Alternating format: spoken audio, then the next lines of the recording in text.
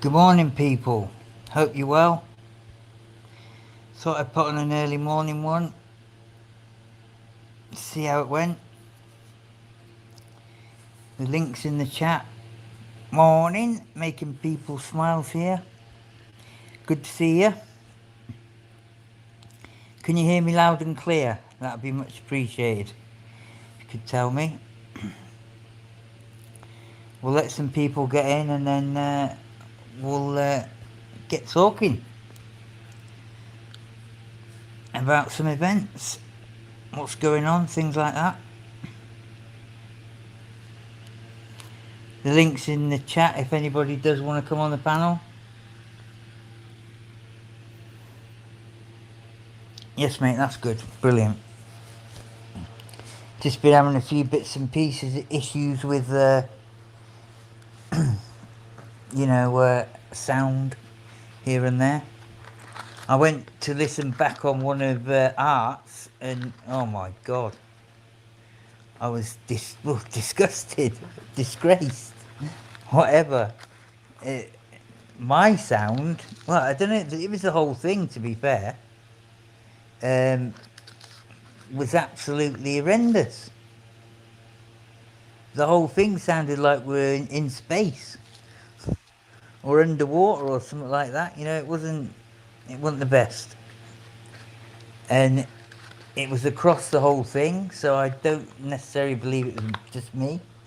It was what Art was putting out, I guess. But yeah, it was pretty bad.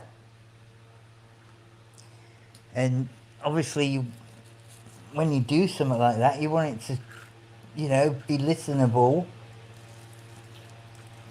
This wasn't. It was too bad.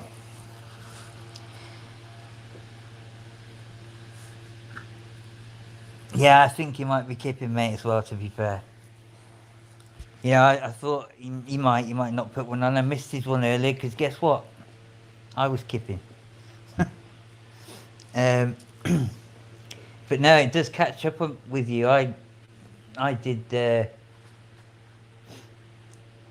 some exercises, let's say, in the early 90s, and it was a constant thing. And sorry, with what? What do you mean? The sound? Yeah, it was on one of Art's, and the whole thing sounded like we were underwater. But it's the whole stream. It wasn't just like one person. It was quite bad to sort of listen to. It was like a bit of an echo, sort of underwater type sound, yeah. But it was across everybody.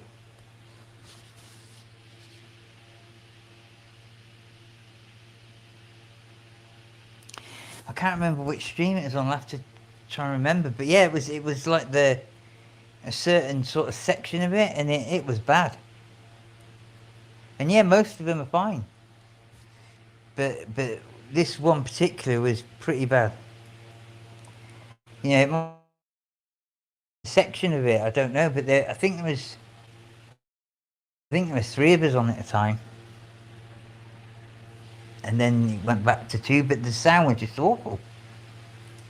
So I don't know whether that's recording or something like that. I have no idea. But I mean, if you want to go and have a look, I'll try and remember which one it was. But I expect this one to be a slow starter because of the time.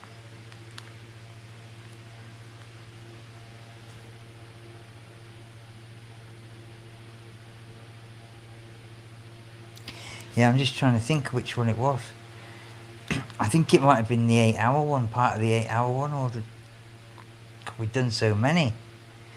And it is very difficult to have the absolute sparking subject matter and have plenty to say on something as it comes into the chat, and know an awful lot about it. I mean, some things you might have heard a little bit of, but you don't really know. So it's difficult to go for 5, 6, 7, 8 hours. It's very difficult, to keep it interesting, to keep it, and some people, and then you get the certain people gaslighting and coming in causing a bit of hassle. One person in particular, don't listen to Si, please. He, I was friends with him, and he fell out with someone while I was in hospital, and long story short, because I remained friends with them, he got a bee in his bonnet, and he's kind of been a bit sick ever since. So he does say stuff which, let's say, some truth to it, but also a lot of embellished lies. So I just wanted to be aware of that. Right, which one can I remember it is? Oh God. I mean, I don't really want to go looking right now, but I'm just trying to remember myself.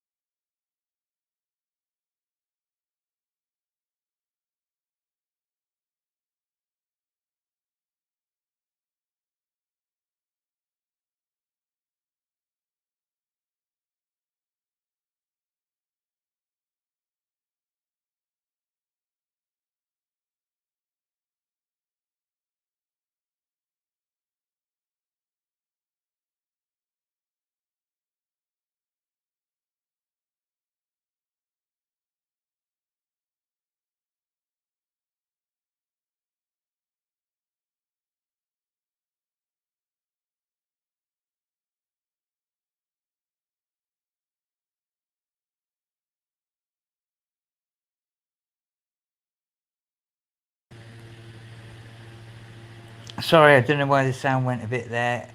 I went and had a look for you. So I think it might have been the 445, the 444, or the 441. I guess, but it's like I don't come in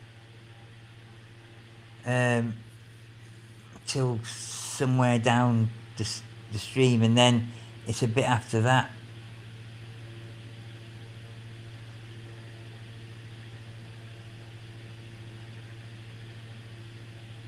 No, that wasn't too bad. The one with, when got to come in. It's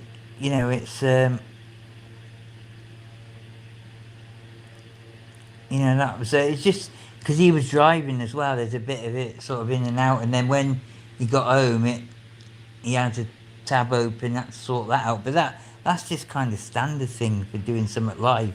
But it was a bit different. Yeah, so I agree with that. But yeah,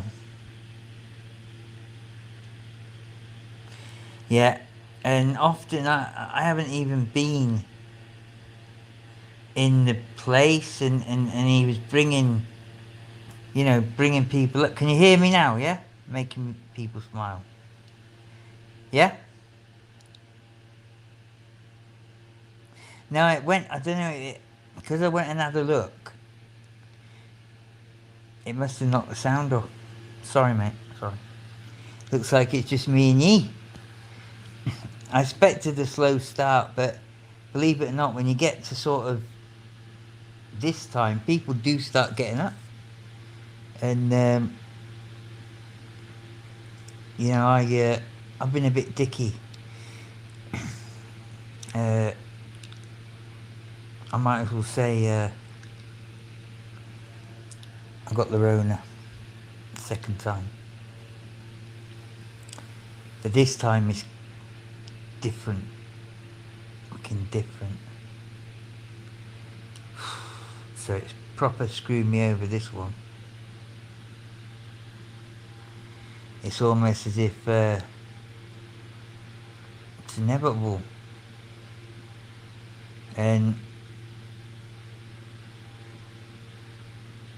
it's been a bit weird, like when I've had my sleep, I wear eye patch, you see.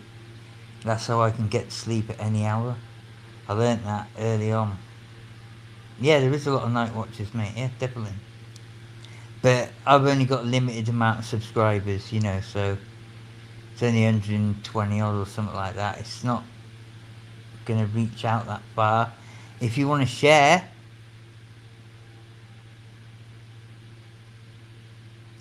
yeah, it's second time, mate. I avoided it for almost 2 years. 2 fucking years. And during that 2 years, I was going through some shit, mate. Trust me. And I went into hospital. Fucking. Do you know the funny thing is, what's really weird? I went into hospital. I was only on a very small ward. Nobody there had it. Then they come round and they gave us all this little, like a little tube of, very small, about the same size tube as you get, what's it called, just coleslaws. So, a little tube that size, tiny. And they said it was something to do with antibodies or something like that. And you squeeze a little bit just on the inside of your nose. Yeah? I had 2, mate. Never again. First one a bit iffy, a bit shaky, bit of a bad night, but not too bad. Second one, fucking horrendous. I had the paramedics out.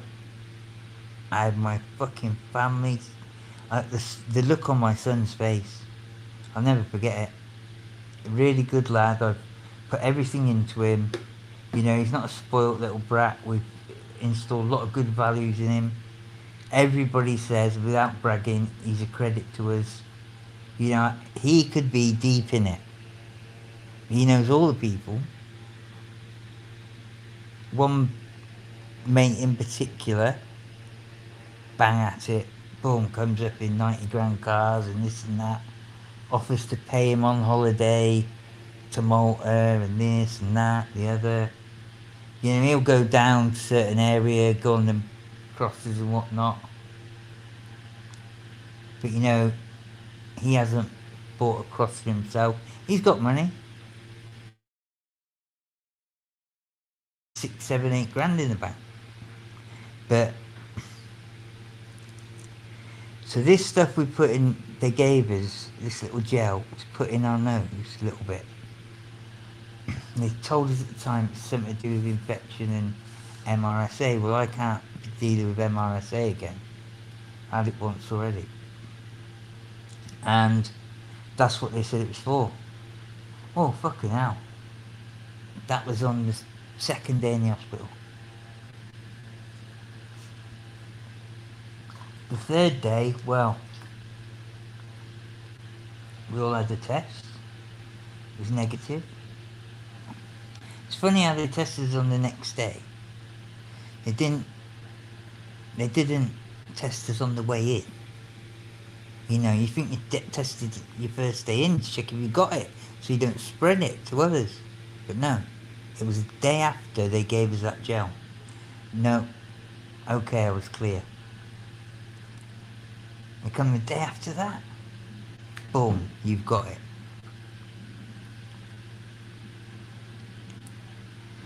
You've got it. And so you get moved to a COVID ward, and there's about 8 of us on it. And I was next to a guy who was on dialysis and everything. It was okay, it was just a bit greedy fucker. Greedy.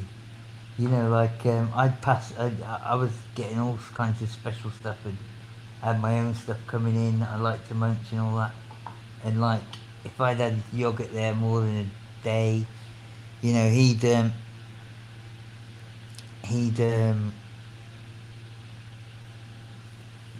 you know, like I'd just pass him, everything passed to him. It's all one way as well, which I noticed. You know, when he got his stuff in from his missus, he didn't pass anything my way. You know what I mean? I couldn't give a fuck anyway, but do you know what I mean? It's a little sign, isn't it? So anyway, he was an absolute pig, but he had it. And he wasn't too bad, and I wasn't too bad. So I had to do 10 days. Yeah, I'll try and get the numbers up. I don't know how. Really, I mean, sharing. And yeah, I will. My son knows not to get involved, mate. I've told him. You see, he went to go to a straightener once. My son's a professional sportsman, yeah? And he was going to a straightener once because it is our very good friends. One of them, he's a professional MMA fighter now. And my son wanted to go to the straightener. I knew about it. He's come into the house. He said, I've got to go quick. Tommy's having the straightener at such and such field. And there's about 150 people there already. I said, so, think about this. I said, it's okay. Oh yeah, you're definitely right, making people smile. Yeah, it must have been. Because like we got put on the COVID ward, but you want to see the next bit of the story. We're dipping in and out of things here, but it's okay. It's just me and you. So yeah, I'll continue with the straightener story anyway. So he's wanting to go. He said, you come as well, Dad. And I said, look, so I said, with that many people there, it's not a quiet thing. You know yourself, it's going to draw attention. I said, the helicopter will be up, taking pictures, taking film. I said, there'll be people there with knives, even guns maybe, it's been known. They'll be having their thing, and the next thing you know, the crowd will be fighting. Before you know it, it's mini riot. And get surrounded by armed police, all the rest of it, you get arrested. I said, is it that wise? I said, the thing to do is to park up in a car, plot up somewhere, and watch from afar. I'll do that.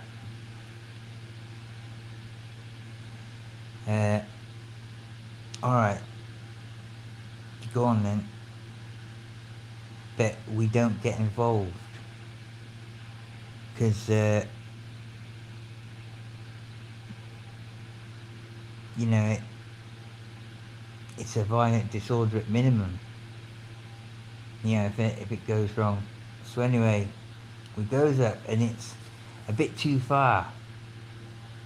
So, you know, we couldn't see good. So rings the missus, can you bring out binoculars? Fucking true story, man. Can you bring the binoculars? I mean, I should have known. I should have fucking had them with us. But, you know, I thought I'd be able to plot up a bit more. But what it was, there's fucking tons of cars. Fucking tons of cars. There was about 110, 120 people there. 150 exaggerated, embellished. But yeah, but obviously it was all surrounded, but we were a bit higher up. Anyway, we got out of the car and looking over the top of it, watching it, and our guy knocked Pony out of him within about 2 minutes flat. That's long for him, because his professional fights, one was in within about a minute and 30 or something, and the other one was in under 59 seconds. Under 50 seconds or something daft like that. It was absolutely quick as out, those professional ones. So yeah, we saw that, and then there was a bit of a scuffle on the way out, and then the people guided him out, and the ones that were left, a few things got thrown as they were leaving, you know, towards their backs. But then they got in the motors and they went. But then, as they'd gone, we were trying to get out to, you know, I'd got in such a spot that we couldn't get blocked in, but it was a bit slow getting out, really. You know, we weren't blocked in, but it was just other people trying to leave, you know, as well. Anyway, we starts going, and as we were leaving, we were like raised up in this field a bit, and it only had like a one bar fence sort of thing, just a pole with little studs into the ground, you know, probably 3 foot high. As we're going along there, this guy had got into a car in front of us, and he'd saw someone stepping over that fence, and he drove the car into his fucking legs in front of us. And that guy must have been well fucked up, big time, because he only had one leg over the fence, and he didn't get time to pull it back, so it mashed his leg, and he kind of like went back, and then when he hit the car bonnet, his back hit the car bonnet, he went forward and mashed on the fence. You know, fucking unbelievable. So we just went around it.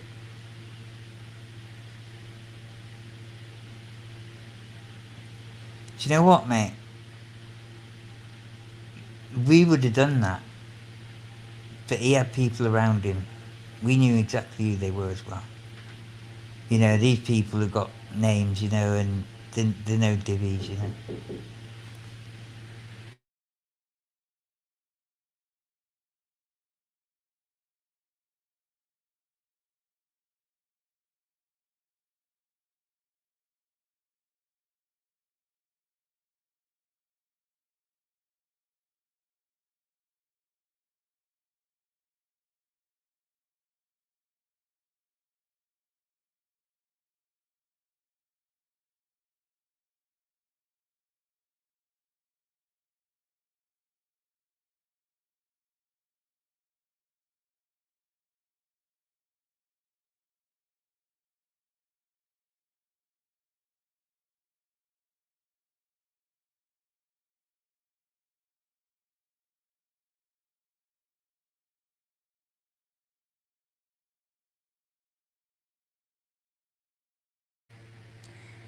Sorry, I went off a second there. Can you hear me clearly now?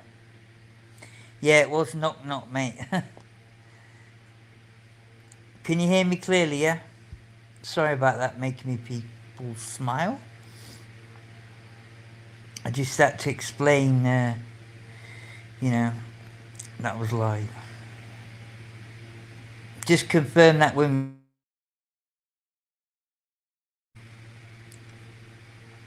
Sorry, mate. Anyway, so, yeah, we would have done. That's what, you know, my son would have been in there. But I had to give him the benefit of my experience and the pitfalls of what could happen, and I explained every single bit to him before we got there. Malcolm Merlin, hello sir. Good to see you. Hope you're doing well. Are you a subscriber?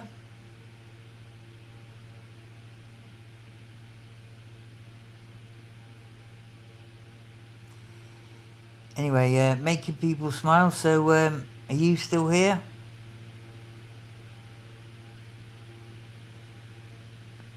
And I'll continue with what I was saying.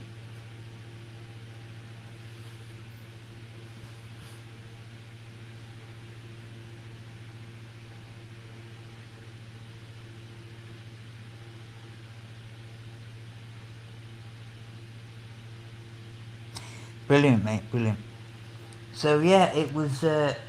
I'd explained every single pitfall, on the way there, because I think that's what you got to do with lads in the, teens, the late teens. That's where he was at that time, and they think they know. But he knows that I know, yeah. I've always done everything to make him better, and like, he listens. That's a good thing. He does listen to us. Mrs. as well, he does listen. Because he's the only child, he's had us both for himself. And I think it's worked better like that. Because he could be up to his neck in it, you know what I mean? Absolutely. But now he's got a profession, he's got a little job somewhere he's had since he was young. 13 was it? We know the guy, he owns his own place. Restaurant, really good restaurant in the area, very, very popular. Restaurant and a pub. He owns the whole thing, he's not a tenant or anything. I've known the guy for years. And,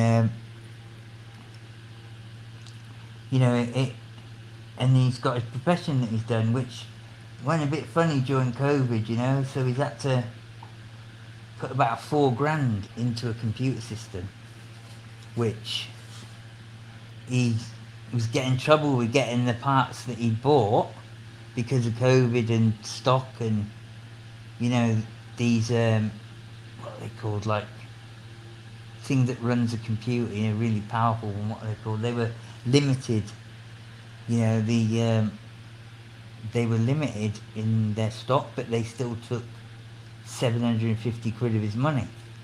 So it took a long while for that to come. But anyway, he built his own system and he does some work from home now. He builds apps, things like that. He can do any sort of stuff to do with design, that type of thing, thumbnails, things like that. So, yeah, that was it. Motherboards, mate. Yeah, motherboard. Yeah, they took his money and fucking... Honestly, it took about 5 months to come. Cheeky bastards. They said it was in stock. I do think a lot of these companies, you think they've sold 1,000 more of them than they had. They keep the money until they either get the stock or they refund it. In their policy it says 6 months. So it went right to the board, basically, right to the end. 6 months it was,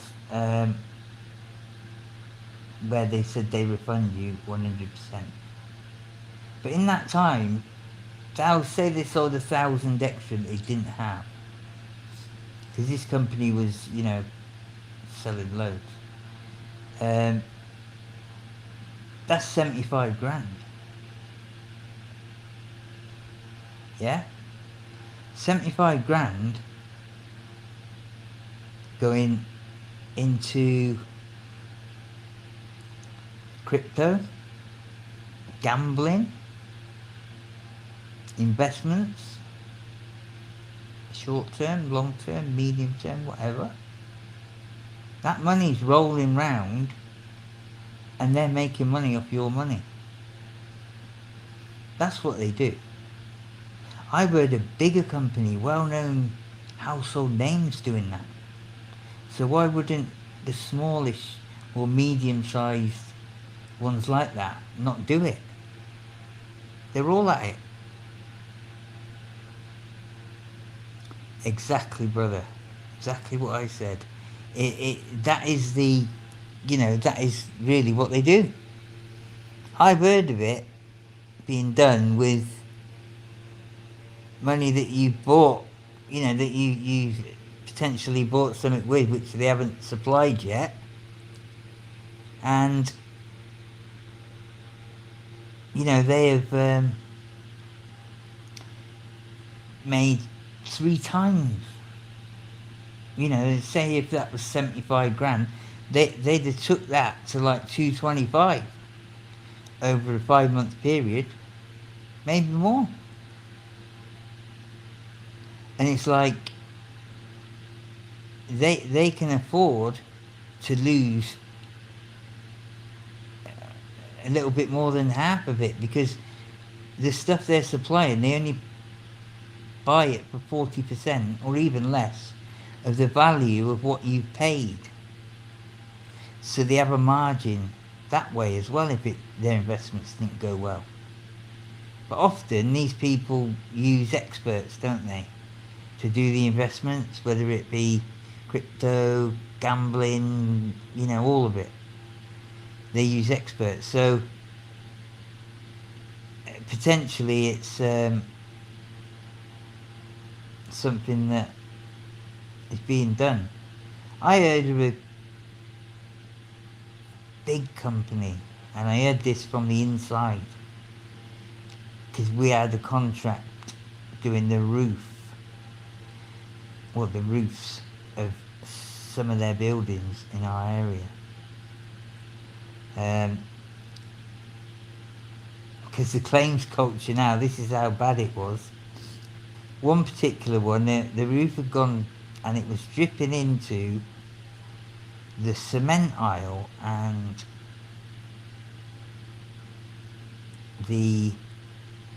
basically the basic building sort of products aisle. So it was covering 2 aisles, but funnily enough, one of the aisles where it's dripping onto, it would have hit a shelf, but that shelf was empty. That part of the shelf, it's a bit odd. And it wasn't empty because they took the stuff off the shelf when it started. And also that part of it was, a lot of the stuff was in tubs. But anyway, that part is empty, is a bit suspect. But anyway, I don't know. It may have, the manager said it was blank, or going to be reshelled, I don't know. But anyway, it's just a bit suspect. So we've gone and had a look, because they got us out as an emergency, because on that particular building, simply because within that time, those aisles had water on the floor. There'd been 3 people that had had accidents. 3 people who had had accidents on that aisle within a matter of days. One guy slips up with a bag of cement in his hand, does his back in. Someone else goes to grab something off his shelf, and he slips up, and someone else had twisted their ankle, I don't know, some bullshit.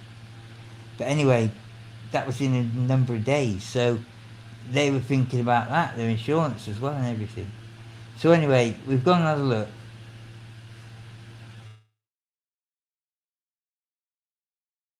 Sussed it all out. We've had to get on the roof.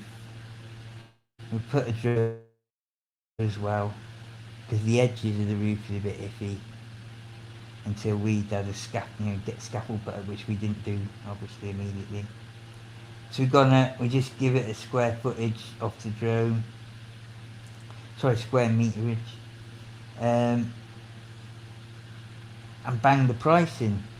Now, their thing was how quick can you start it? Well, we says we can't start it straight away. But what we can do is we can do the repair on the, just a bit of the repair, we can cover it so no more water comes in. And then what we're going to have to do is get there, strip it off. We're going to do the whole thing, blah, blah, blah. So anyway, it takes about a week, 10 days or something. They come back to us and say, yeah. So yeah, it was insurance. So they come back and they said, yeah. So they agreed straight away, which was quite good. But anyway, gone back and forth, got a bit friendly with the manager. He's alright for a cup of tea, like, and whatnot, and get the biscuits out, which was alright. And we'd have a few chats with him, because he wanted to understand what the health and safety, because we had to do a risk assessment. This is no bullshit outfit, we're pretty good. I've still got investment in that. I can't actually work doing it anymore. It's a shame, because they've gone from strength to strength, doing scaffolding as well. So yeah, it's a shame. But anyway, I've still got a stake in it, a quarter. So he wanted to know, I'd do a risk assessment involving him as well, to do with the store, security in the store, continuation of running the store. So it was, Shark and Sass, hello, good to see you. Haven't seen you for a while. Don't know whether this is going to be your subject matter, but anyway, thanks for being here, enjoy listening. So yeah, we went out and we started doing the job, and as time went on, the manager of this well-known wiki store, let's say, I'm not going to name, was wicked with the information. And he told me how it goes, because I said to him, I often go on the website and go on the clearance sections and all that and see if there's anything we need or want. Because it's pretty damn good. You can get stuff on there dirt cheap. And he says, but be careful when you're ordering some of the bigger stuff. And I said, why? He said, well, you don't always get it, and it's not always in stock. I said, well, it's funny that. I said, I saw some Makita still saws, and I ordered 2 of them, and they held my money for about a month. He said, he said, that would have been being invested in that time. And I said, well, why do they say it's in stock when they haven't? He said, well, believe it or not, they use it for portfolio for a while. And if they could sell it to you, they'll sell it to you, but usually they go out of stock really quick. I said, well, it's funny because one time I did get, I got some Makita,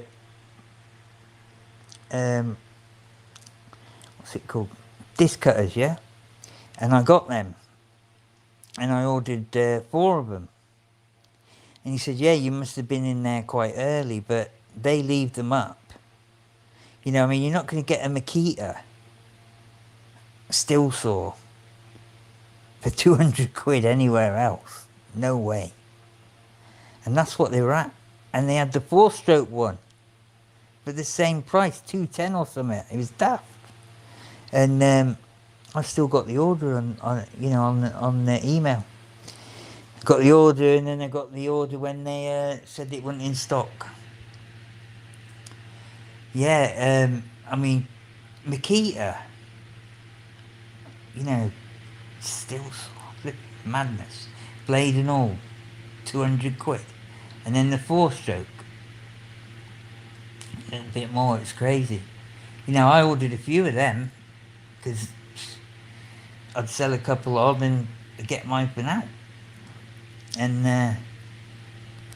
but they kept the money for it must have been a month or 5 weeks. And, you know, I sent a couple of emails in that time. You know, because they say also they put a long delivery on it. The delivery is like 7 to 10 days or something like that. It was longer than normal. It wasn't like 48 hours or something like that. It was about a week or something. You know, and working days. And so that kind of buys them maybe 7 to 10 days anyway. So they were at it. So then it makes you realise that a lot of people must be at it. It must be a culture.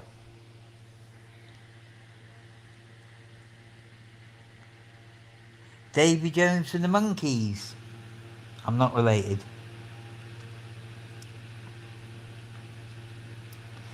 But anyway, yeah, so that was the deal there. And that's what made me realise, you know, how they were all at it. Because that was an order of mine. You know, and you're gonna just order stuff like that. I don't care who you are. You know, when something's worth £900 or 1,000,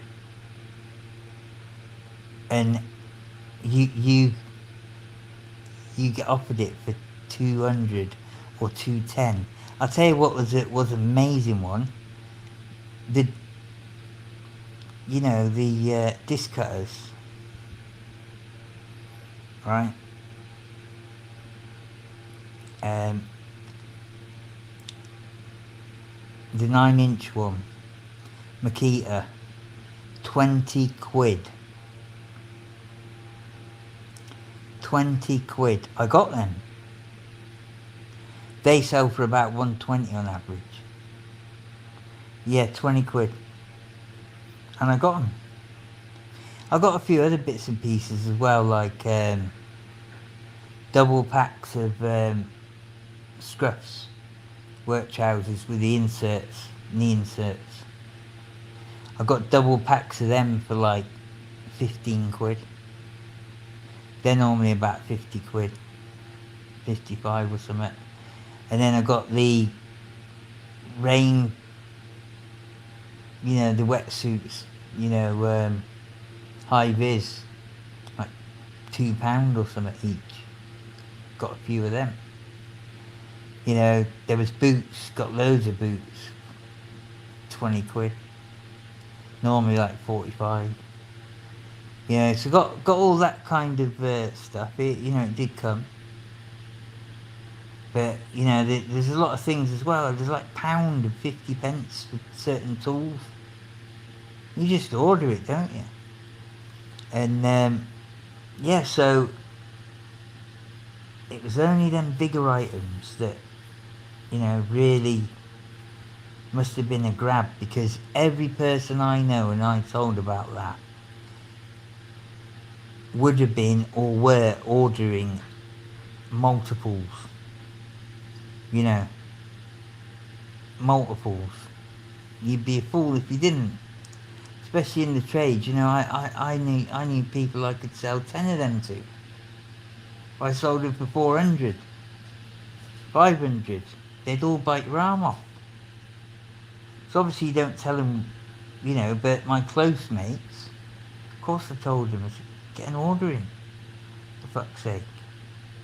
You know, I told 2 people, I said, don't tell anyone else, because they won't come otherwise. And they banged orders in. I know someone who ordered 2, and I know someone who ordered 1. The guy who ordered 1 was the cautious one testing the water. But he ordered 1, and he ordered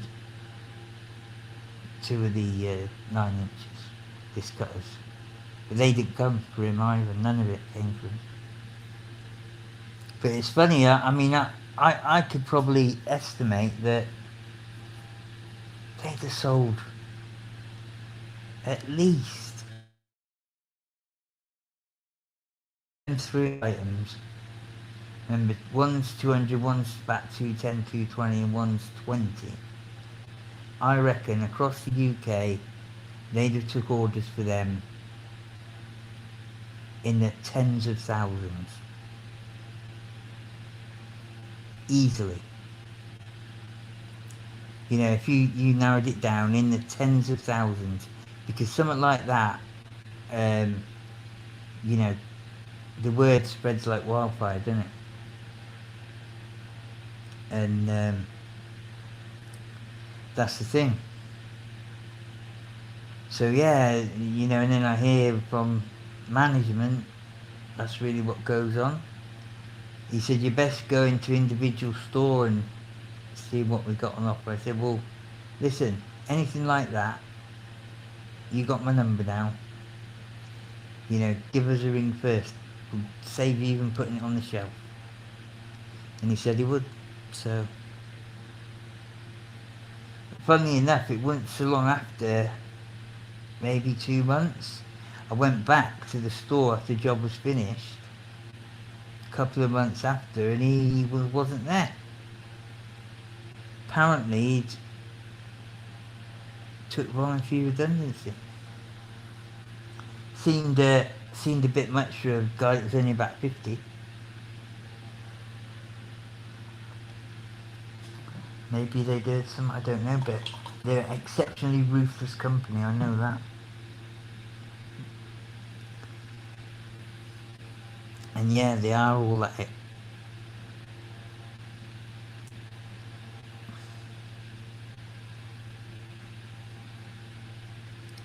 So it's a bit quiet. I've only got 120 subs. If you want to share Shark and Sass, please do. Making people smile.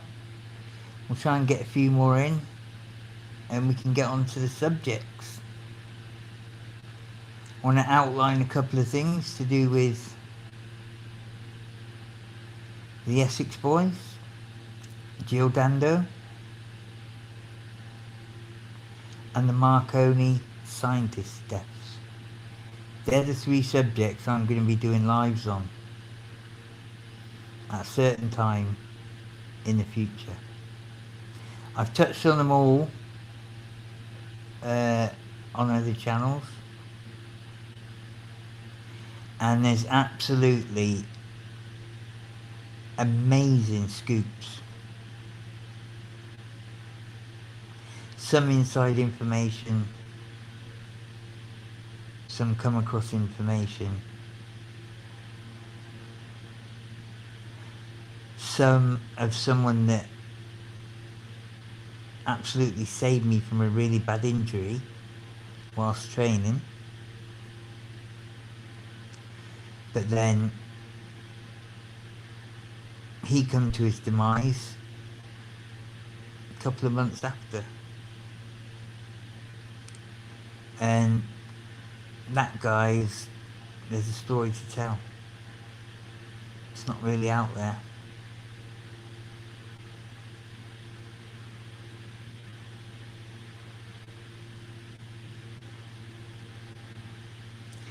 Exactly, mate. Exactly, making people smile. It's my exact point. You know, you kind of, you know, it becomes a pattern. I'm talking of, you know, 2 different organisations.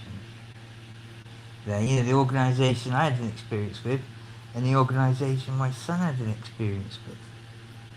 You know, it's almost as if I think as well, they might have created this, you know, the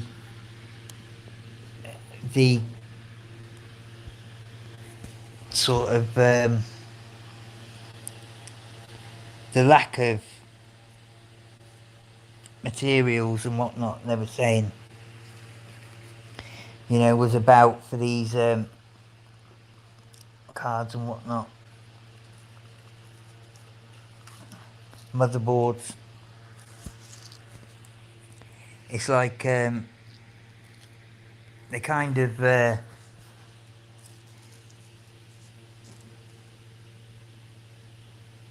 maybe say something like that to kind of slow you down a bit with your emails, things like that. You know, it's like, yeah, we've got the order in, or, you know, we ran out of stock whilst your order was being placed. Yeah, I'm talking about my son's order here. But we have an order in with a trusted supplier, and they said it would be X number of weeks. You know, you're not going to be able to get these products anywhere else. That's what they say. And all that bullshit. But you know, you think to yourself, well, that was 5 months or something like that, where my son was concerned. And it's funny how they get it on there, you know, like about the, you know, the 5th month, when their policy says they refund you without any hesitation 6 months. But yet they get their order on the 5th month. You know, so they make their profit. You know, they've had your money all that time. They ain't supplied you with nothing. So they ain't had to pay their supplier. I wouldn't be surprised if the stuff come direct from their supplier. They just bang the order in there, the supplier sends it to you. They're just a middleman. But when you've done investments yourself, you realise as well how much you can make. Also how much you can lose, but they've got a margin of loss there. You know, as I stated before, it's huge.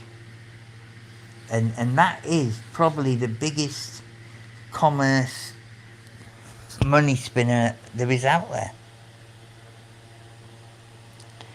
Is the order investment scam, or whatever you want to call it. Because that's what it is. It's the, you know, it's the order, the money, and then investment of someone else's funds to make money off of it. It's getting the capital to do it, isn't it? And I'm sure once these companies have realised that that is much more lucrative than just selling products alone, that's how they all become at it.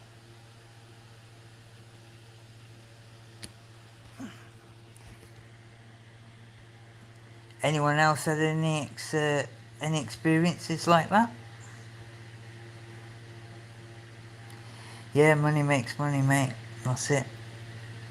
And there's nothing like having a margin head start as well. When I do investments, you know, I can twist it round. You know, and if things go a bit awry and you've got a margin, it's excellent. You just bet your way or invest your way out of it. I mean, I can easily turn. I mean, I've got people that sponsor me playing roulette. I built a system that's took me 20 years to build, and I helped pay the last bit of someone's mortgage off last week. Got all the proof there, all the withdrawals, got them all there. I'll put them online if anyone wanted to see them. Other people have seen them as well. It got so much that I got a ban for 5 years from Ladbrokes, stating that I had a gambling issue. When I was on the phone to the advisor, I said, it's improved my life. I don't have a gambling issue. I said, if you can see, I've made lots of withdrawals. I said, I only started with a certain amount. But what probably the mistake I made in a way was taking money off my funds, my account, and putting it into my bank, and then like sometimes it was, you know, like circling. You know, sometimes I, you know, take it, put it in my bank, and I put a bit more on my account, and then that's probably not the greatest idea. Also, taking out in the thousands.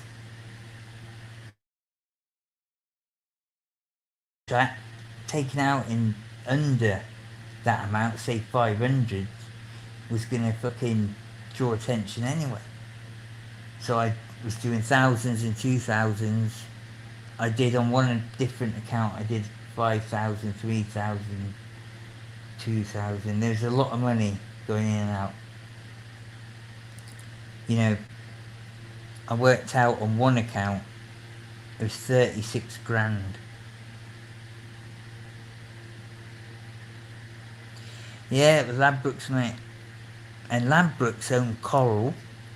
They got 15 other names that they run. And I said, well, can't you give me the names? Because what it is, he said, if you say Coral, I've got to add a Coral account as well. If you went on Coral and you won, we don't have to pay you now. Or if you got someone to open an account, say a family member, that's how they'd notice. Say a family member or something like that, and we realise it's you playing or something like that, we will not have to pay you. 5 years, mate. 5 years, and what was that? Because I had a gambling problem. Fuck off, it's because I raped them. Yeah? And my sponsor, I helped pay her last bit of her mortgage off that she never thought she'd be able to do. She was crying when I did it. All she did is I said, look, this is how it's got to work. I said, you need to make a certain amount of money available to me. Right?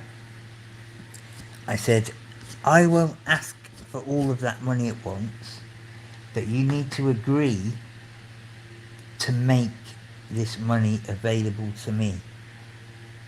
Okay? You can't go back on it whatsoever. So make sure you have it when I start.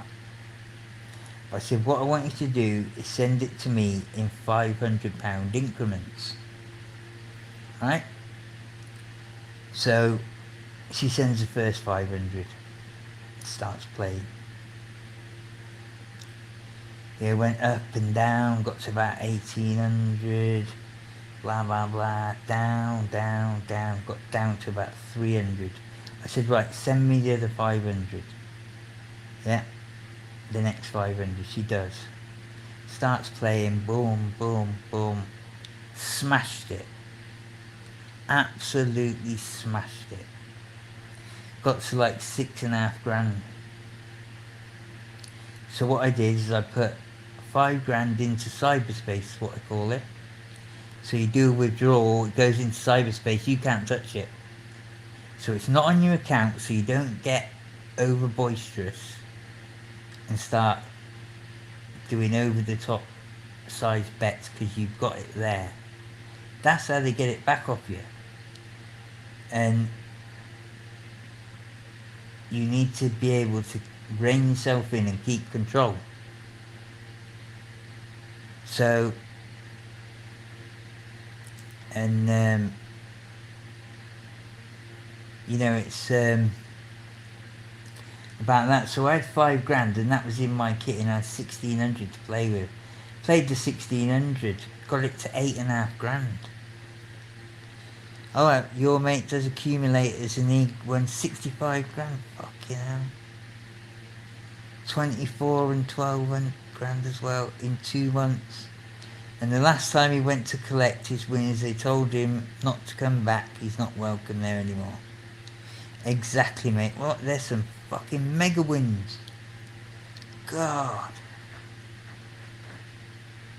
There's a lot of skill involved in accumulators, I believe, because that is a skill sort of knowledge thing, because, you know, I only know someone who works on the odds on the website I go on, a YouTube channel.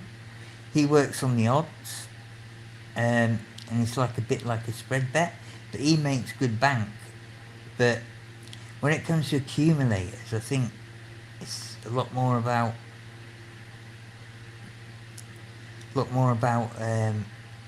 your knowledge and stuff, innit? I think I don't know whether I'd be any good. I know some people who would be good at that.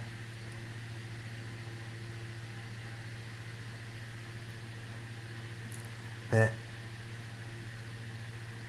yeah, it's great that. What company was that, I wonder? There's some really bad ones that you win and then try and say that, you know, where you haven't, you know, you've seen an advert that was wrong and stuff like that, and they try and get out of it, blame the newspaper and things like that, saying they advertised it wrong. They offer you a daft amount, maybe double what you put down, but still, you know, when the story I talked about, it was a guy and he was due £1,000 or 25 quid. They tried offering 50 quid. So we took it to adjudicators and that, but they often side with the betting companies, which is a bit naughty, isn't it? But yeah, they don't want proper winners. You know, you win once in a blue, and they want losers, don't they? It's all about losers. But they say it's fair policy and all that in the UK. Deep down it isn't. No. If they think you're a professional, you know your game anyway, you're getting banned. Or you're getting restricted. Restricted's quite bad for a roulette player. Because when they restrict the amount you can put on, it restricts the amount you can win. Don't ever play Sun Casino. What a set of conning bastards they are. Same thing, they restrict. You know, I've had a little go on quite a few different ones, and I've stuck with the more fairer ones. Oh, it was them as well. Well, there you go, don't surprise me. But they imply that, you know, and say that you've got a problem. But then I'm telling them I'm corpus mentis of decent intelligence, and it's improved my life. I said I sent my son and my missus on holiday, paid for. You know, upgraded her motor, paid for. Paid off loads of bills. I had bills like you wouldn't believe. You know, in £1,100, £900, £550, all different ones. You know, they're substantial. And you know, I was gonna have to take out money from something I was involved in that I didn't want to. But that was gonna be the name of the game. And because of that, I didn't have to. But anyway, back to the girl that, you know, she had 11,000 left on her mortgage. And I got to about sort of 6. I had 16 plus 1,600 on the account. Took the account silly, got to 8 grand. So kept going and ended up with like 19 grand. So I just thought it was getting to a point where I was ended up, my formula, it's got a lot of different angles, but at one point I was riding a certain thing with £100 bets, and it was going well. I hit 2, one after another, boom boom, 3,600 each one. So, you know, it's £7,200. And after I did that, I thought I'll have another go, and I'll put down £800, one bet. And I thought, if this don't come in, we'll call it a day. And boom, guess what happened? It came in. So I did the repeat on it, it didn't come in, that was it. Boom, cut my losses left. And yeah, so she got her 11 grand. She'd only put in 1,000. She got her 11 grand, and I got the difference.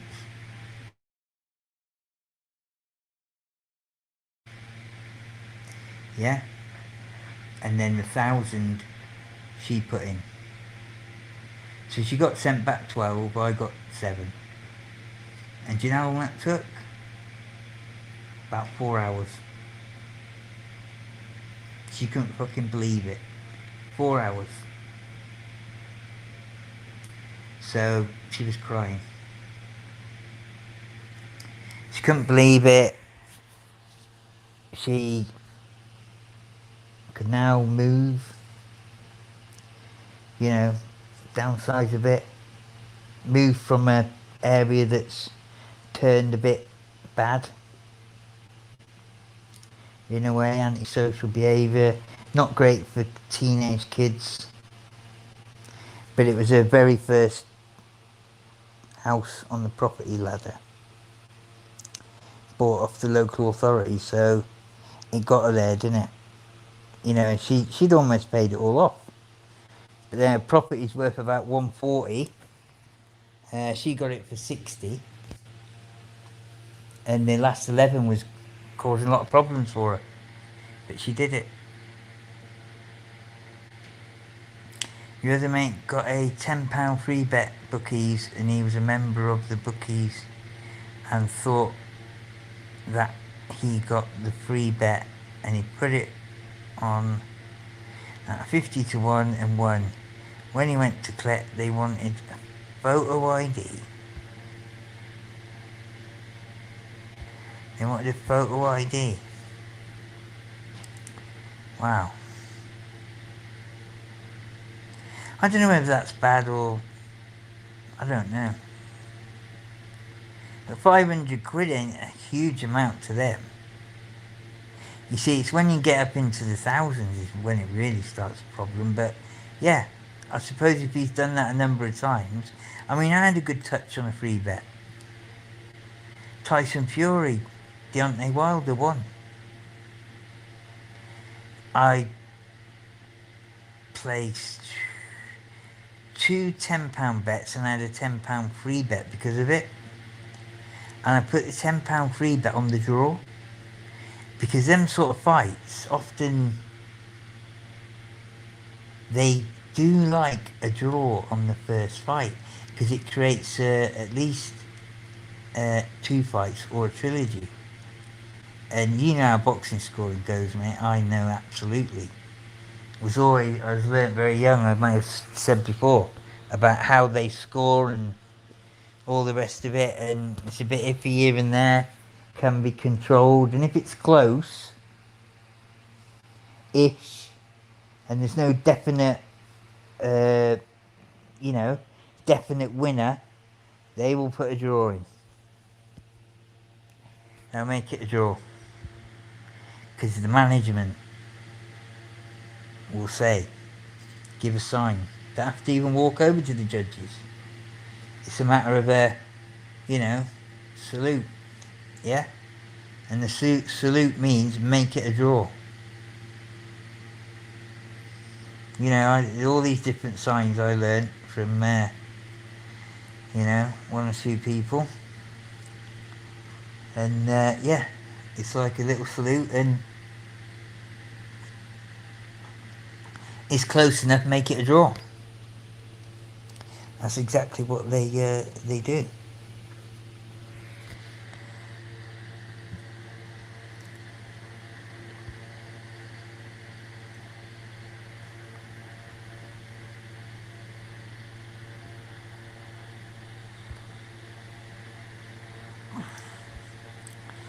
Does everyone hear me loud and clear? We got 3 in, but he didn't have any photo ID, and they wouldn't give him it because he got it free bet because he was a member. They wanted the ID, but if they just put the bet on now through being a member, he would have got it. Did he get it in the end? I'm going to put a link up, ladies and gentlemen. It's for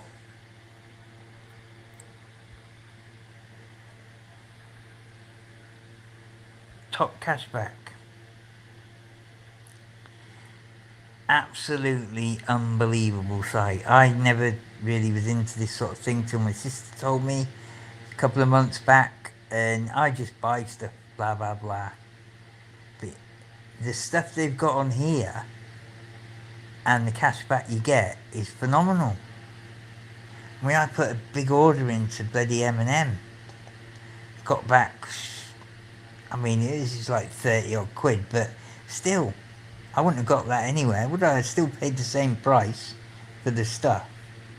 And, you know, Sky subscriptions, insurance, investments, you know, buying whatever, you get the money back. And, you know, T, is that Tonkin? My brother?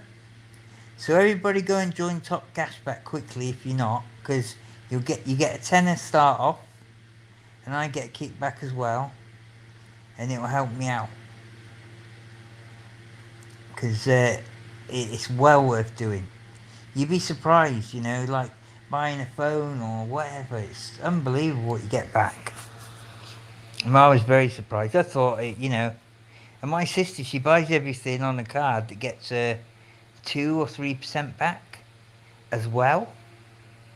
So she said to me, which I was just shocked at, because she lives a lifestyle, believe me. She said to me that she could live off her percentage on the credit card and her Top Cashback money. I said, you're kidding me. He said, pretty much I could. What, with kids, and you got bloody niece coming as well most of the week? Because my sister passed away and that, you know? It's like, what the hell? It's maybe Tonkin. I can check very quickly.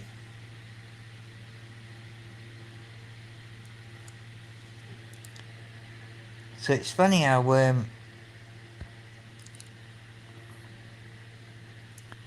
you know, some of these bloody companies, you know, shows how much they're making when they can give a kickback back to the customer and to a company like Top Cashback, who are absolutely the best company doing it. You know, she's looked into it, and also she'll double check sometimes with a price checker, so that, you know, she checks it isn't inflated in any way or whatnot. But no, it is a good crack. I mean, just the normal stuff I bought last month, it was like 150 quid back that I wouldn't have had. So I get what she said. I mean, I bought a bit more things online than I would have normally, but then about a month before, was it? Yeah, about a month before, I bought something that I've been buying fucking every year forever, and got £210 back that I wouldn't have had. So it's paying off, and it'll pay off for you. A lot of people have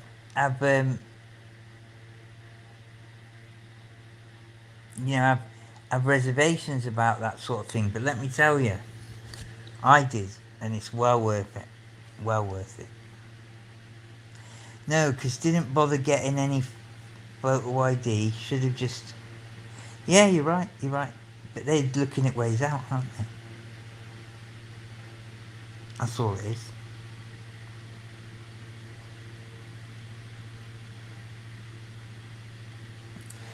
They're looking at ways out, mate.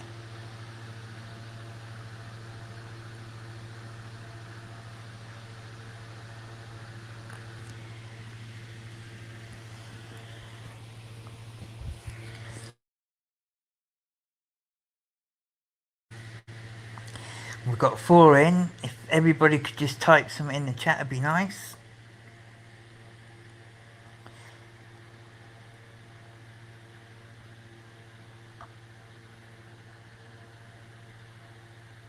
I'll put the link in if anyone wants to join, I don't know.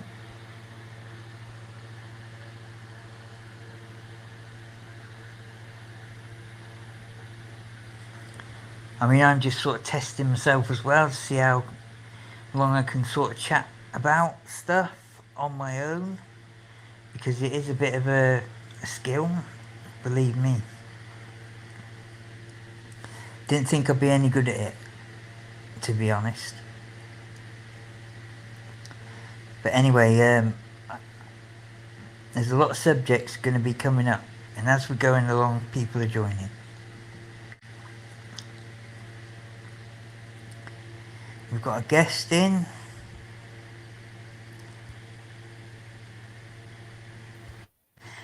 Don't have to check you.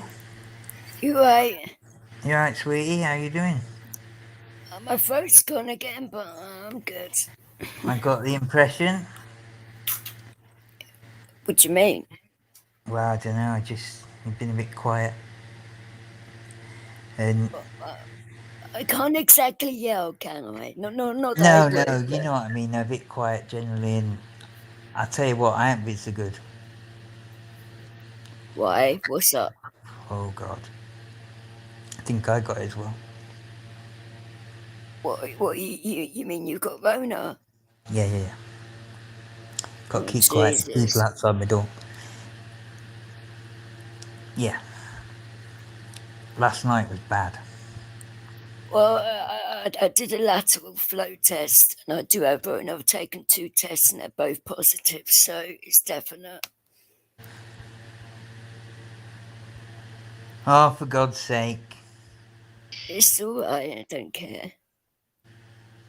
Oh, you don't care? Okay. Who the hell is Double Trouble? Now then, Mr. Yeah. Tonker, how you doing, brother? Hey, Tonkin. Yeah.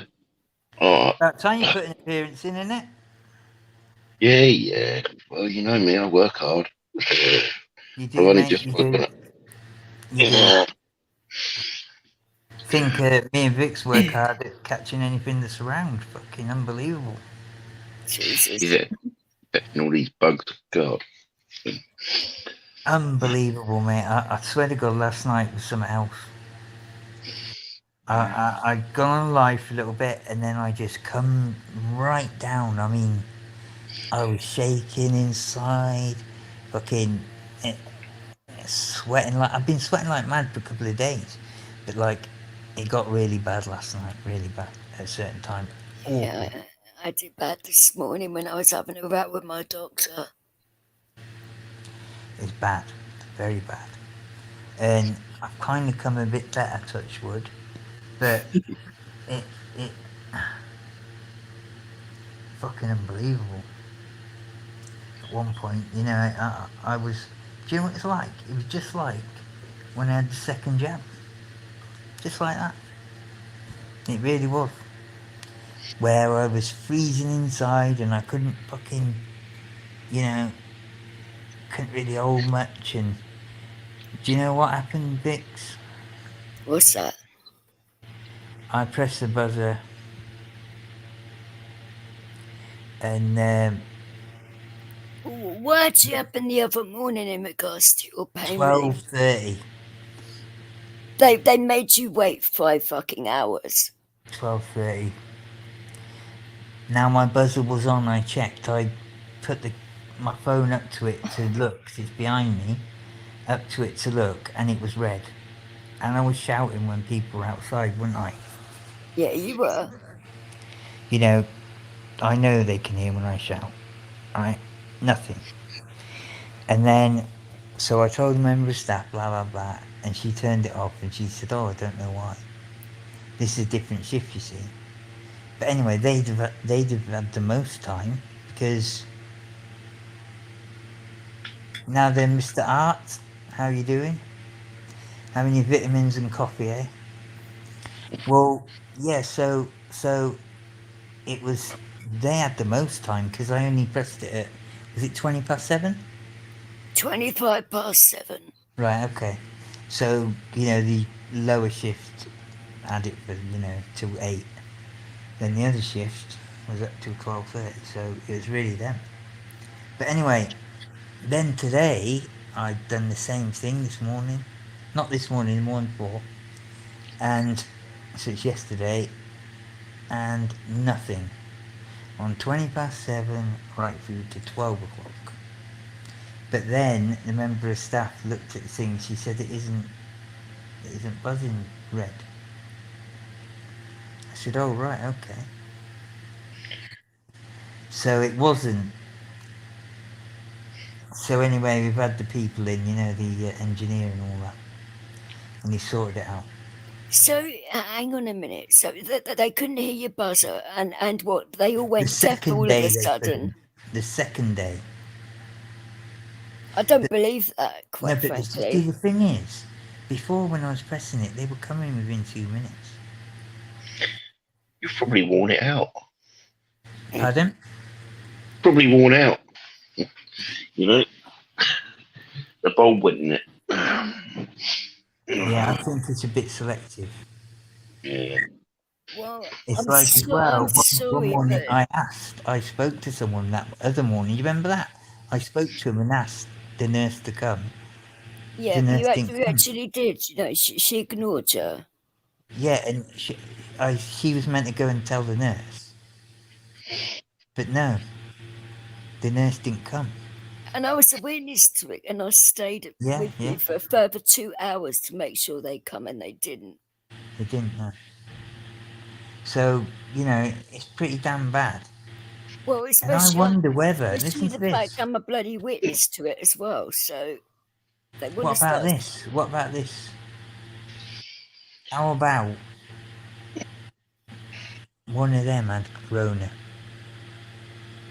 and they didn't want to come in the room very much. They had Rona and they're keeping it quiet so they can come to work. Yeah. They didn't want to come in the rooms too much, something like that. Yeah, maybe. Because then suddenly fucking I start. Because they have had an outbreak here downstairs. No, but if you think about it, it takes a while for Rona to Yeah, but it's actually. been over a number of days, hasn't it? And also, Yeah. there's been an outbreak downstairs anyway. I'm just surmising about that particular angle, but there's been an outbreak downstairs for the last number of weeks, hasn't there? Well, I would have thought that they'd be testing every member of staff every day. I think so as well, but I don't know. They haven't tested me for a good week now. They did me 5 days on the trot, didn't they? Well, then, how do you know you have it then? If they, mind you, you asked me that, and I just said I didn't know. No, Because, I know. I know the symptoms. I know how I was the other time. But in saying that, I'm getting a thing brought in. oh, Fly. it's not a conspiracy, Smile at all. It's pretty bad. Yeah, it's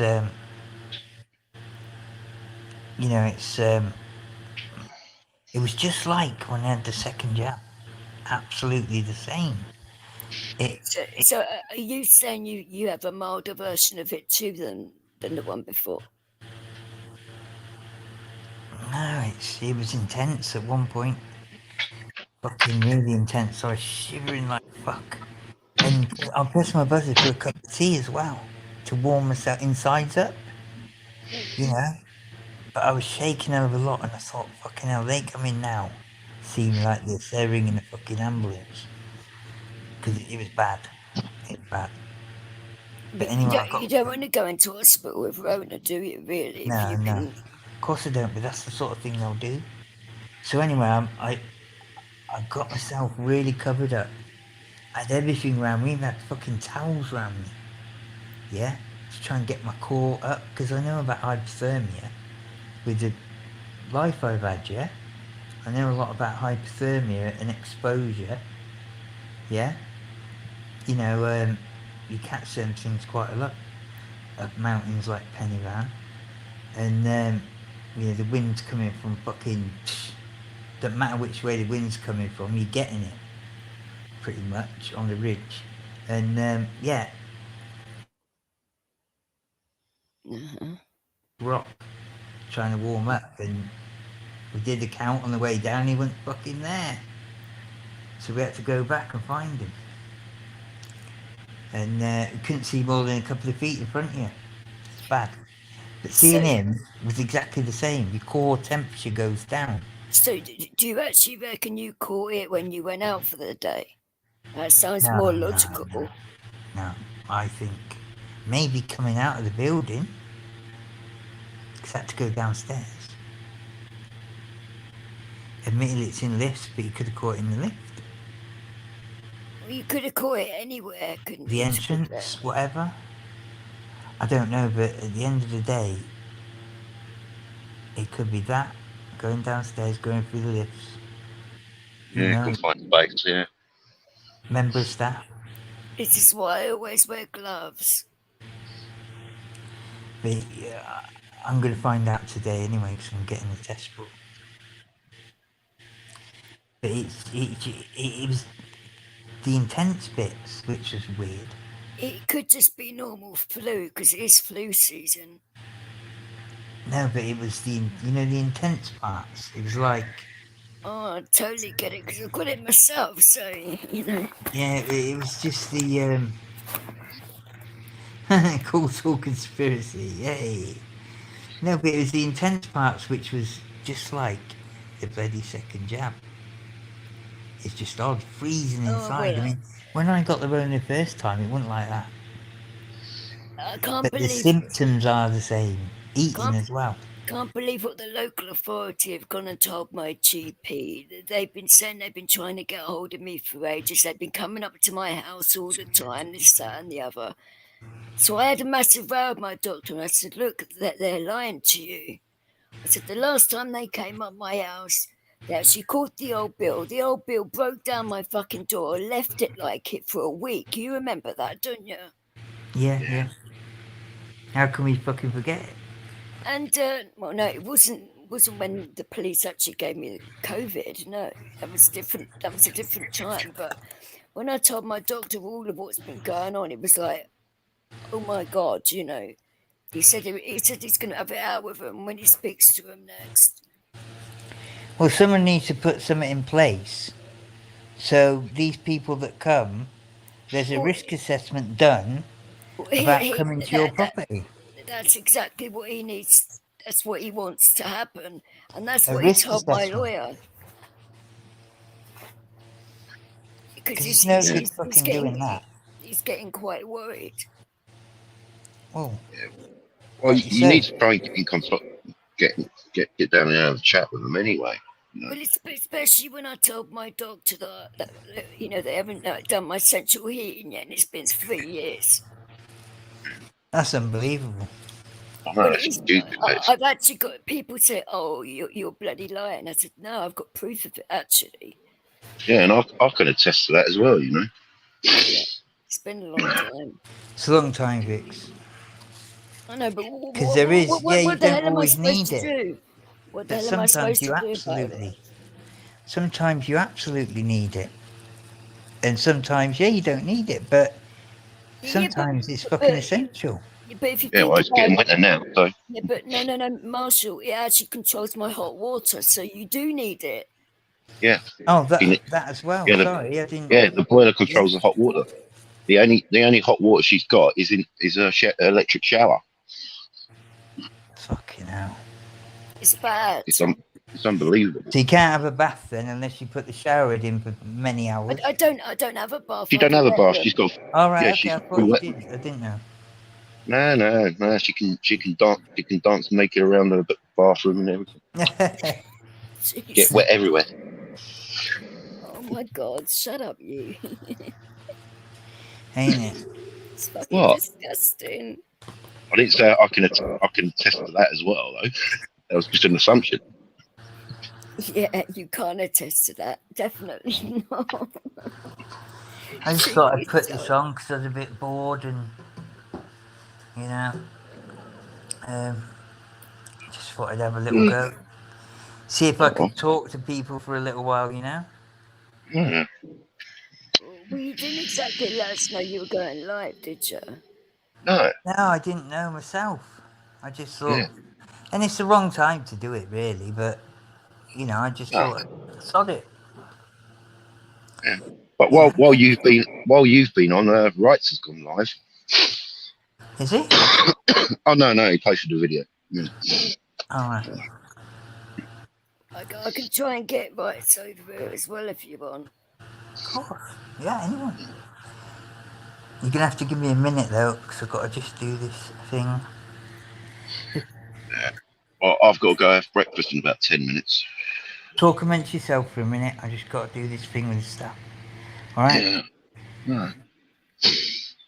Oh dear. Yeah. By the way, Vix, I've been meaning to ask you. You know your new laptop. Have you got that fixed yet? Well, I haven't exactly been able to leave my house without the fear of giving all this to someone else, really. Because as soon as my own GP heard how bad I was, he was like, "Oh my God." So he said, "You haven't improved at all, have you?" And I said, "Well, no, I haven't. Because I've been seeing other doctors. You see, I haven't been seeing my own doc."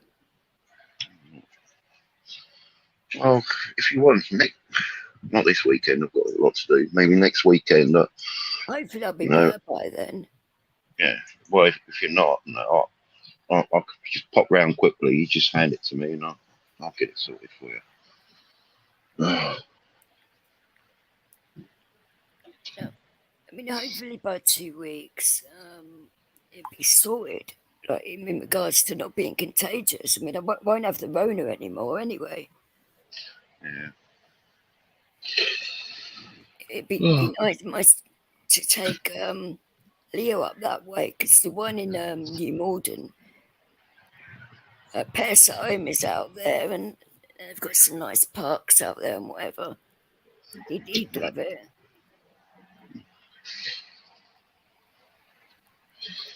Yeah.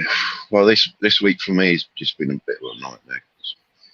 I'm staying in a blooming hotel, and well, basically every time me or someone in the rooms next to me uses the bathroom, there's a waste pump that starts up, Oh, bleeding wonderful. out. Yeah, so it wakes everyone up.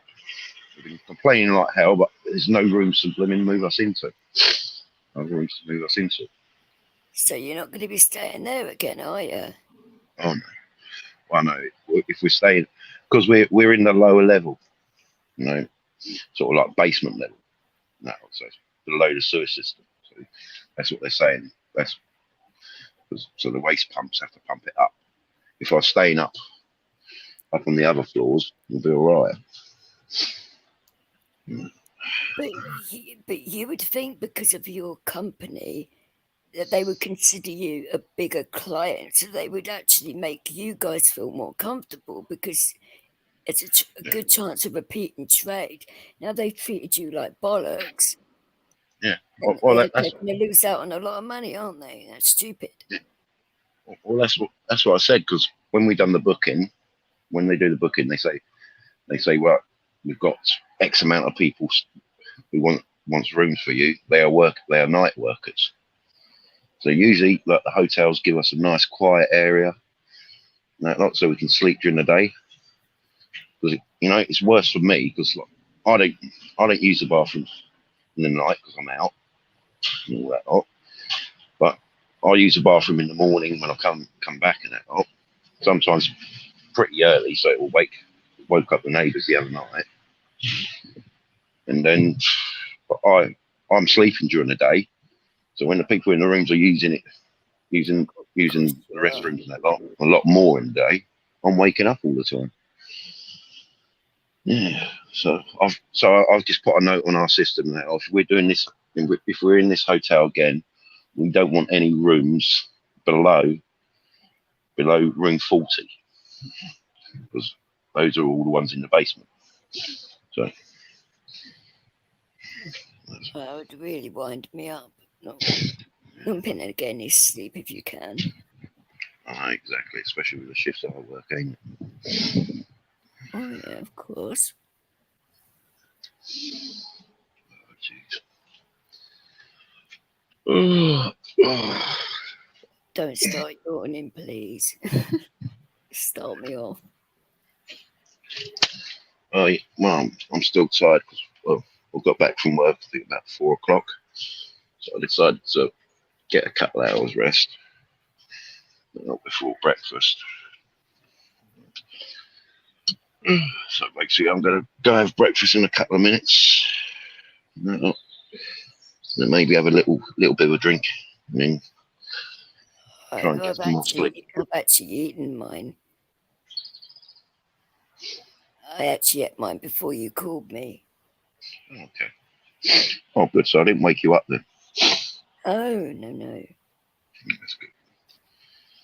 Eating those, those big, like, uncle pots of yogurt. Yeah, onken, yeah.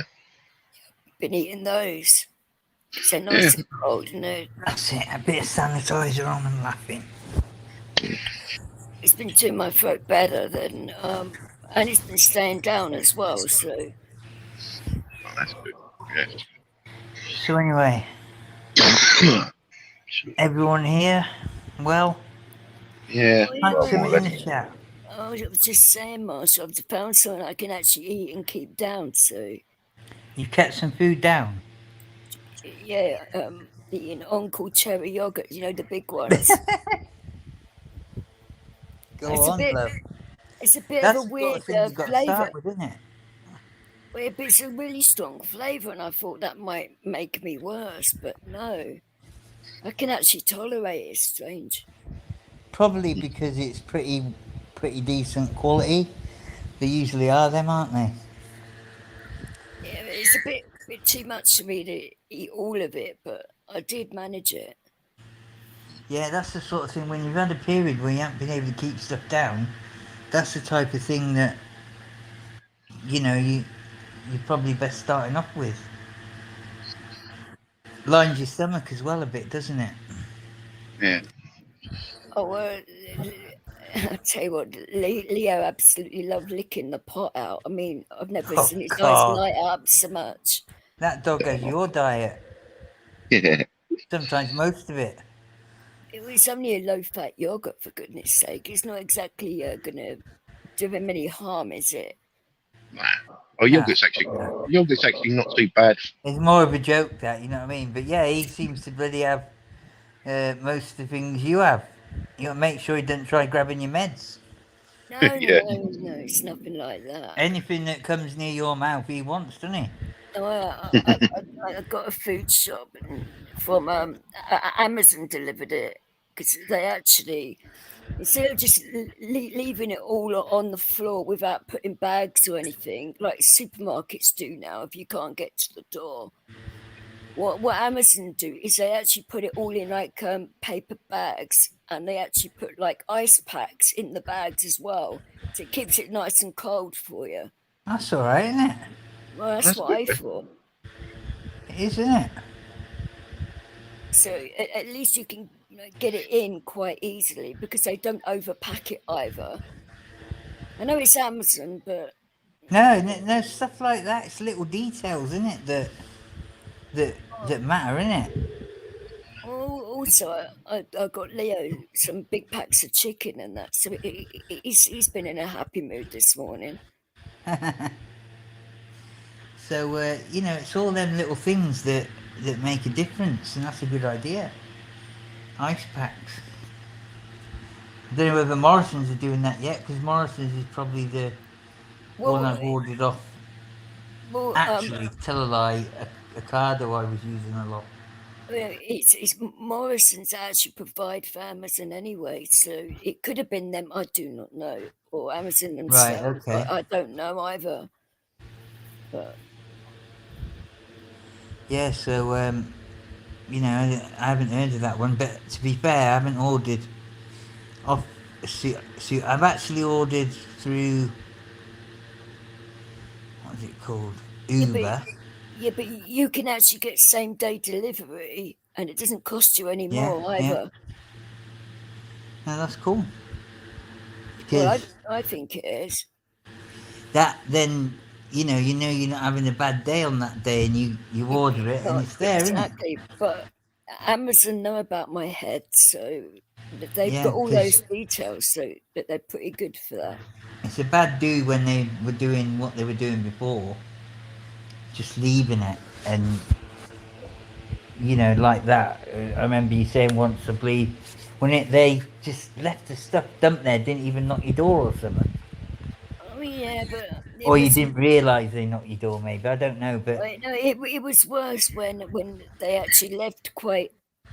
It was my all my pets stuff and everything else, which is quite a lot of gear, to be fair. And what the old Bill and the council did is they opened up all the parcels and sprawled them down my path and left them like it, and then kicked my door in and left it like it for the week. no, that's, you see, But they didn't actually come in the property to see if I was okay. They just broke the door and left.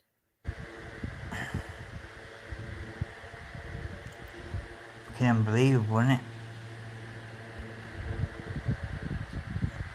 Well, I'm going to post something now. Fucking hell, smart. Jesus Christ. Pardon? That is filthy. Don't know, I'm going to post something now. It's a link for top cashback. And I'd like everybody to join. You get a tenner. And I thought, I was a bit sceptical at first, but my sister got me to join, and to be honest, I've been very, very surprised at what you get back. I couldn't believe it. You know, and for someone who used to just order stuff online, it didn't matter. But say if you've got a 2% or 3% back credit card as well, and you order through Top Cashback, it can be unbelievable. I mean, I'm happy with what I got getting back anyway with stuff I've ordered, but it's amazing all the areas you can get back stuff, you know, money on, and the percentages are good. You know, a lot of Zach's people. asking, does it work with Freedom Bucks, whatever that is? I don't know, mate. I don't know, Zach. You'd have to look into it, mate. If a dog eats anything that goes near her mouth, her boyfriend's lucky he's still got his mojo, lol. Well, Tonkin, that's one for you. Sorry. Excuse me, I'm Sorry. not dating anyone at the moment. Thank you very much. Sorry. Fuck's sake. But it's all about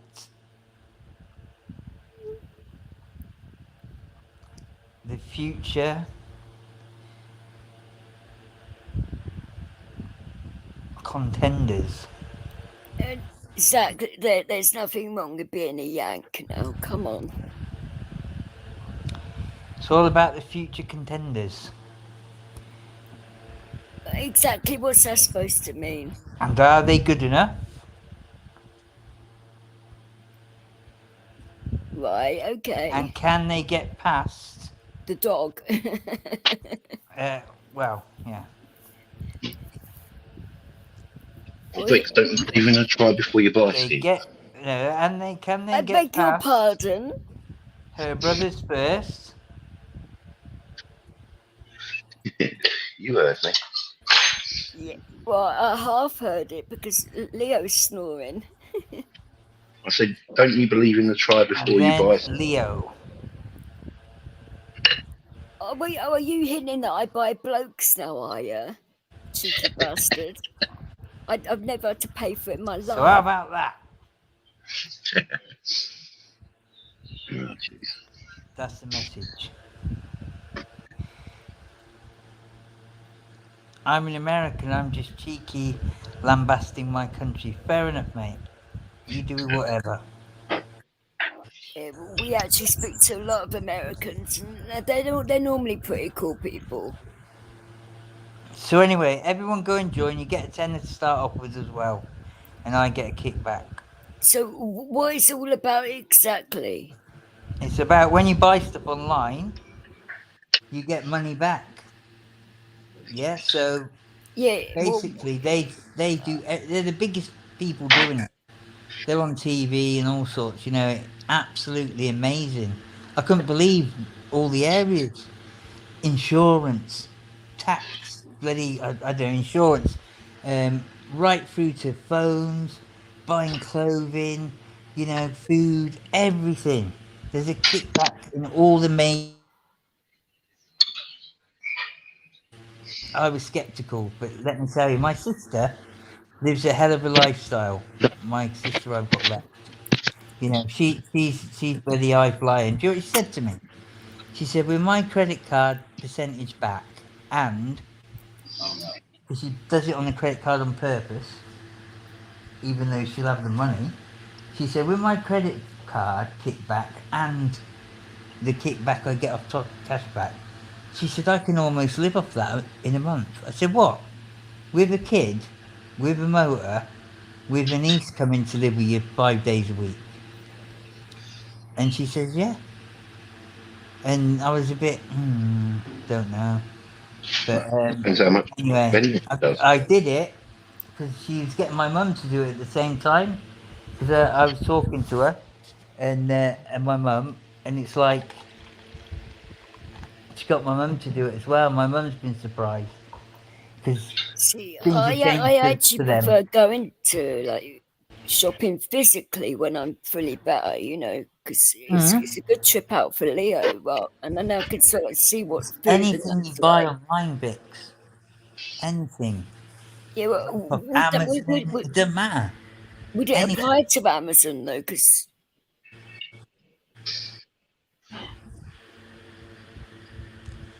So all different big companies. Yeah, you look on the website. yeah, but the thing is, because I use subscribe and save with Amazon, I get 15% off my order with Amazon anyway. So that probably I wouldn't don't know apply if to it affects this. it, but it's you want to do it because you see how much. I was surprised. I thought, oh, it'd be just here and there, you know. But pretty much everything you can order, there's a kickback on it. You know, I mean, I was surprised that fucking it had Just Eat on there. I've been ordering Just Eat for ages, haven't I? Well, I actually do, but Just Eat's on there. You know, and things like that. It's like, what the hell? You know, you might only get 5% off that, maybe. I don't know. I don't know the percentage of Just Eat. Don't quote me. But there's like, what, you know, some of them go up to like 25, 30%. It makes a difference, let me tell you. And you won't realise how much until you kind of do it. I was surprised because, you know, talking about this kind of stuff, there's actually a new scheme that's out. I'm trying to remember what it's called, but Vodafone's doing it, Sky, and a lot of broadband providers are doing it. If you're on a job seekers allowance or ESA or PIP or anything like that, you can actually pay £12 and it won't go up for the whole year for your broadband, and it's 30 something. The is speed of it? it is over 30. Oh yeah. And that's quite good, 12 quid, because they're Yeah, trying because to people save money. they've got all the Sky and all that on that top cashback as well. So they're limiting broadband to 12 quid. Yep. Like I say, Vodafone's doing it. Wow. Sky and a few others. I mean, I'm just trying to think what they called it. Did you hear about the Tottenham manager? Hey, he Oh, got sent off, didn't he? I haven't watched football in a little while. So Yeah, I he got sent off. They're having a bad streak because Arsenal beat them as well. I've been watching like highlights of games, but I just cannot That's sit all I down really do, to be honest, and lately. watch.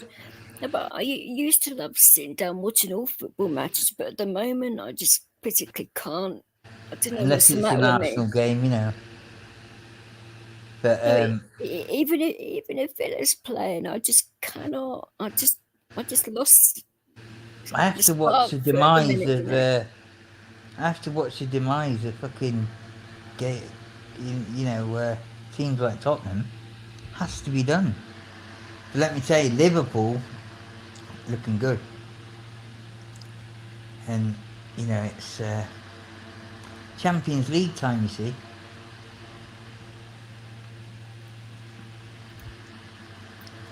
so trying. What I will do is I will bell up Sky and have a word with them and find out a few more details about this scheme. Yeah, that sounds good. Because I can't find the actual news thing that I watched it on earlier. It's fucking typical, isn't it?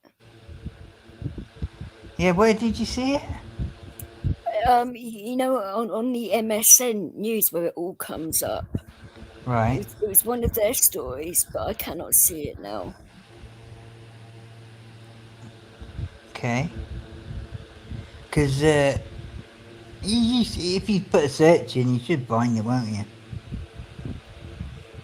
MSN are normally pretty straightforward, aren't they? Hang on, I will look. See. If you're still in, type something in the chat, people.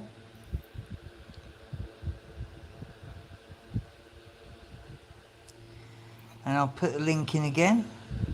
I've actually been doing that periodically for you too. I've seen, sweetie. You're always a good one. That's why you're a moderator, Thank you. as well as other reasons. Keep that between yourselves, Avix. Jesus Christ. You You're just as see bad that conning as bastard, talking. bloody... Listen. That conning bastard Ben, he's got caught a number of times, hasn't he, with the old...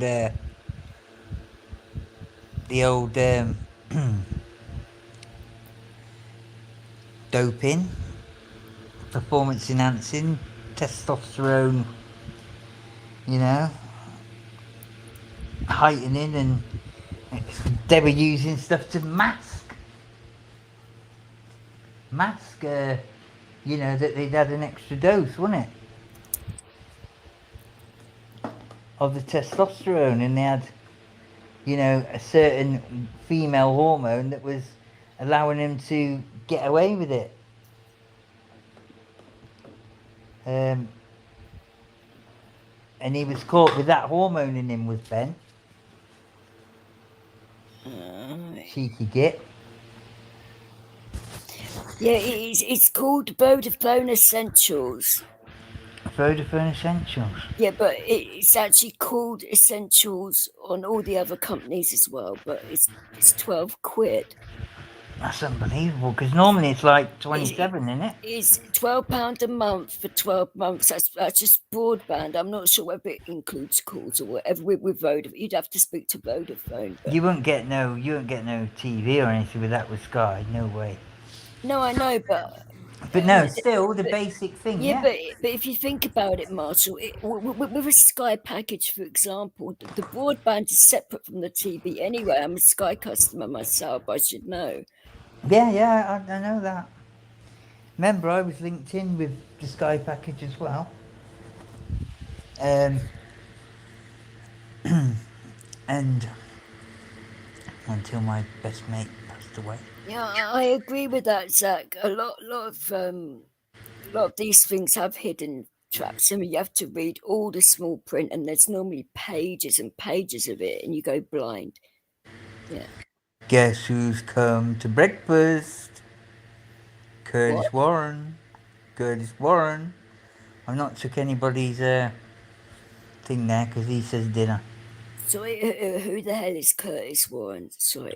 He's a very big ex-gangster who's just spent about 20 odd years in jail. Oh, wonderful. And he's coming out any week. And a lot of talk's been about what he's going to do, this, that and the other.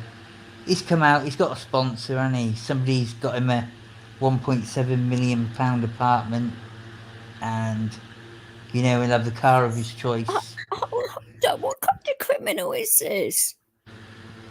Well, big time. Well, sure, but wouldn't have the authorities seized everything and wouldn't Pretty much. Yeah, but if you get released from the Nick or whatever, isn't there conditions that you're not supposed to liaise with people that could get you back to that or whatever? I mean, I don't know. That's why, hear me out. That's why there are squeaky clean businessmen that are involved, but there's absolutely no evidence. and they Aha. could be a Right. personal friend, okay? And this personal friend has got this property here. He can lease any car he likes, and he will lease the car for £10 a week. Might be a Bentley Turbo, you know what I mean? But £10 a week, and insured and all. And he'll lease the flat to That him sounds extremely illegal to for me. £80 a week, or £100 a week. Lease that to him. You rent it to him for £100 per week from the social security, yeah. And that's how they come out, isn't it? But how the hell is he going to get 100 quid a week from the social? Come on. Well, whatever they pay rent-wise, he'll rent out to him for that. I don't know. I'm just surmising. I don't.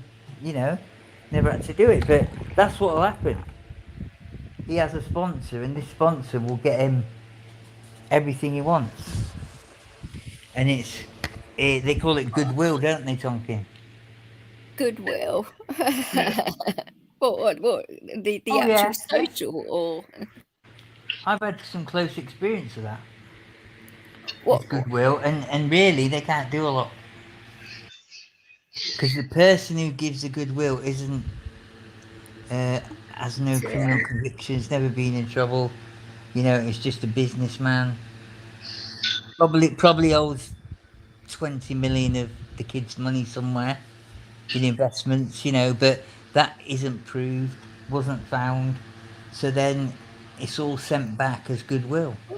Do you think it's good talking about this online though? You don't want to get the guy into trouble, do you? Wow, that's that. You know, but that's how it's. It doesn't matter because people know. Well, it You know, does matter. You shouldn't really be saying stuff like this, yeah, should they've got you? to prove it. But anyway, you know, it's done. But yeah, you know, that's the way it goes.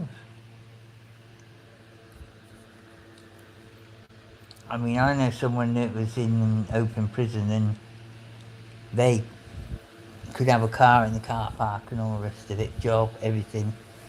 And he had a job at a company that actually he was a 50% partner in. Yeah. So he'd employed himself, but it was all done on the quiet. He'd employed himself and then he got a company car through the company. Isn't But it's highly illegal employing yourself, isn't it? If it's a you're the 50 business 50 owner. thing. The other part, he was a silent partner, but what it is it wasn't on paper. The other guy owned the whole thing on paper, but really it was a 50-50 thing, yeah? That's still fraud. Agreement between themselves, yeah? So anyway, he was going out to work every day at his own company that he was a partner in, but a quiet partner. Jesus They Christ. leased the car. He leased the car, and it was a Audi bloody turbo or something. You know, it's like an 80 grand car. You know, like that. And Well, Audis are pretty expensive motors. he had it in the car park. Oh god, that car park was unbelievable. There was Bentleys, there was Porsches, there was a Rolls Royce, there was a Ferrari. I've never seen There's cars like plenty of that golfs, in golf bars. Lewis I had a Open golf. Prison. I had a golf in the car. I had a golf formation in the car park. And people in Lewis normally have quite a bit of cash because that's normally Yeah, a it's lot an of them are affluent money area. launderers. They were money launderers, a lot of them. But, So they but go quite quickly like I to just open said, I've prison. never seen any cars like that in Lewis Open Prison, and I've been past. You go to Kirkham, open prison, look in the car park. Still be the same. You have the money launderers, the bankers, the ex stock market traders that have done hooky stuff and got caught. You know, investment bankers, scammers, you know, timeshare people, all these sort of people end up coming back to the UK and end up in open prison.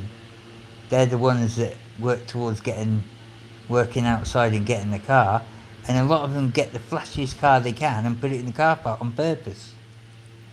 I mean, driving a fucking Ferrari, or anyone that's been in a Ferrari or drove one, it's not a practical car whatsoever. And they just put them in the car park for the sake of it. You know, it's a bit of a thumb, 2 fingers up. Yeah, there'd be drug lords there. There'd be all sorts. But and park up the car, go inside, have a cup of tea. Oh, we'll go out for a round of golf, lads. How about that? There's a fucking golf course there. Yeah, it's like a holiday camp. Well, But anyway. Open prisons were like that, aren't they? Yeah, it's like a holiday I'm not an camp. expert on prisons. Unfucking believable. But then the thing is, they say the college of crime, and it's absolutely right. Because everybody meets someone else there. And you end up with a connection, and as a friendship first of all, and then it becomes maybe business. It sounds like going raving on a constant. It's exactly similar. It is. You meet people, and it's like fucking. And that's how it works. Called raves and that, and still good friends with them now. Still, Yeah, it's about network. Everything's about a network, isn't it, Tonka? Yeah, it is. Well, if you're a decent person, people will gravitate towards you. It's not what you know; it's who you know. In a lot of cases, what you know is important. No, it's actually who you are as a person. Yeah, but obviously, what you know is important. Who you know is more important, and who you are as a person is absolutely Smiley's asking you to get art on or something. I don't know. Pardon? Smile's asking you to get art on or something. I don't know. I haven't. I've got no way of messaging him, mate. No way of messaging him. If he's listening, fair enough. But I have no way of messaging. I'm not in contact with him like that. So, I don't know. Maybe you are, I don't know. I don't do Twitter and things like that.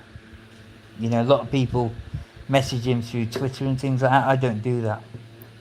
Well, I could possibly find him that way, but I don't know. He'll come on if he wants to. Apparently he just got up having his vitamins and coffee. He's put something in chat anyway, so you're right. Yeah, we're having a good chat. Just leave him be if he wants to come. He has just put something in chat. He has. Sorry, I can't see it. I'm bloody talking. It's on the bloody. You're fucking deaf. You're terrible. I couldn't see as well. All right, mate. What are you blindfolded or something? No, I didn't. If I hold my phone, I sometimes cover the mic. So I try and put it somewhere. Yeah? I can suggest a few places. And I pick it up periodically and look at the chat. You mean sporadically? Periodically. Same difference. Not really. Oh, it is. Oh dear. Here we go.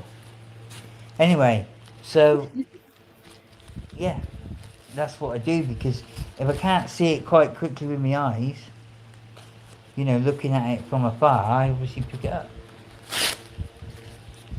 But yeah, so anyway, come on if he wants to. He's got the links up there.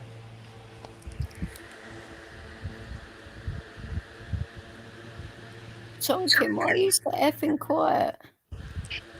Sorry, I'm just getting ready for breakfast. Oh, lucky you. What are you having? Yeah. Well, I could have a full cooked breakfast. I could have toast. I could have pastry. I can't really eat that stuff anymore. I could have continental breakfast, cold meats and cheeses.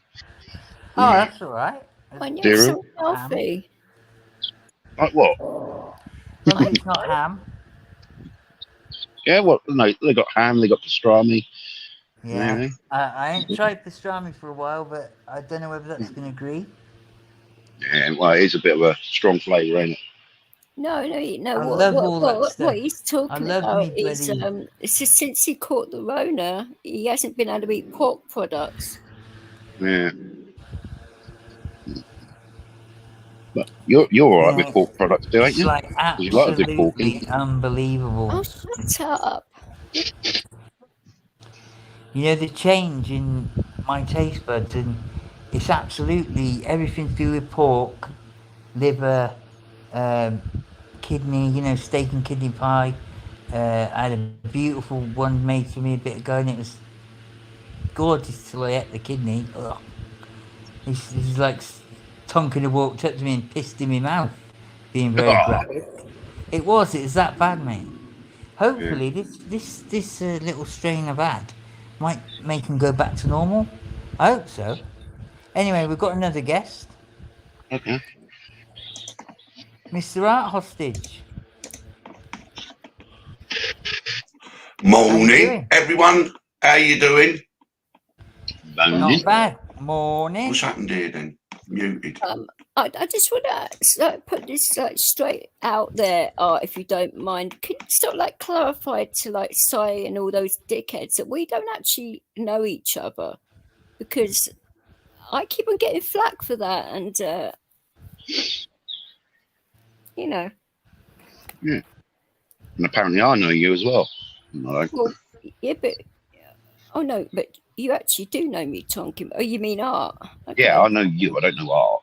He's dropped off for some reason. He's having connection issues, wasn't he? He said something about muting. I don't know. I'm We'll sure wait he'll for him to come come back. up, but He will. I don't know what happened there, but he dropped off. oh, when I tried to come up before, StreamYard is playing me about, so it could be something to do with StreamYard. I don't know. Yeah, I had a bit of trouble, no. Really? So it could be Yeah. StreamYards, yeah. Could be having a funny day or something. I don't know. Oh no, I had to reset it. Yeah, I did as well. So it's when you try restarting it, it might make a difference. I don't know.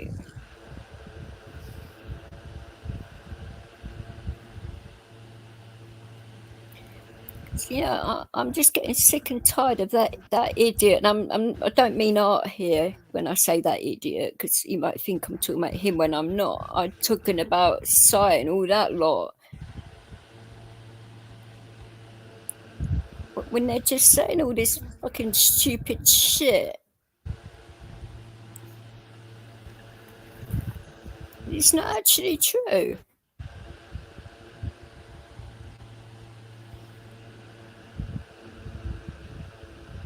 He says a lot of things that aren't true. Well, yeah, I mean, Welcome again. Morning. How you doing? All right, Alright. not too bad. Hello, hello, Victoria, and hello, the man with a Union Jack. I don't know who you are. Tonkin. Tonkin. Sorry, I Tonkin don't. me. Tonkin. You can actually tell he doesn't know me because he called me Victoria. So there you go. Oh dear, you made a mistake already. Yeah. What was? You don't know me either, do you? Oh. No. Yeah, but listen. What's the matter with the name Victoria? It's a lovely name. No, but Oh, it's, no. it's not my actual name. So Oh. that's why. Oh, sorry. What is your name then? Well, Vicky. I've got an hyphenated name, but the first part of it is Vicky. So.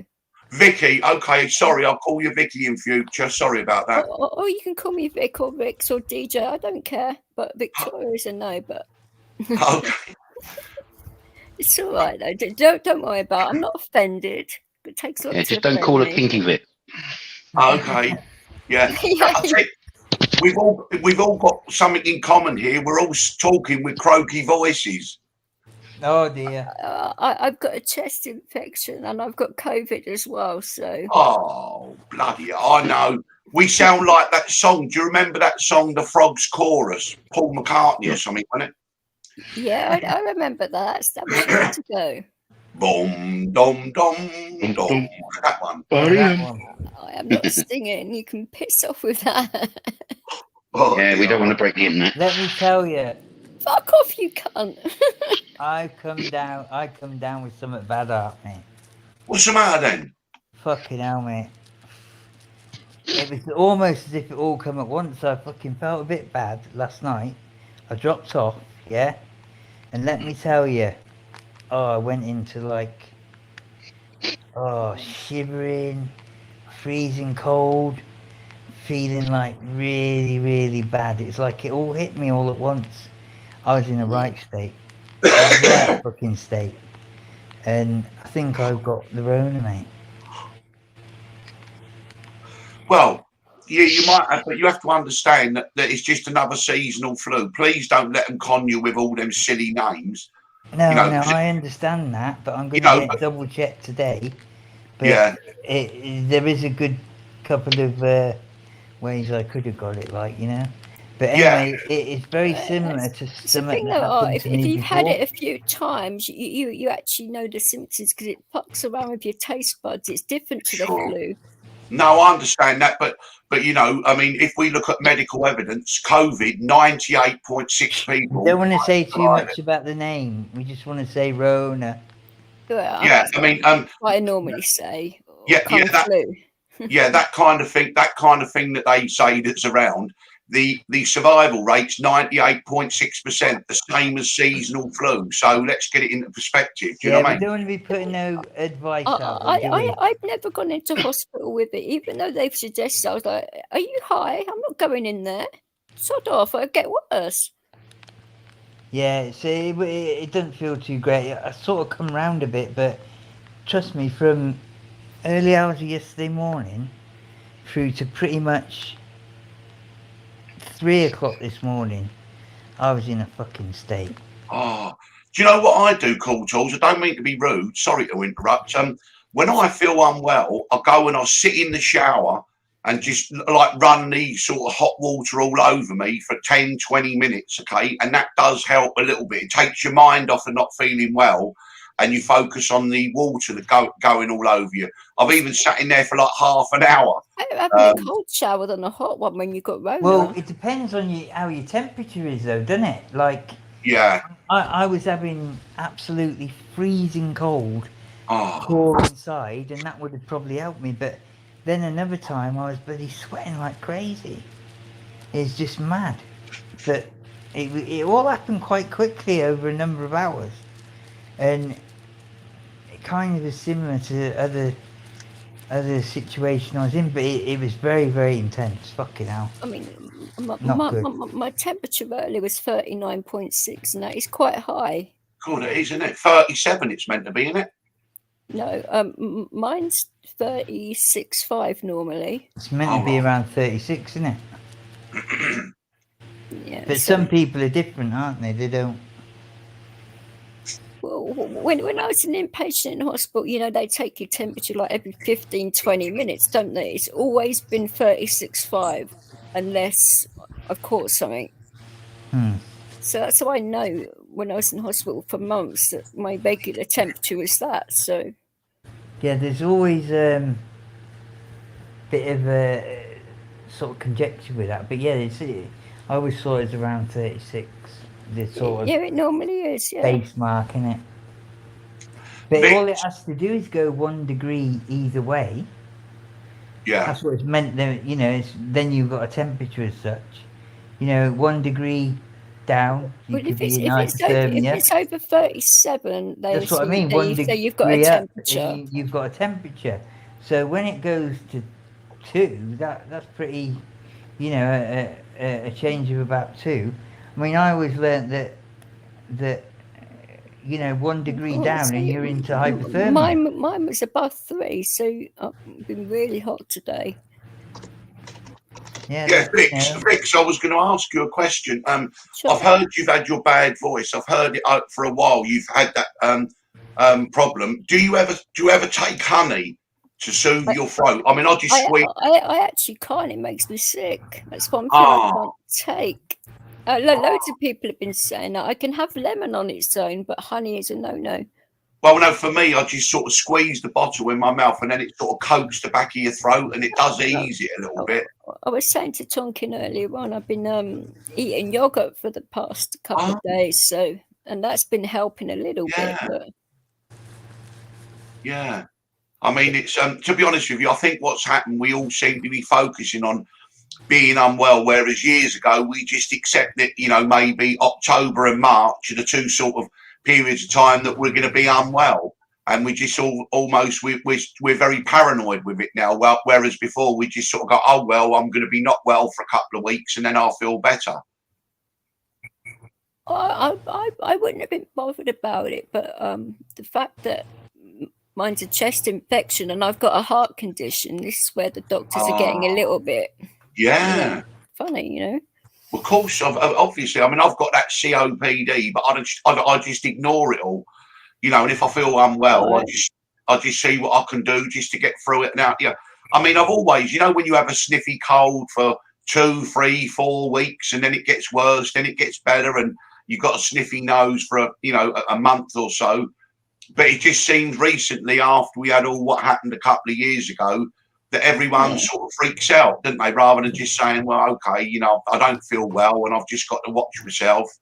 I've been told I can't have the needle craft because I'm allergic. Right.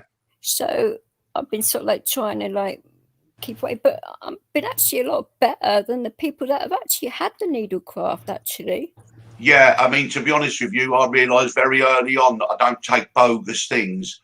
I don't take things that are complete nonsense, to be honest with you. See, that thing, right, you see, before, when you're a kid, you have something and it prevents you getting whatever it is. But this was the only time I heard them say, take this thing, right, and it's not going to prevent you getting it, but you won't get it so bad. Well, that to me is a red flag. That means it's a load of lies and a load of nonsense. Well, they actually say that you're not supposed to get chicken pox more than once. I've had it 3 times. And Right. the doctors will say, oh, that doesn't sound right to me. And I've actually gone to them and shown it. And go, oh, yeah, you have. And it's like, you're a weird one, aren't you? So it's like, okay. Yeah, I mean, I'm sure there's anomalies to all of those things. I mean, I just do it on my personal thing. You know, I don't have any kind of thing like that. You know what I mean? I would never be interested because it's risk reward for me. And the risk of getting something by having that thing, right, to me is more than the reward of just being protected and getting it bad. Do you know what I mean? I'm very skeptical, to say the least, about the whole. A lot of parents, don't they, when your kids are young, if they know someone's got chicken pox, they'd rather let the child get chicken pox rather than in older age, because it retains the shingles, isn't it?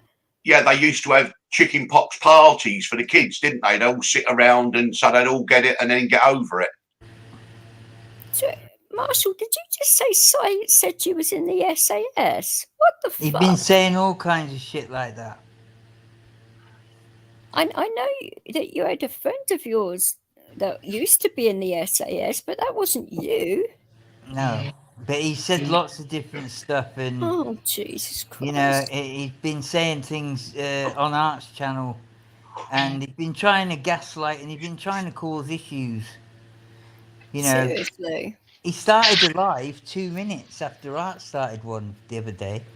That doesn't surprise me. He does 2 that when I minutes do after lives Art's live myself. started, he started one. Well, I mean, I'm just going to say it how it is, because you know, he's a pain in the ass, and at the end of the day, he says a lot of lies. Do you know what I mean? Well, I think to be fair, what you've got to say, right, is you've got to say these are the dangers of excess alcohol. Yeah. If you drink too much alcohol, okay, you're gonna act in a way that you perhaps wouldn't if you hadn't drunk too much alcohol. But it's not just that though. He smokes a lot of weed as well, so it makes him parrot out his head. Oh right, well, that's not a good combination, is it? Lots of alcohol and weed, but you know, I mean, to be honest with you, I'm trying to learn the protocols of the internet, and I see what you do is you see something that someone keeps having a go at you, and you just ignore it, and that's what I try to do. Exactly, that's exactly right, and I believe that, you know, that he's just trying to cause the trouble. But when people keep putting lies out, I know certain people in certain areas, and that is true. I don't mind saying that, but I'm not going to have somebody just continually lying. In some ways, I have had a lot of the similar training, and I have been in a lot of places with members and ex-members, but I used to live with them. My dad knows the whole fucking load of them from a late late 70s up to fucking whatever it was, you know, we invited to different functions once a year. Cool Tools, is your dad? Cool Tools, is your dad still with us? Yes, he Yes, is. he is. Yeah, yeah. Oh, that's lovely. That's lovely. Yeah. He's not in the best of health. He's on the oxygen. I'm going to say this. I mean, I've only ever done one live, and it had your name mentioned. It wasn't like about you specifically. It was because Si turned around and said that we actually knew each other very well, and I actually brought you over to Plastic Paddy's channel, which I never did that either. I was responsible for all of the arguments you and Paddy were having, which was a load of bollocks. He said that us two were sexual partners. Who? Yeah, Me he also and you. said you've known each other from Brighton for many years. Yeah, and all that shit, and it's not true. Yeah, well, I'm not an actual Brightonian, but my brother is. But I spent loads of years in Brighton. But I don't know the exact time you was in Brighton. I remember when we spoke on Paddy's that time, we were talking about Brighton for a bit, but that was it, wasn't it? Yeah, I mean, yes, once I think we spoke, Yeah. but I left Brighton in 1988. So I was in Brighton then, but that would have made me, what, 12 years old? Okay, yeah, I was born in 64, so I'm 12 years older than you. So I would have been, you know, there would have been such a huge gap, which wouldn't have closed until, say, you got to 2025, and I was like 37. But no, I left in 1988, and you know, I've been back obviously since. I went to university at Sussex, just outside Brighton. But apart from that, no. Oh, I wasn't in that area of Brighton because that's going towards Lewis, isn't it? Yeah. I mean, when I was a kid, I was born in Brighton. I lived in Moulscombe, which is that big housing estate. Yeah, I lived there for a little while, but that was towards like the end of the time I lived in Brighton. So that was years after you moved then. Yeah, and also Brighton, it was a very rough estate, but now all the council houses that were sold have been converted into like bedsits, and all the students live there. So the reputation of Moulscombe is a bit different today. It's just full of students now. Yeah, I actually lived right near, you know, where the Halfords and all those shops used to be. Oh, a Lewis Road, that is, yeah, the old barracks. Yeah, I used to live near there, so it wasn't right in the heart of Moulscombe, but it was right near the big Sainsbury's. Yeah, that's it. Yeah, I mean Sainsbury's. Yeah, when I left, Sainsbury's wasn't built. You see, that gyratory system weren't even there, but that came later, I suppose. Yeah. But yeah, it's like I'm just sitting here. I'm sitting here, sniffing on that Vicks inhaler. You know, just trying to clear my nose. You know, it's a runny nose. I just think it's because it's like nearly November and everyone. I think it's better when you put it on your chest, actually, rather than using the one you put up your nostrils. Ah. Gotta remember them from the old raving days. Yeah, a lot of ravers would have them confiscated on the door. Yeah. Where was that then? A lot up London.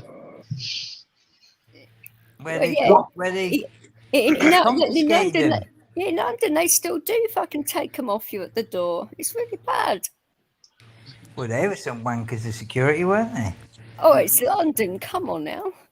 Well, I used to go to Richard Branson's nightclub, and fucking everyone had them round there. They were putting them under their eyes.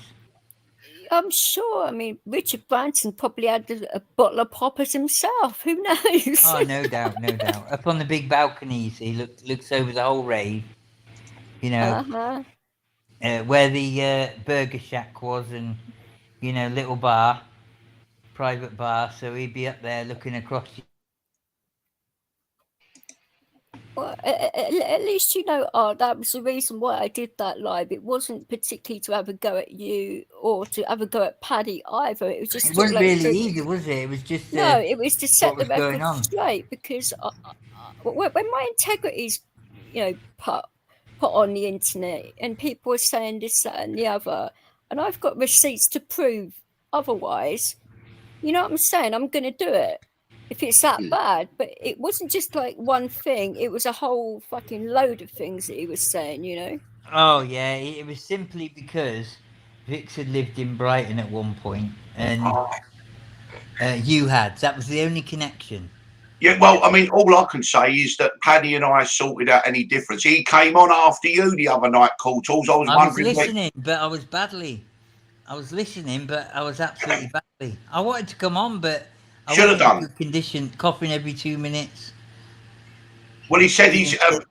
Yeah, well, Paddy's back on Friday.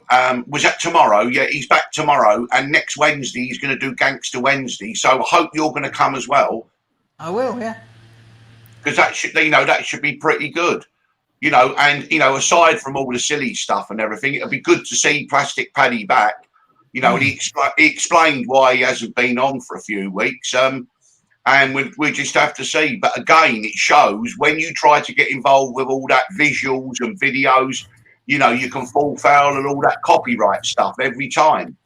Yeah. Well, of course, I've always warned Paddy about copyright, but he doesn't listen to me, and it's just like, oh, okay, whatever, you're going to get done, and whatever. Well, the way forward, I think, for YouTubers, it means that they is like what we are doing now, just having a chat and this, that, and the other, and because I think all the newspapers and media, they're all getting into YouTube, and so they don't want anyone using any footage that they've got or anything like that. And so what you got to do is just adapt. But, people like us who speak, just have a chat and everything. That's really the way forward for YouTubers. And if you're not good at that, you might be good at presenting visual stuff and everything, but not sort of talking and interacting. Well, they may have a problem because going forward, I think this is going to be the format of what people do on YouTube. Well, freedom of speech on YouTube doesn't exist anymore. It hasn't for a while.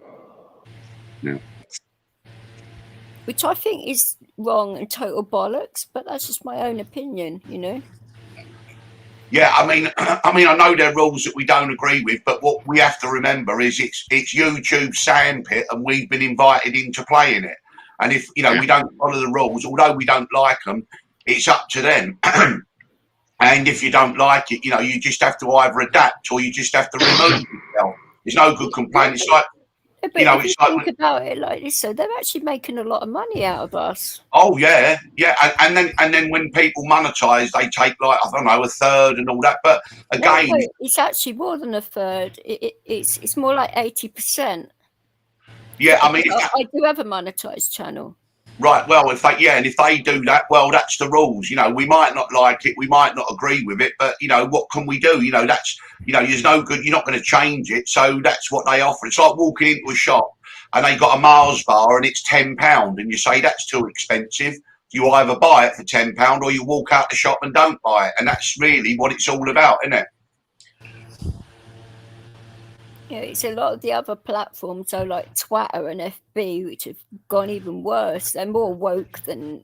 Well, I don't know. I mean, he took over yesterday, Elon Musk at Twitter, so we'll see whether he's going to allow freedom of speech or he's just going to be another Trojan horse that goes in there and then makes it worse. We don't know, do we? But can you actually see Twitter though getting any more right, because it's totally left field at the moment. Yeah. I mean, to be honest with you, Vix, I just use Twitter for people to DM me and just to relink articles, and then I use them as a reference point when I'm doing my lives. But as you know yourself, I've got quite a good way of dealing with trolls. I just meet them head on, and at the end of the day, I can handle trolls quite well. I mean, you even said that, didn't you, Cool Tools? Yeah, I actually do myself, but it gets to the point though where enough is enough. Where you just want to have a chilled out time. You don't want to be dealing with that bullshit, Yeah, I know. And if I'm not in a very good mood, I tend to just block before one comment they get, and if they the second comment is another rude one, I just immediately block them going forward. But I did have an amnesty yesterday. I've unblocked everyone on the YouTube channel and said everyone can come back in and have a second chance. And in fact, last night it was pretty good because some people came back in and they were actually more polite. He still criticised me or not agree with me, but they seem to be a little bit more rather than just lashing out. You know what I mean? Wait, did that girl come back in, Zoe? Yeah, she did, and she was completely different. And she actually admitted, that she was wrong, and she explained, the reason why she may have, gone off at the deep end. But apart from that, it was fine. No, when I got up this morning, Cool Tools, I noticed Darren G dropped a thing last night, and I've been listening to it this morning. That's all. I just wanted to catch up. That's why I didn't come on. I don't really listen to him that No, much. I know. I actually when wouldn't. somebody says. He's a total wrong on, but Well, I mean, to be honest, for me, the jury's out. It's just at the moment because there's a lot of Liverpool stuff going on. He's just a reference point. But when we move on to another subject, or it's Ireland or someone else, some place else, I will then sort of move on to sort of people who know about that kind of area and everything. So it's not personal with me. I tried to reach out to him, offer him an olive branch, say, and he just attacked me the minute I did it. That's right, isn't it, Cold Tools? Well, look, Yeah. he's the kind of person to do that. That's why you just want to keep away from there. There are loads of people up in Liverpool you can talk to.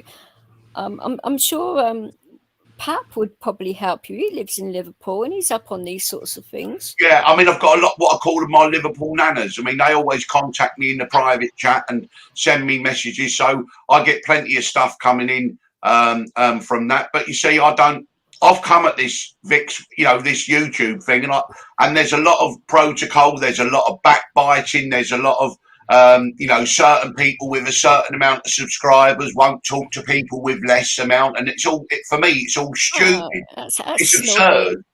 Yeah, snobby. Yeah, there's a lot. Yeah, Vix, there's so much snobbery on YouTube. It's amazing. I mean, Cool Tools, I speak as I find.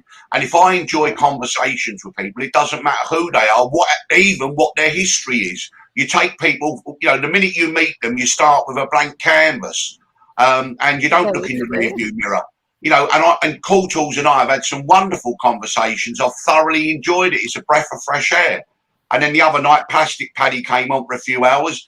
That's what I think YouTube should be all about, really. Yeah.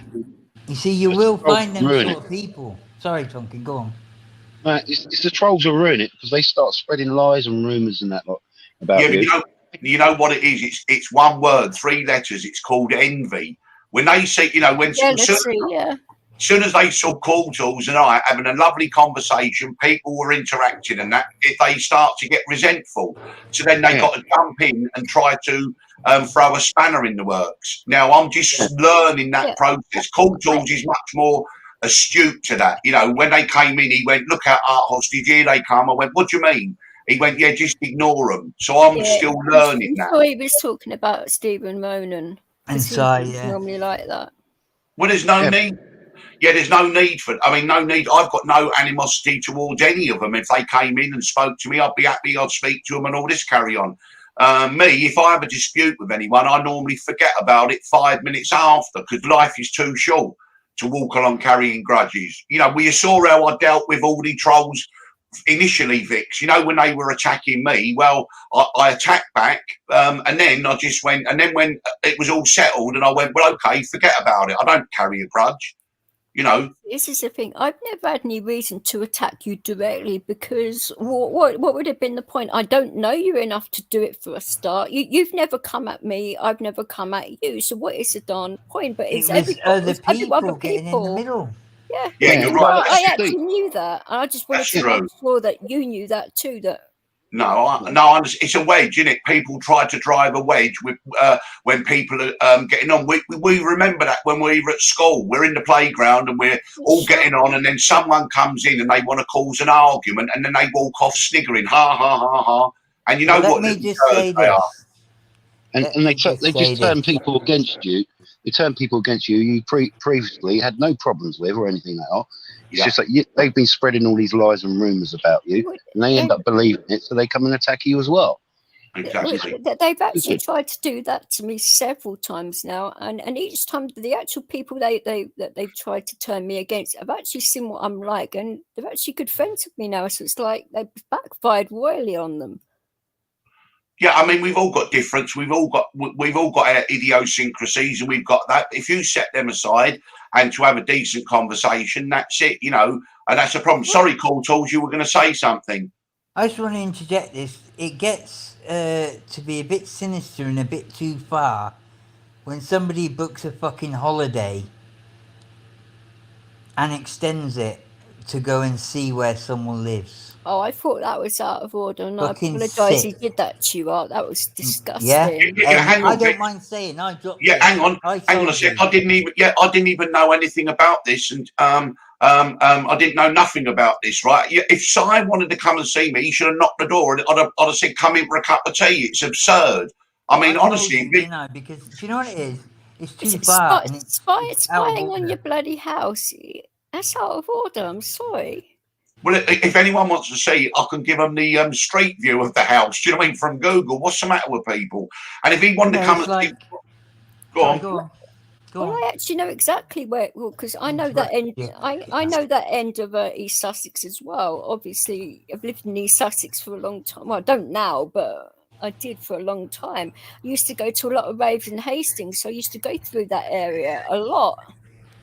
So I know that area reasonably well, and so does Tonkin actually, because he works through there quite a lot himself. But I would never in a million years come up and spy on you or whatever. But yeah, that was it. Definitely It was not. that was absolutely it. Coming to spy. You know, you could go fucking anywhere in the country on holiday for a week, yeah? Anywhere. But you choose somewhere where somebody's been online with. That guy tried investigating a friend of my family's.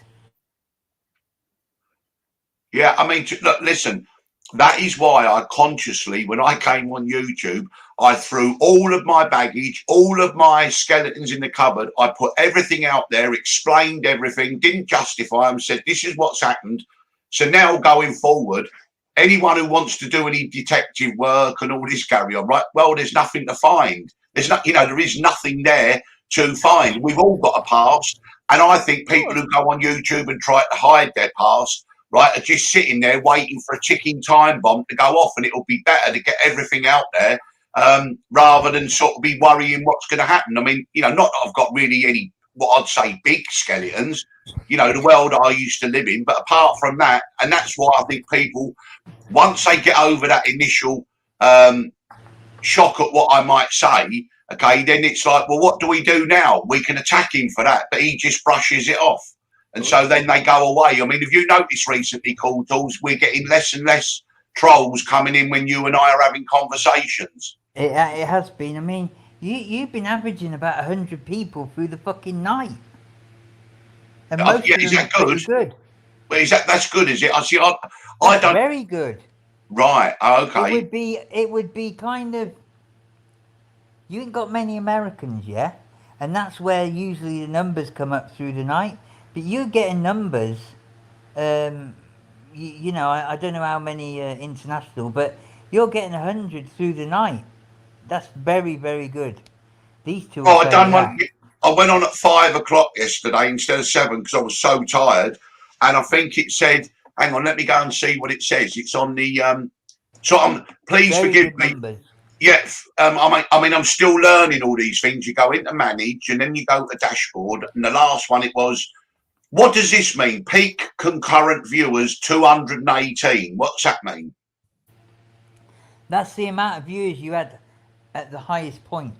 Okay, well, yesterday's one I did from 5 o'clock till about how long was it? About 5 o'clock till 7 o'clock. As I say, it says on the thing. Where is it? Hang on, you bear with me. Yeah, that's it. The views on it it says now 2,000.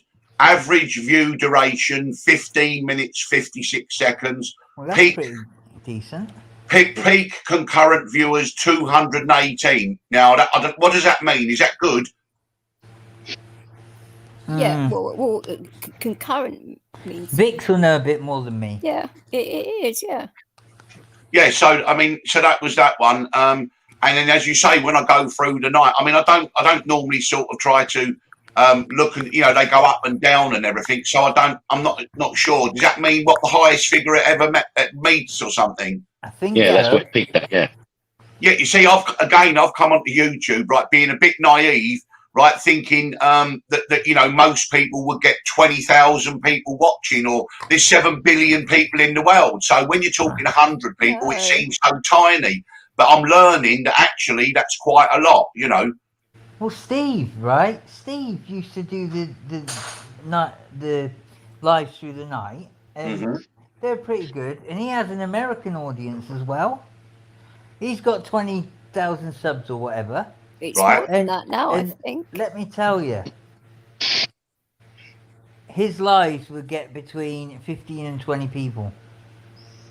Well, it all depends. Some of his lives get like 50 odd or whatever, depending on the subject, but generally, it was always around between 15, 25, and those numbers, when considering the amount of subscribers, where they're from, he's got a decent American audience as well, you see, so the time's a bit better for them, and really, that just shows you.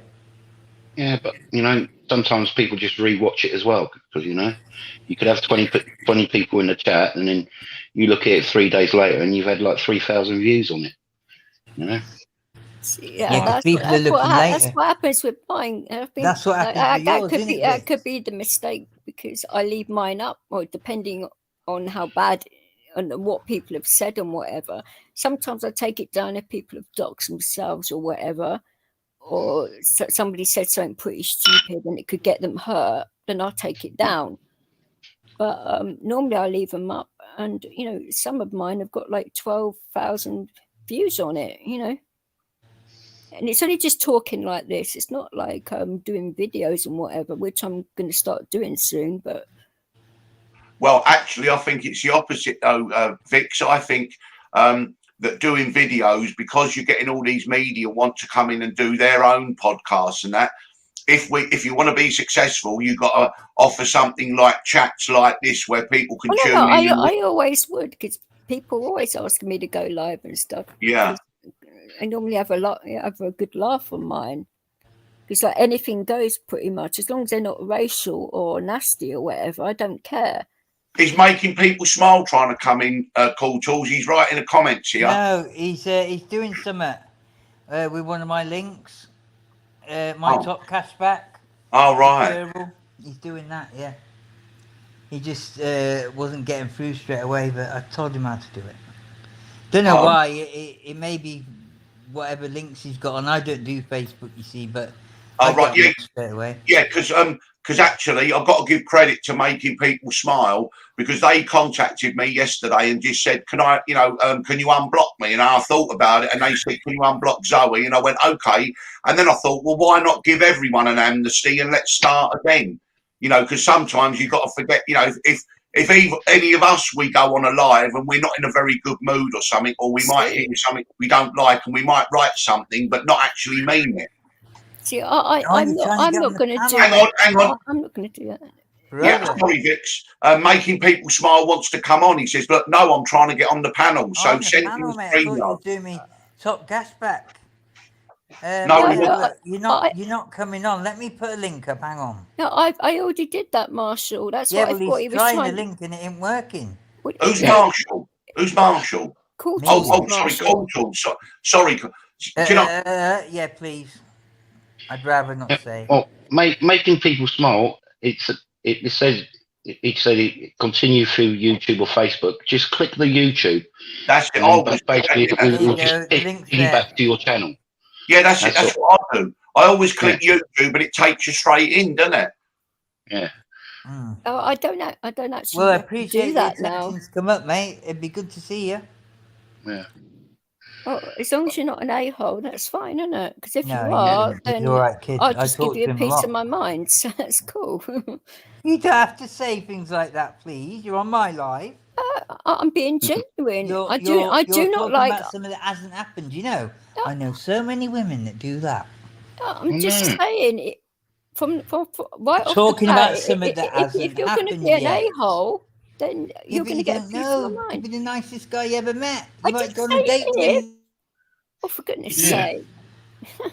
Oh, triple nipple. Oh, fuck off! Give the guy a chance. I've been talking to him Do you in know, the chat. so For many fuck's women, sake. guys, let me tell you, so many women in my life talk about things that haven't happened yet, like it's happened. What It's like so... getting an orgasm from you? Oh, fuck off now, you. You'll be getting blocked in a minute. Yeah. No, I can't see you, mate. I can't see you making people smile. So it's there. It's somewhere down your ends, mate. You got to sort it. Cool Tools, can I ask you a question? Please don't get offended. Do you live in a warden-assisted flat or something? No, I'm in a rehabilitation care home of the highest quality. What about that then? It's like a hospital, but it's not. If you get what I mean. It's of It's the highest all- quality. Do you want to have a look around? Well, yeah, I mean, I've seen where you are and everything, and I've heard you speaking, and I've heard noises from the background, but I didn't Occasionally, I know. tried to mute it, but don't know. Yeah, the fan, innit? That fan is noisy, innit? That fan you got there. I better turn it off then. It's Fucking normally hell. his I bed always as have it on. well. It's his bed as well. It's like one of those pressure sore mattresses, which always makes a noise. I can hear it all the time. Sorry, I should No, have. it's all right. It's not that loud, but I've got Turn the good fan hearing, off. haven't I? How long have you been in? How long you been in the rehabilitation in Cool Tools, if you don't mind me asking? Oh, fucking hell, about 9 months, innit?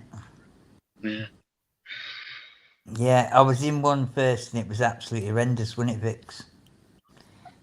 They were conning bastards. But anyway, smile. If you go through YouTube and you go, if you go like you forget your password, it will send your password through to your phone or like that, because that's how they've set it up now. If you've got like double security or whatever, that's the easiest way of doing it. this is my room.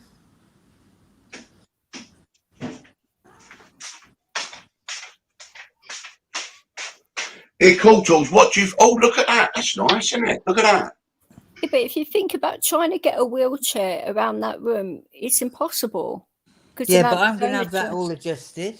No, I know, but it's... I don't need it right now because I'm waiting for certain things, aren't I? No, I'm well aware, but when you've got a wheelchair in the mix, it's not an easy thing.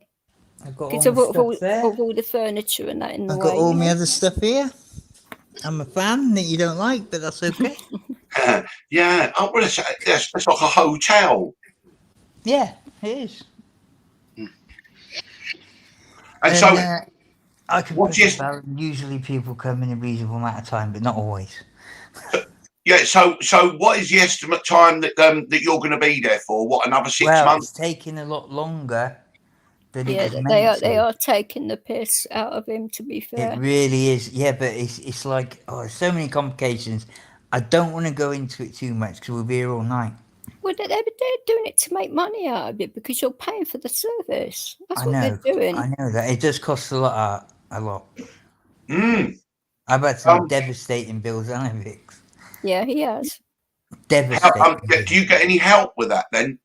A little bit, not much. Yeah, but if you think, you know how the benefit system's set up. Oh. If you're in like a hospital type environment for a certain length of time, they cut your benefits off. I get a little bit of help. But like equivalent to... Say if Marshall was to like drop out of there and live at mine, say for example, which I've offered him because I have a wheelchair adapted property, so it'd be safe here and that, right? He'd get his rent paid, he'd get full benefits, he'd be a lot more financially better off, and he'd have his freedom as well. And then rights, then that, and then he'd be able to have help in the community instead of it being like the help he's supposed to get in the place where he's at. He's not really getting, but I would make sure he'd get all the help here because I know what I'm doing in regards to that, and I'd be on the phone every fucking day till they got here. So I'm like that. You know, Let me tell you, Vix has been the best help I've ever had when it comes to this stuff, and that is it. And that's why, not just that, loyalty, personality, the whole thing. So why am I going to fall out with her because of someone what? falling out with her while I was in hospital? Well, I am Why? loyal. We were good friends before you lost Yeah, your I know, legs. So but why what on I'm earth trying to would I say be is, an a-hole? it's like you try and explain it to these dummies, yeah? Right? I wouldn't fall out with Oh, someone like anyway. But the thing is that there's so many more great things she's helped me with. I didn't have a fucking clue. I had my own business. I worked. Yeah, I did this, I did that. A few little bits of dodgy here and there, but do you know what I mean? It's like I I didn't really know that system, and members of my family didn't. It's like a few of us needed to know all at the same time, pretty much, see, this is the even though thing. we different stages of our I life. was born with a hip condition, so I've always had to deal with like orthopods and things like that, and later on social services and all that shit. And I've had a hip replacement at 22, so from the age of 17, where it got really bad, I've had to deal with this like all the fucking time. So that is why I've got so much experience with all of what the procedures are, what they're supposed to do, and that. So I passed it all on to Marshall so he can basically get all the help he needs Cool and make tools, sure he please. gets. Cool tools. Oh, for goodness sake, I'm used to calling you Marshall. Yeah, Jay, wake up and here you have good people in the UK. I like my wake up alarm. Good man, Mr. Lee You right, Frost Lee? Snowman. Lee? Okay. Oh, Well, he's guys, changed his name. It's normally Frostley Snowman, but then he's put another Lee on there. What the I don't hell? know. That's Frostley what it said. Snowman Lee. For goodness sake. That's what it said. He's got the hippie shakes. He must have added it. Oh, don't get him started. Well, I'm sure Lee and Bites, if they jumped up here, would like to speak to them because they're good guys. Who's that? Sorry. Rights for Vets is a veteran from the US. He's a very good friend of mine, and Lee as well. He's from If you the ask, US, very good friend of mine too. what do I need to change making me people smile? I don't understand. well, I think he's saying that you can. I think can- it might. I think it might be StreamYards because we all had trouble getting in here. So what settings do I need to change? Well, where it says you have to go, you have to continue through YouTube or See, Facebook. I think you can take that General. off. Yeah, I did with mine because people don't have to do that with mine. Well, guys. Anyway, I've got to go get myself some breakfast and then sort a few things out before I'll get my head down. Plus, my All right, battery's on about 15%, so I'll have to get You going, take guys. care. Pop in later if you can't sleep. Yeah, If I will you're do, still man. around. Well, Alright. I'll just be calling them up all morning. All right, mate. Yeah. Well, Well, you wouldn't be complaining at that. Shut up. Right. yeah, I've hooked well, up especially if you send me pics. No, you won't be getting any of them. Try Oh. that, mate. I'll catch you later. Right. Oh, Hey, bye-bye. right. Good to see you, mate. Bye-bye. See you, man. That's the thing when Try you that work now, night making shifts. people smile. I took some off, which can be the only thing. I don't know whether. Oh, Smiley stripping, be careful. So I was going to ask you, what's all this that people are now porn bombing you on the regular? What's Oh all my! that Porn about? bombing him in my name. Oh yeah, no. What happened originally? There was someone who goes on the Instagram or something, and they came in. But I saw what they were going to do, so I removed them from the stream, but could still see them backstage. So that was that. Right. Then there was just another occasion, and then that's it. But that's why I'm so wary now that anyone comes in there. Yeah, even with call tools, if we're talking and he drops off and comes back in, I always have to see his face because I'll tell you what happened the other day. This is sharp. This was sharp, though, wouldn't it, mate? This was sharp. Honestly, right, he dropped off because Cool Tools said, listen, you know it's me. I went, yeah, but I want to see your face. And then he dropped off. And then when he came back in, and a second Cool Tools came in. Yeah, I don't know whether you actually know this, Art, but you can actually, there's a thing on StreamYard where you can actually put a cover across the whole of the screen. So you can let people up and you can hear their voices so you know it's them. And then you can just lift the screen again. That's another way of doing it. Is that true? Yeah, it is true. I do that on mine if I don't trust people or that. Yeah, see, I'm learning. You know, I mean, I'm still learning, and I still don't know how to. You know, when you got an article where you can put it up onto the StreamYard Live, I don't know how you do that. I want to learn how to do that as well, because then when I'm talking about something, saying that you want like a full-on StreamYard lesson, you need to get I don't mind doing that. Someone on the left there. Sorry, who's that? Making people smile, man. Oh, is that you making people smile? Oh, very nice to meet you. You know, the pleasure's all mine. Yeah, I'm sure. Yeah, as I say, I'm glad. Thank you for reaching out to me, because to be honest with you, you know, it led me to create a whole amnesty for everyone. So thank you for doing that. I do appreciate it. Well, it's a new start for everyone, isn't it? Yeah, and look, and as you know, I'm learning. I'm just learning. I'm still learning the protocols and what you do and all this carry on. So, you know, that is trial and error with me. So, you know, I'm always... Cool Tools can tell you, I've taught a lot of people how to use StreamYard, and that's over 10. To refer to all your bits. I know how to use StreamYard like the back of my hand now, really, and YouTube and all of it, because I've had to teach loads of people. So I've been teaching myself while teaching everyone else, you know. Yeah, well, thank you. I mean, honestly, help out a little bit, Juvix. I'm not. Oh, no, I'm DJ. Juvix is somebody else. Juvix is another lady on YouTube. Yeah, it was actually, but hey, it's all right, darling. It takes a lot to insult me. Fuck's sake. So Vix, what would I do then? Would I sort of open up a live, and then you and I would be backstage, and then you could guide me into how I do. Teach you all the ins and outs, couldn't she? Yeah, What are you? Because people are already saying that we're sexual partners. Will you behave with your language here? Jesus Christ. That wasn't an innuendo. It could easily be turned into one, though, darling, if you think about it. Jesus Christ. You're just dirty-minded. No, listen, I'm British, for fuck's sake. Yeah, and listen, don't worry about that. I'm 58 years old, and I can't even raise a smile these days, let alone anything else. Oh, for God's sake. Juvix will try and get a rise out of you. Well, actually, Juvix is around that sort of. Sorry. Actually, Juvix is in her 60s. Yes, so I don't worry about it.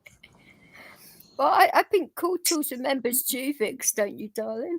Vaguely, I don't think it was any great memory. Jules's got on plastic paddies, I think. Well, no, that would have been me. I go on paddies, but Juvix doesn't. Juvix goes on different channels. No, she wasn't a paddy one, was she? No. I would have said to Paddy, avoid that one like the plague, you know? Yeah, she was she a bad egg. She is, and she gets people to fight and turn against each other and all of Yeah, that. She's always high off her head as well. And I think people have got to learn about them sort of people, because, you know, there's nothing good comes out of there, you know. Well, I gave her a chance for months, you know. Yeah, right, I've got a question for you. Go on. Do you know that, like, that Kinnicum thing, right? And they've got a £5 million reward. Sorry, you mean the Kinahans? Yeah, what kind of information would you have to give to get that? Or do you think that's a load of bollocks? There's no reward anyway. Well, no, put it this way, right? The kind of information you would have to get, some of the reward or anything, right, would have to be absolutely inside information. A lot of that is just for the media.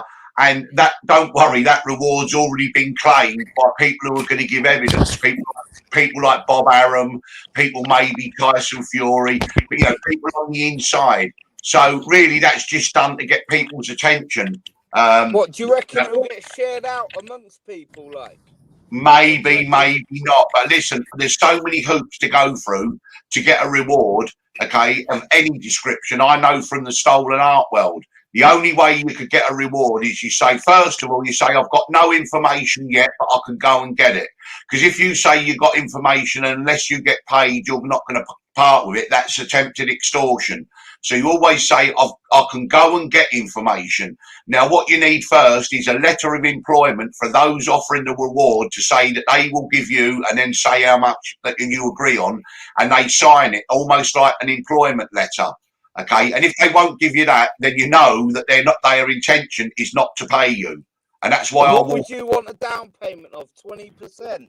No, you don't get a down payment. You do it on what's called contingency basis. So if someone said to me, I want to, if I knew, okay, there's a painting stolen a couple of years ago, a Van Dyke from Christ College, Oxford. It's worth £10 million.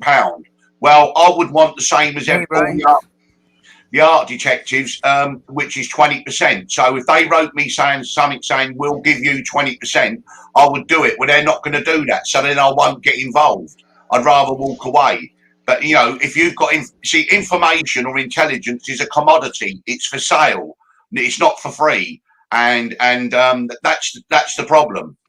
But yeah, I mean, I wouldn't recommend anyone going to try to get a reward unless, you know, it depends on what it is. If it's a reward for something that's stolen, you have to go through a legal procedure to make sure that or they could try and do you for But I obstruction of thought it was justice just as a well. reward for them being captured. No, the reward says for information leading to the disruption and prosecution, isn't it, as well? Yeah, exactly. There's so many hoops. It's just that, to be honest with you, there's a reward on the Gardner art heist of $10 million. But again, it's a fake reward just to get leads, okay, and get people sucked in. But people now know it's fake, and so no one bothers to get involved in it.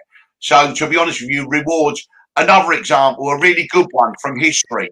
Do you remember Saddam Hussein? There was a $25 million reward for Saddam Hussein. Well, one of his relatives. And who got that bush?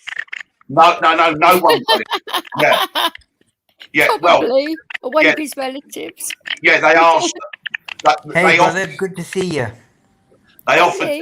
Right. Yeah, they offered 25. They offered $25 million reward for capture of Saddam Hussein. One of his relatives, right, gave the location that he was in a hole in the ground in a farm in Sirte. They went there, they found him. Right, so when the man went to claim his reward, they went, no, you were friends with Saddam Hussein because you're his relative, we're not going to pay you. So that shows how much they want to pay, and that was $25 million. So that shows the likelihood that you're going to get paid. They refused to give. They refused to give. That deck of cards won it or something. Yeah, exactly. They refused to pay out to the person who gave the location of where Saddam Hussein was hiding. The farmhouse in Sirte, and he was in a hole in the ground in the courtyard, and they found him as we saw all the pictures, but they refused to pay the reward. So to be honest with you, right, I don't think rewards are worth any paper that they're not even written on, let alone when they are. So you can forget rewards. Forget it, honestly. Honestly, forget it, right? It's a scam. It's an absolute scam. Unless they'll have eyes on the Kinahans anyway, won't they? Sorry? They know where they are. Of course they do. Of course exactly. They know where they are. Of course they they know do. where the Kinahans are. If the Americans are on it, they'll know where they are. They had a great starting point, don't they? Keep his CDs in. Iraq. Very, very funny. Was that poor or what? Yeah, it was extremely poor. Why did Bin Laden hate all the Afghan women? Go on then. So you don't like Bush? Oh, Jesus Christ. Yeah, listen, I've got one like this, right? Listen to this one, right? Okay, right. Saddam Hussein, right, made an order that all women in Iraq should shave their pubic hair. And someone said, right, isn't that taking the anti-Bush campaign too far? Oh, bloody hell. That's a funny one. God. So I was going Jesus. to ask you, Smart, Mental. what exactly is your story? My story? I don't mean I'm like just gonna be a the whole moment. life story or I anything. used to go on well, I've been on plastic paddies for years, and I saw cool tools and paddies and all that, and then it got then art started coming on plastic paddies, so then I've gone on to art, and then that's led me to cool tools, and then that's why I'm here. Yeah, I think I've seen you in paddies a couple of times, but I don't go in paddies much anymore. Well, and Paddy doesn't go on lives much anymore, really, does he? No, he He's doesn't. back Friday. He doesn't He's do back right. Friday. He's back on Friday. Yeah, I heard that. So yeah, I mean, I'll do. Hang on, what's today? Is today Thursday or Friday? Thursday. Right. Back tomorrow. Right. Yeah. So what I'll do is I'll do my daily podcast, say 7 till 9 or 6 till 8 or 5 till 7 or whatever, and then I'll tell everyone to go over to Paddy's. He's 11 o'clock tomorrow night. He's doing a live. So yeah, I mean, to be honest with you, anyone who's got an opinion, who's educated, who can actually bring something to the table should be welcome. You know, you shouldn't banish anyone, but anyone who just wants to be a troublemaker and really hasn't got anything to contribute, really, they're the people that you just don't really need. They're excess baggage, aren't they? Well, I'm not sure how it's gonna like work out because I don't know whether you've seen this on Dwayne's channel, but we were up there the other morning and Si came up there and was talking to Dwayne's girlfriend Rosie, and he actually had the audacity to say that his dad raped her, for goodness sake. Oh well, yeah. What, Again. Si just come out with that? Yeah, he did. I was up on panel. I heard it with my own ears. Well, I mean, he's been out of order. That kind of talk, it doesn't contribute anything to the thing. You know, I mean, all I know, is Dwayne still off of the alcohol? Yes, he's doing very well for himself. Brilliant. Isn't Dwayne with that Rosie at the minute or something? Yeah, he is. Yeah, they are a couple. They actually told me when I was on the live the other day. Yeah, because I used to go out with Dwayne last year. Did you? So it doesn't bother me. You know, he's a nice guy and that. But what did he come over to England, or did you go over there? Or no. It was during lockdown, but we were going to. But then things went a bit weird, and we actually remained friends. Yeah, we actually remained friends and that. And but then that Jumbo was starting kicking off shit, and it made it all go completely tits up. I'm sure you must know him if you've been on Paddy's a long time. Jumbo. Yeah, that was his nickname. Cool Tools. What name did he mainly go under?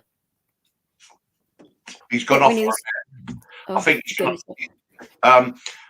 Yeah, I mean, he's actually Welsh, and he's always talking about his dogs or his boat or looking at his jars of weed in his kitchen. All right. I'll tell you what I've known. You're on about thingy, ain't you? You're on about John Smith. Yeah, Jumbo. John Smith. He's the one that went on yours the other day. You remember?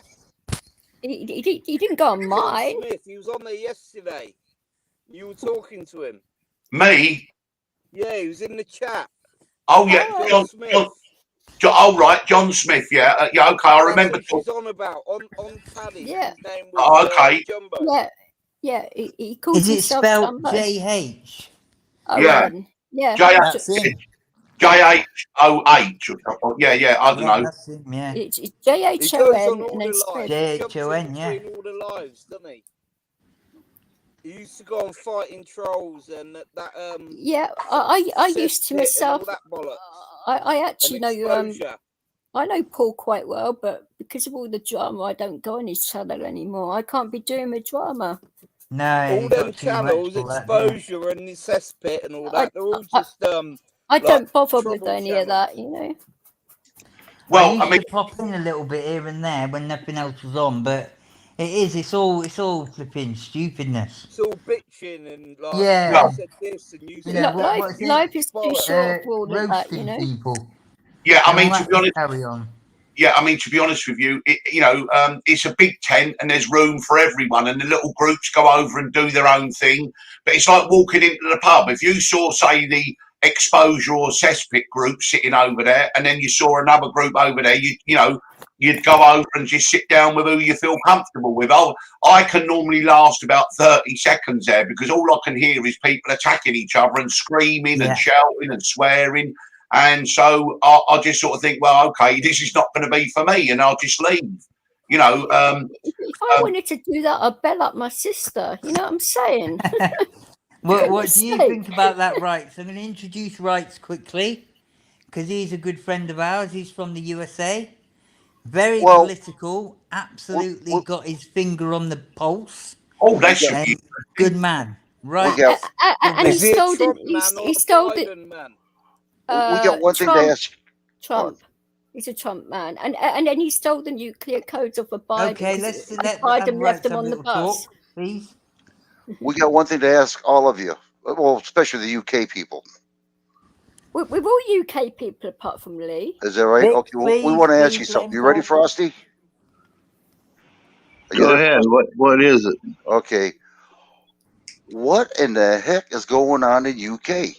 You guys you have a guy playing a piano with his penis? There's a good man that might just be able to talk. That'd be Tonkin, probably. No, you guys. Some guy was on your TV and he's playing the piano with his penis. Did you see that? Was that on the BBC? He must have been a Cockney.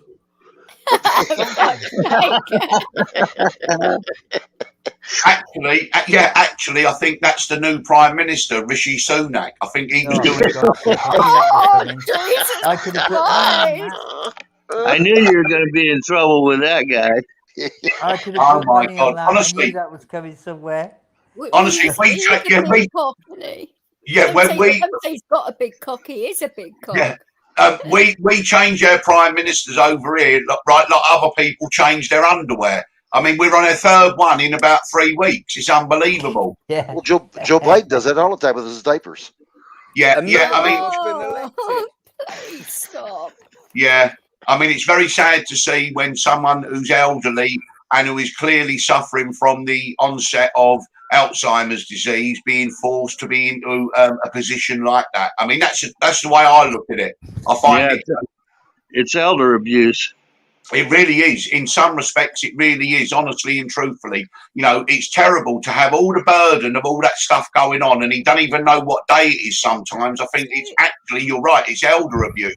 So and that's not in all your opinions, right? Who's running the USA right now? The same people that have been running the USA for over 100 years. They're called the shadow government, the deep state. Whatever you want to call them. Klaus Schwab is running the U.S. Yeah, I mean, I think you're actually basically saying the Rothschilds and all those kinds of. Well, no, I wouldn't personally. They're kind of a bit way back, aren't they? Them. Yeah, I mean, listen, honestly and truthfully, trust me on this, right? The Rothschilds, we actually call them Fabians over here, but but the Rothschilds really do not have the influence that people assume. They're the older. Yeah, and they certainly haven't got the kind of money people say they've got of trillions of dollars. They really, really haven't. They do have some influence, but honestly and truthfully, they really are not. It's so lazy just to throw the name out there and say they control the world. If you actually do the research on this, which I have done over many years, okay, it's far more complicated than that. It's far more covert than that. If Lord Rothschild rang up a prime minister or a president and said, "I want you to do this," they'd say, "What? What are you talking about, you idiot?" Honestly, truthfully, I mean, come on. Now, if you try and look into generations that are just living off the cash. Yeah, sorry, honestly, you were saying? To blame Jules is right about that. The latest generation is living off the wealth of the former that actually had influence. Exactly, that is it, mate. That is it. Of course, yeah.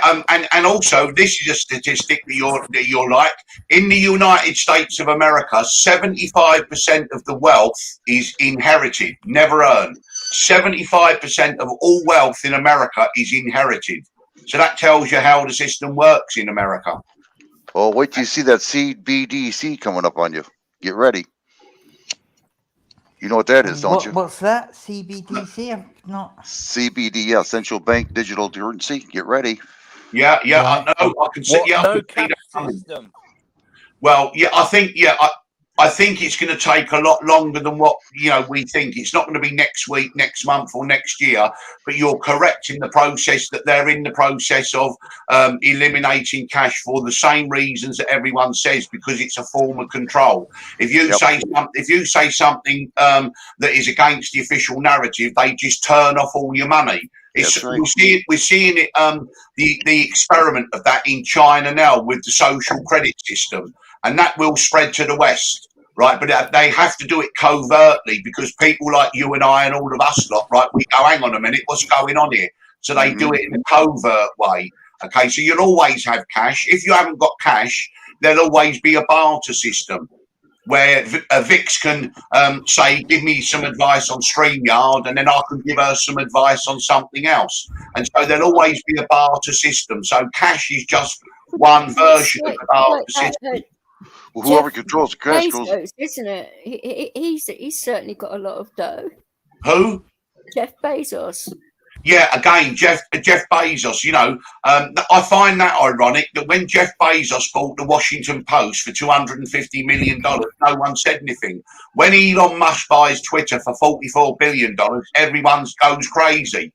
Now, Jeff Bezos owning the Washington Post gets editorial control on what they say and what stories they report on and how they spin things. But no one complained about that. They actually say he's worth around 140 million. It's got Billion. He's not worth billion. Yeah, billion. Yeah, I know, but I mean, with me, to be honest with you, you can only wear one Rolex at a time. You can only. I know, but it's still a lot of money, isn't it? Well, it's obscene amounts of money, to be honest with you. Obscene. It's obscene amounts of money. It's 140 billion. Yeah. His net worth. But it's in paper, it's in stock and stuff like that. That's right. That is so correct. The man with a purple F. Well, sorry, what is your name? James Lee. Frosty. Lee. Frosty. Oh, okay, Frosty. Yeah, I mean, no, you're so correct. Exactly. It's on paper. It's not in his back pocket. I always regard people's wealth. If you've got something that you can, that's actual money, a lot of them people are cash poor but asset rich. So they haven't actually. I don't think he's actually cash poor. Do you? No, because he sells $5 billion in stocks, and that money he spends and all this carry on. No, of course he's not. But yes, a lot of it's on paper. But I mean, that kind of money is just obscene amounts of money.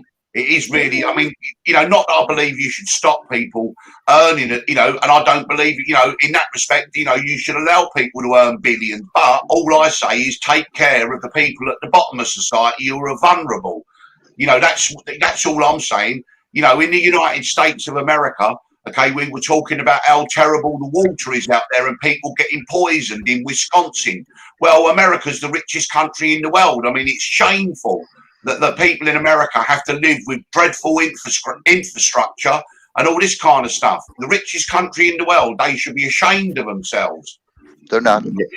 I wouldn't have said the USA is the richest country in the world, would you? Well, it's got the biggest economy in the world. Okay, it creates the most amount of income. The dollar is China had a bigger economy than the US. I mean, sorry, I thought China had a bigger economy than No, not yet. Not yet. They're going to be there, though. They're going to be there. In about 3 years, China will dominate. What goes on in the world, though, doesn't it? Sorry? It's disgraceful. America's the biggest say on what goes on in the world, though, doesn't it? Well, again, that I think's a myth. It's a collective decision. Do what they want, though. They can just invade countries and do. Yeah, but hang on a minute. But behind the scenes, they get support behind the scenes from all the big players. And while in public they say, "Oh, we're against this," in private they're for it. So at the moment, you see all empires. America has got the torch of being the front runner with regards to a global empire. That used to be the British, and then before the British, it was the Dutch, and before that, it was the Medici. You can go back, and then once America, the torch might be passed to China or somewhere else. You see, and so there is. You're right. You're right, and it looks like they're going to pass it to China, and China is on path. Within, say, 3 years, they will be the biggest economy in the world. Yep. Yeah, exactly. Yeah, but they might be the biggest economy, but America, they have the say so in everything, really, don't they? No, Well, yeah. Not so much. No. Did anyone want to jump up here or something? Look at Joe Biden went to Saudi Arabia. Did he get what he wanted? Oh, hell no. They laughed in his face and stabbed him in the back and told everybody that, oh, he just wanted the oil for a month just so he could get reelected. All his cronies in his party could get reelected and they could stay in power. So, I mean, he didn't have any influence. Yeah, and you see, and also you've got to remember, you see, America is just like the British colonial. America's got 800 military bases around the world. And the question is, what for? Why have America got 800 military bases around the world? Well, it's so that they can demonstrate control. Whereas China, the model China uses is not military. They use infrastructure, development in countries, and that's the way they take over. They take over the utilities. They take over infrastructure, and that's the way they conquer countries. So it's a different model. The Chinese are much more crafty. That's what they're doing over here right now. Yep. China is building ports. They're building ports for the ships in these countries. That's what they're doing. That's their. They may not have all the bases. They may not have all the bases that UK and the United States have, but they're developing these ports for their navy, and they're increasing the size of their navy. And if you've got the biggest, most dominant navy in the world, you can control a hell of a lot. Yeah, and also don't forget they're lending money and giving money to countries, and they're doing it at a much lower interest rate or interest free. Okay, so they're undercutting a lot of other people, and that gives you influence. See, China works on a different basis. They think about something 30 years ahead, and then they start implementing it before. Hello, Eddie. How are you doing? I ain't spoken to you for a while. Hope you're well. No, Not too bad. Well, what they're doing now with China, they want to get their money, and they can't pay for it, the country. Then they just buy the land, buy the water. Yeah. What they do. You know, yeah. They're strategic places. Yeah, what's exactly what they're doing. So you got to remember though that America is in so much debt. At some stage, they're just going to stand up and say, "Sorry, we're not paying anyone back. We'll have to start again." And they press a button on the computer, and it'll all go back to zero, and we start again. Because the whole fiat banking system, right, is based. There's nothing. It's based on zero, nothing. Okay, whereas money used to have to be backed up by gold. If you got $1 billion in gold, you can then print $1 billion in cash. Now they just print it out of thin air, and at some stage the system, because it's based on debt, has got to, in the end, explode, and then you have to reset and start again. Yeah. You're absolutely right about what you're saying there. And China has been the one that's been stacking all the gold. And once they back their central bank digital currency with gold, you think people are not going to join in on that? Over nothing but a promise, which is all currency is right now, nothing but a promise. And if you come out with a central bank digital currency that isn't backed with anything but a promise, you got nothing but the same corrupt currency system we got right now. Exactly. Biden ain't going to say nothing against China because China owes them, and Biden owes them because of what he did with his son, Hunter. They stole off the American people. Well, yeah, and also you got to understand. I mean, come on.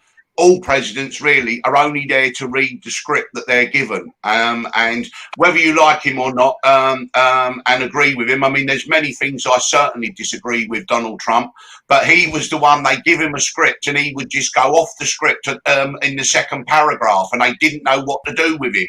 That was one of the main reasons. He was unpredictable, and for me, as I'm also a loose cannon and unpredictable, that's the attraction I had towards Donald Trump. Now, you know, as regards policies, as regards his background and all that, well, okay. I mean, yes, he's a rich kid who became a gangster early 80s and has worked for the mob for the last 35 years. That's not in doubt. Well, if you look at the alternatives that we've been given, You see, because electors are not elected. Sorry, leaders are not elected; they're chosen. Because just look at the way the Democratic Party. I mean, the Democratic Party left me. I would be a natural Democrat, being a European socialist. Okay, but the Democrats now are like a warmongering, woke, okay, tyrannical party.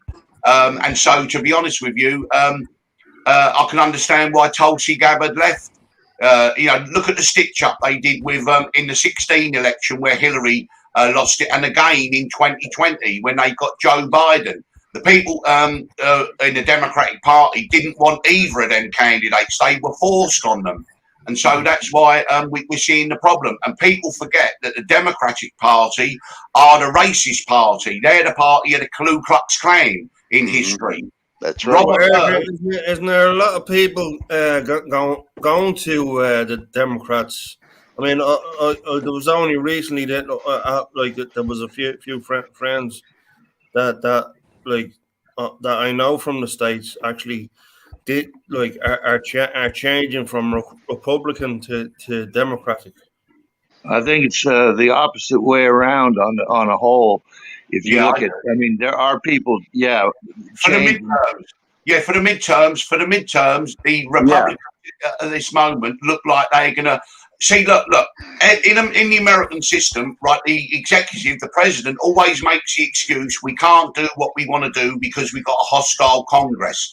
Well, at the moment, you've got a Democratic executive, a Democratic Congress, okay, and why are they not implementing the policies? Well, I'll tell you why. Because they don't represent anyone. We're being given a false choice. It's like what you want, Pepsi or Coke, okay? And so they're both the same side of the same coin. They're just, we're presented in that way. That's why in America we get two choices, okay? But there's the same choice behind the scenes. They just screw us in different ways. Yes, exactly. And it all started in the 1970s with something called the McGovern Act in the US, okay, where they decided that money is speech. Okay, and then all of a sudden, lobbying. Okay, so they are the people that control the things. I mean, money is not speech. Okay, lobbying. They should get in the queue with everyone else. And if you did away with that and campaign finance, right, then you would have a much more transparent system. But the trouble is because both sides earn so much money, turkeys don't vote for Christmas. That's why you won't get any change. But all the time you're getting vested interest with a lot of money, okay, in the political system. Well, you're only going to get one choice. Voting is it's just a joke, really. I mean, come on, we all know that, don't we? It is. Oh yeah, I agree. Yeah. You got your finger on the pulse of what's going on. I'll tell you. Yeah. Well, yeah. I mean, I've done my BA honours degree in American social studies and politics, and I've done my master's degree in contemporary history. So, to be honest with you, I mean, I've always been interested in what I call the American experiment that how the country in the 20th century became so dominant and how it became what it is. I mean, I think the idea of America is a wonderful idea. I just think it's been corrupted along the journey. That's my opinion. That's exactly right. That's what we said today. That's exactly what we said today. We just got done with our stream. And that's the problem. And to be honest, the left, all of a sudden, I mean, what proves it is at the moment, right, the Democrats are acting like old-fashioned right-wing Republicans, and the Republicans are now starting to act a bit more liberal. And I'm thinking, what's going on here? I mean, things that the Republicans are saying actually will be good for working people. The things the Democrats are saying, right, will be good for those elitists and things. And I'm thinking, well, it's turned upside down. So that proves to me that the system we've got is a false system. Yep. It's corrupt as hell. Mm-hmm. However, I always like to try to be optimistic, to say the best days ahead. I mean, we've gone through so much recently. Let's just hope that we can, going for. Although I think at the moment, in the UK, we're going to be hit by a depression, and it will go over to the US as well. It's on its way. It really is. With all the interest rates and the cost of everything going up, a lot of people are struggling.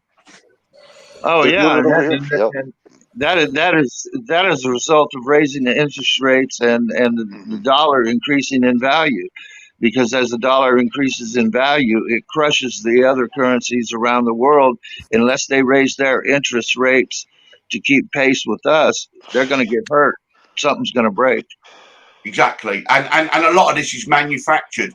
You know, the energy crisis, they keep blaming Putin in Ukraine, okay, Yeah. which is nonsense. Yeah. Listen, the two main bad actors, okay, in Ukraine are two people called Barbara Newland and Robert Kagan at the State Department.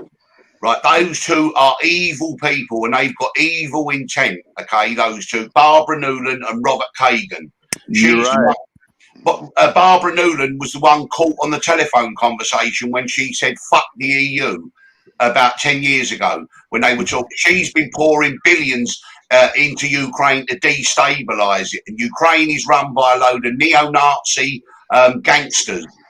Okay, and that's what it is. That's the truth. But we're being just fed propaganda, right? Propaganda. I mean, I'm not Putin, but it's propaganda we're being told about Ukraine. Absolute propaganda. Yeah, but I think a lot of people are waking up to that fact now. Mm-hmm. Yeah, especially exactly. in America. Yeah, in America, exactly. All that nonsense about supply chain and energy prices, it's all manufactured. There's no problems with it, right? It's all being done. And inflation and all this sort of carry on. Well, it's transitory. Nobody does nothing about it. No, I know. I mean, listen, OPEC last week or 2 weeks ago, right, reduced the output of oil by 1.5 million barrels a day to keep it around $100. Well, you know, why should they be allowed to do that? I mean, oil should be $30, $40 a barrel. And if that was the case, we wouldn't have half the problem. Well, it's price gouging. You know, it's a monopoly. Mm-hmm. But how comes France has only gone up 10% and Germany 12% or something, but Britain's gone up 200% with the gas and electric? Why is that?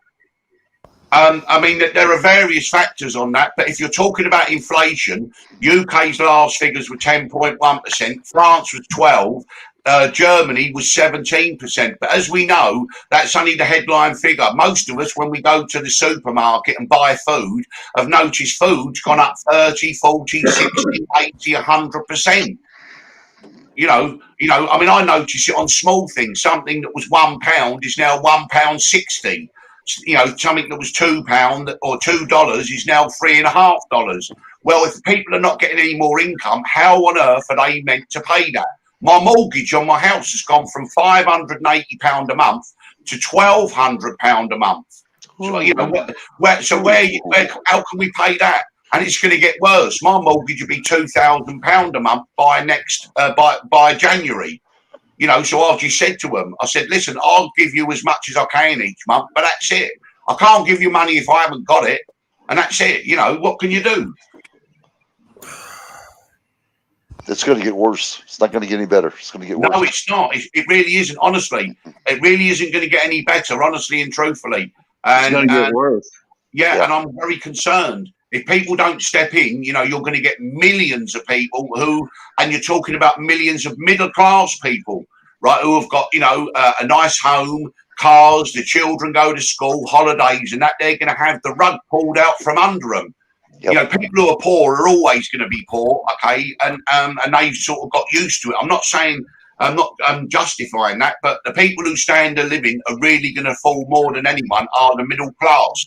They really are, because what they want to do is push the middle class back down to the working class. So we have a kind of Hunger Games society with an elite of 1 or 2%, and the rest of the people are all starving hungry. Every policy here in the U.S. that is being pushed by this administration is a transfer of wealth policy that transfers wealth out of the middle class. So you're 100% on target there. Yep. I know, and it's and they're meant to be Democrats. Honestly, that's what's so amazing. Honestly, the Democrats have never been renowned for transfers of wealth. Okay, ever. Right now, they're doing the things which people would associate with the Republicans of yesteryear. So literally everything's upside down. It's so confusing. You wouldn't know who's who. I mean, if I showed you the policies of the Republicans and the Democrats side by side, you'd say, hang on a minute, you wouldn't know which one was which. You say, well, hang on, that sounds like a Democrat. That sounds like a Republican. And maybe they're doing it on purpose.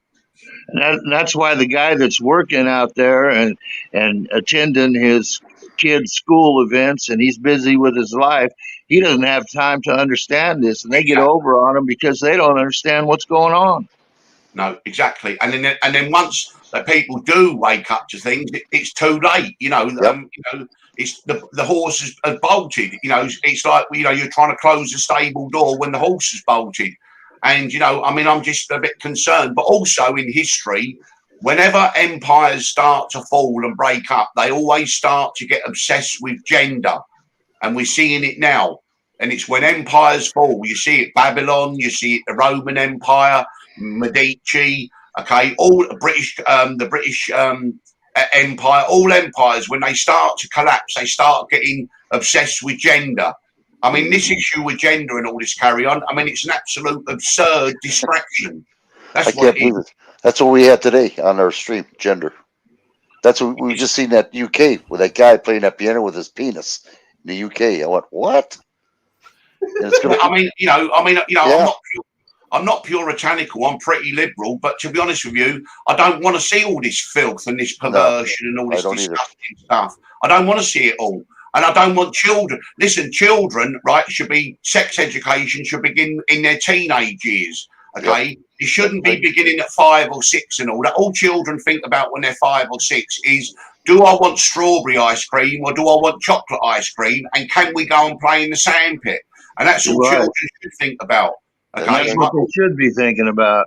Exactly.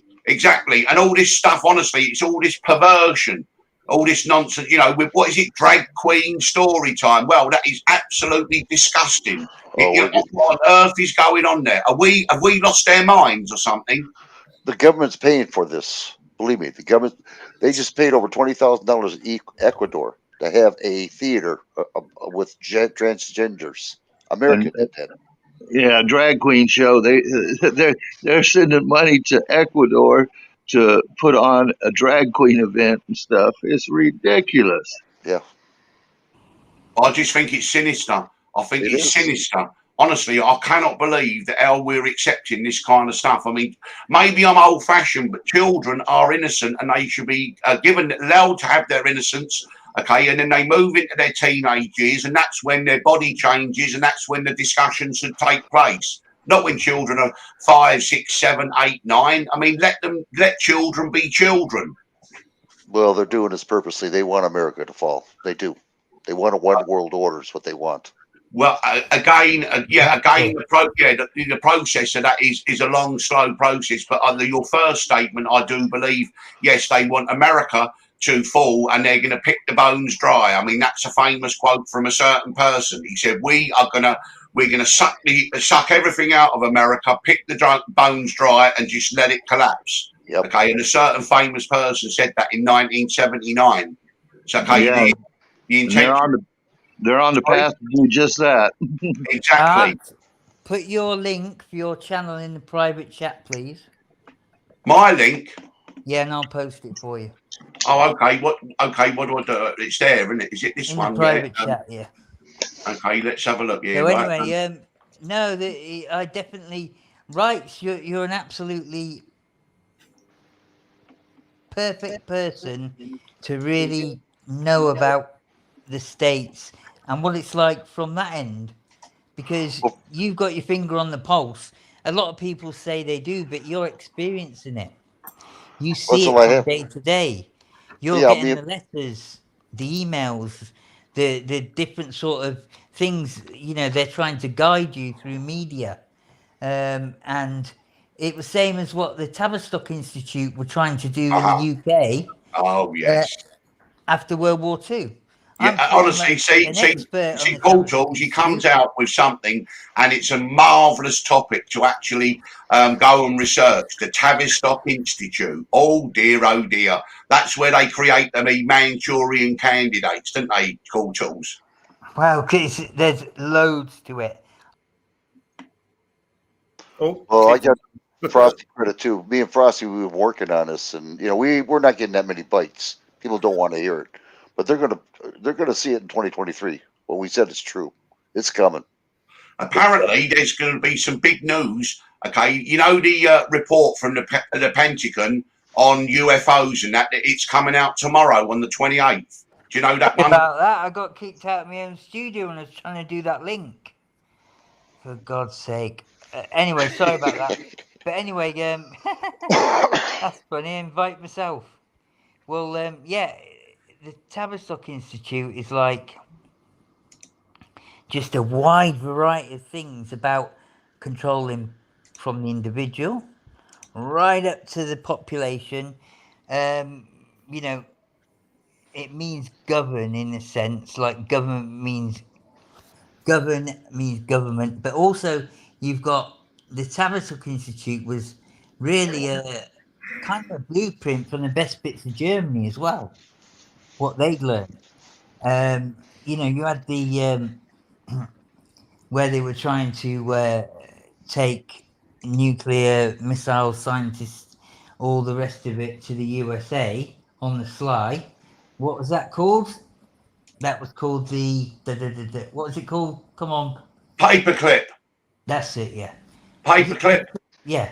Anyway, so I couldn't remember the name offhand. But yeah, so all what the Tavistock Institute was about was about taking the best bits of Germany and how they manage their country, populate, etc., and pull it into something can basically they Englished it. You know, the English put their spin onto it as well. They had a lot of experts coming from all the different areas. You know, the amount of areas they covered was unbelievable. But then it was about controlling the population via family, you know, children, right through to media, TV, radio, the whole thing. And you start looking into that, and you do open a massive amount of research and area, because they target certain types of people as well for experiment. You know, they might not be absolutely brutal experiment, but they want to get an answer for whatever it is. You know, the answer could be just something quite simple, but they want their definitive answer, the definitive answer. They might do the same thing for maybe 10 families. And it might be girls, it might be boys, it might be twins, it might be singular, it might be only child. But they'll set some stuff up, and it might be a dozen, and then they'll get a percentage. You know, they didn't have to do like a census where they do the whole goddamn country or anyone that would take part. It was done on the dozen, I believe, some of these sort of family things, but there was many of them. And a lot of people got affected. A lot of people talk since. And that was the way they were going to try and make the country what they wanted. And in a sense, it is down to the control of the small percent of the large percent. You have the upper class and the lower class. The middle classes didn't really exist as much then. Yeah. The middle classes got social mobilisation in the 80s. There you go. So that was a bit of an issue for them. And Maggie Thatcher, she didn't get a lot of fans through that, but in a way, she did.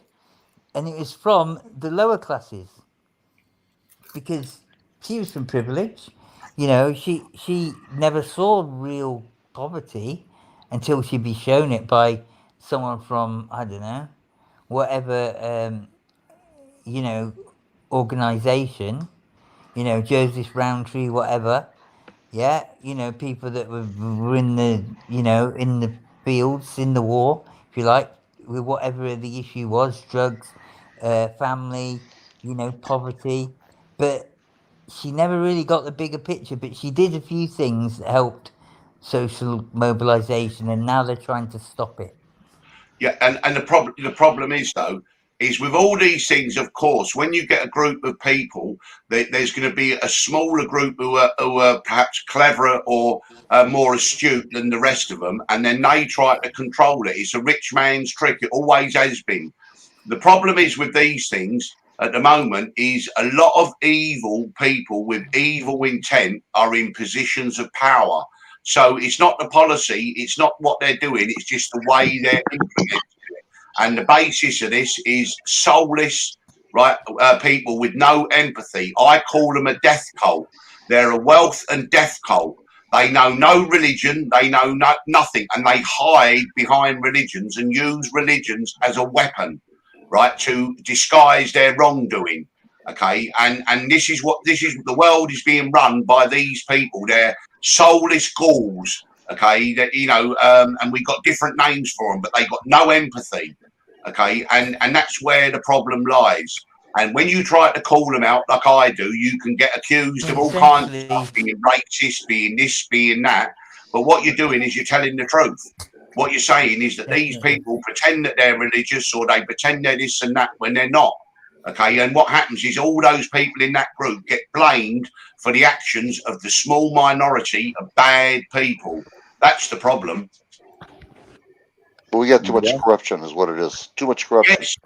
I know, but as you see, it's this whole dishonesty thing, and whatever anyone thinks about Islam and all that carry on, right? They ban usury, they ban earning money, and so that's no good. The Christian faith used to ban usury. They would say, you can't lend someone money and charge them interest.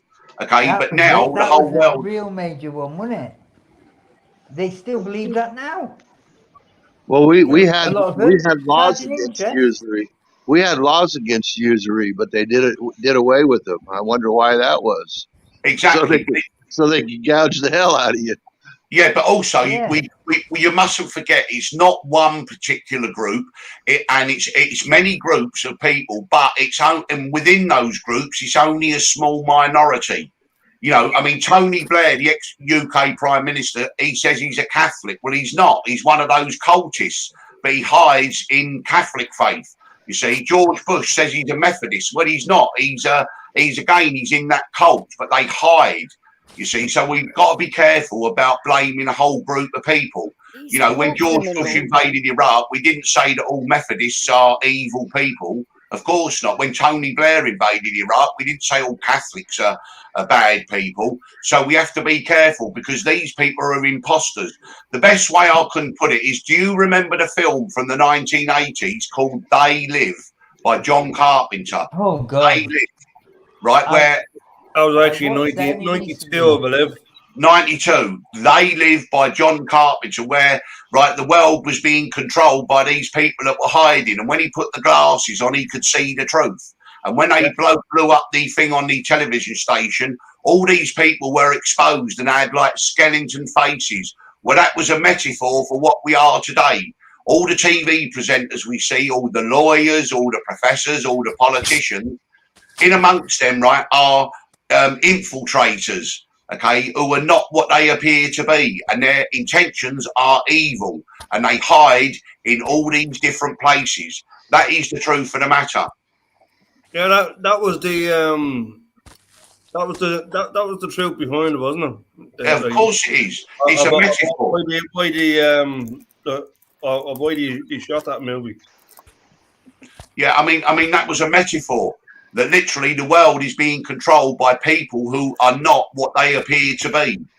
Okay, they hide behind the cloak of respectability when actually they're the most evil ones. That's why we see a rise in all this dirty, filthy, perverted stuff. Honestly, and you can trace it back. It happened in Berlin in the 1920s, right? They sank into a sewer of perversion, and then after that came the Nazis. You see, and that's what happened. Sodom and Gomorrah in Babylon. Throughout history, we've seen it. The Romans, okay, they went into all that pornography and incest and all that, and that was part of the fall of the Roman Empire. And now we're at the stage of this empire, the American Empire, where we're going through the same kind of thing. Yeah, I wouldn't be surprised to see an orgy on the steps of the Capitol. Of the Capitol, I mean, get out your Roman togas and go to town on the steps of the Capitol building there in Washington, here in America. It wouldn't surprise me at all at this point. Well, we just about shit when we see that TV with that guy playing the piano with that transgender piano. Cool Tools. What is that you've just put in the chat about? Yeah, what's that, Cool Tools? One of your members has put in a complaint about the live, James Stone. How do you know? I've just got a message up on an email. What's it say then? Someone's got a bad connection. Please check. It's not me. Not Mute me. yourselves. One by one. Who was that then? I haven't muted myself. I'm mute. Right. Let yourself up, Art. I'm in. I'm all right. Right. Yeah, It's I not muted. me. Here, listen, hang on. Sorry. So if someone makes a complaint, do you get notified of that then? I got an email, yeah. And what does it say? I'll put it up in a minute. Give me a moment. But What yeah, I got an email saying a complaint's been made about the stream by James Stone. Sorry, what is the complaint then? I don't know. I'll have a look in a minute. I just got the message up on the screen. So I'll just have a look in a second. I just got to do this. You got a complaint? Yeah. It's by someone who sent me 20 messages one morning after I'd been on Arts Live. Clearly jealous. Yeah, I might have been banned on here, you know. I don't know. I'll have to check, but let me just have a look then. Well, if he's banned, then he wouldn't be able to make a complaint, then, would he? I don't know, but Yeah, he might be banned. I don't know. you I actually don't know. can. Give me a minute. Jeez, oh man. Unreal. I'm See, gonna the truth is revolutionary. Some people don't want to hear the truth. You never know, guys. He could be an elitist. You never know. Yeah. Right then. So. You think the new prime minister is listening on your stream or something? No idea. We behave. Yeah. Instead of popcorn, he's having. I know exactly who it is. James StreamYard. I know exactly who it is. Right. If I want to share this.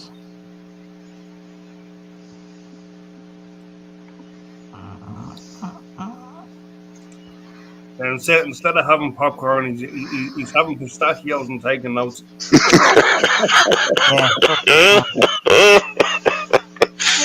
And then playing the piano with his Johnson. That may be his new writing instrument as well. What was that tune back in the day? Oh, Jesus Christ. I cannot believe that was on UK or whatever. I mean, in that broadcasting, some transgender playing a piano with his penis. He took his whole clothes off, everything. And off comment loud, that shit. I just like, wow. Vix, can I forward it to you? Sure. I can't get it up somehow. I don't know why it's not letting me. I want to get a cup to you when it's done. Right back. I want to get a cup You might of be coffee. able to do a better job than me. Well, if you send it to my Sky email, sure. I've done it, of course. Let's have a But look. yeah, so I know exactly who it is. It's James Stone, 100%. It only give his first name, but I know already. Yeah, poor piano. Piano, pissino, don't know how. Fuck yeah.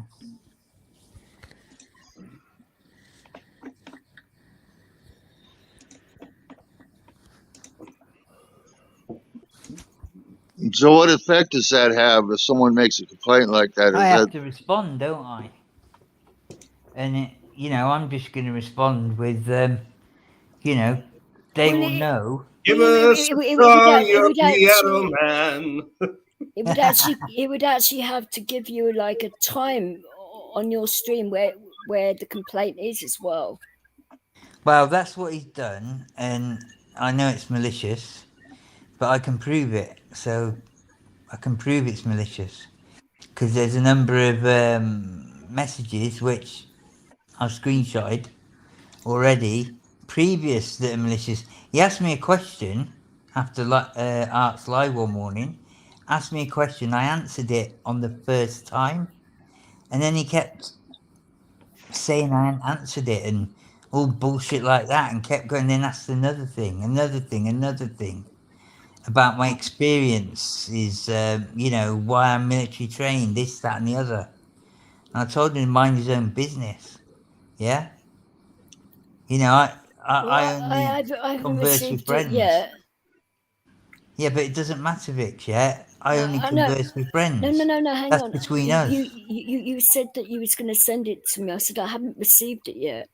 You haven't received it. Well, it's sent. Well, where did you send it? The Sky email. And I'll restart it and see. I think I don't know about you guys, but I mean, I don't know. No, I haven't received it. I've got quite a good radar and detector, You and I have can received detect it. when people's intentions are actually good. And sometimes they may do things, we all do things that may not be good, that may not be correct or appropriate. But if your intentions are good, then I think overall, then it's okay. And you can find people who you know that they've got bad intentions. So right from the get go, you know that you're on a loser.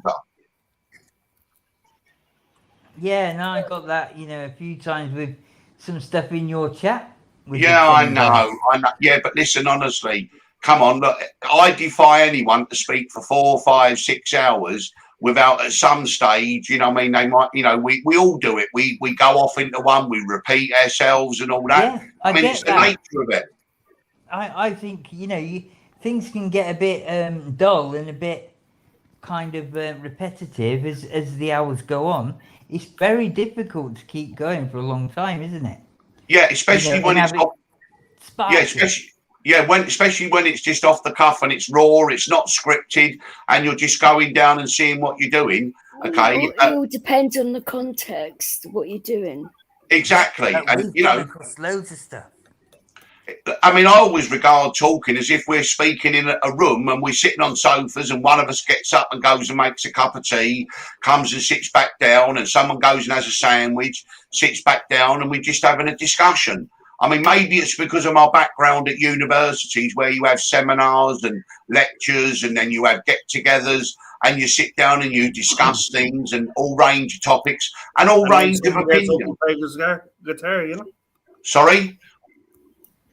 And then someone gets up and plays guitar.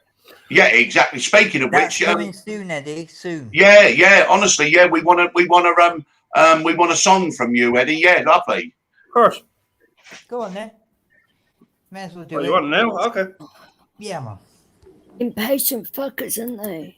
I did catch Eddie doing a rendition of Streets of London a while ago, and that was a lovely rendition. Do you remember that one, Eddie? That is a good one. That is a good one. Yeah, I remember that. I think it was Streets of on London here. are ruined at the moment, aren't they? Really are, yeah. Really are. You couldn't give me a house. You couldn't give me a house in London. If you did, I'd sell it straight Is away. poverty worse than fear? Sorry? Is poverty worse than fear? No, because No, it's poverty. not. No, they're both. It is I think they're worse. on bloody par. Well, no, You've poverty. experienced both to a No, real degree. poverty is something that happens and you have to deal with it. Fear is worrying about something that happens before it's happened, and so that is even worse. Yeah, but it's like. Fear would be something to keep you in poverty. Yeah. No, yeah, Right. that's a fucking great one. On my shoulder Everyone makes me needs happy. Sunshine in my eyes can make me cry. Sunshine on the water looks so lovely. Sunshine almost always makes me high.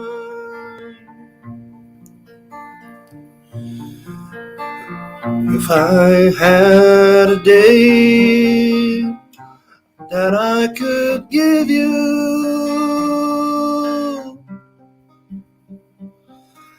I give to you a day just like today. If I had a song that I could sing for you, I'd sing a song to make you feel this way.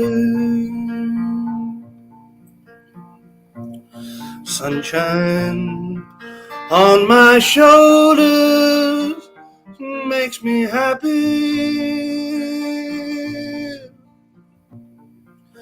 Sunshine in my eyes can make me cry. Sunshine on the water looks so lovely. Sunshine almost always makes me cry. If I had a tale that I could tell you, I'd tell a tale true to make you smile. If I had a wish that I could wish for you, I'd make a wish for sunshine all the while. Sunshine on my shoulders makes me happy.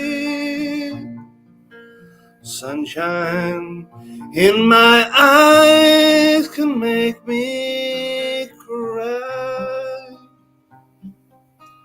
Sunshine on the water looks so lovely. Sunshine almost always makes me high.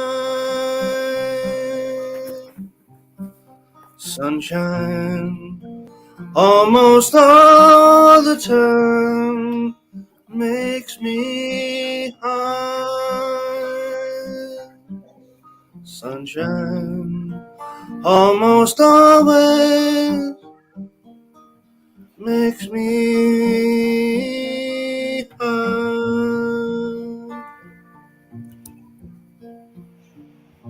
And I think we should all take note that Eddie didn't have to put any sunshine on his penis to be an entertainer.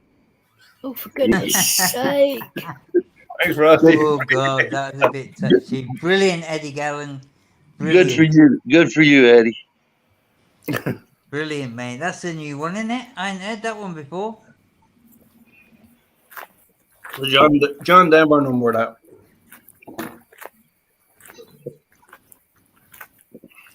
I've not heard that one before. Very good.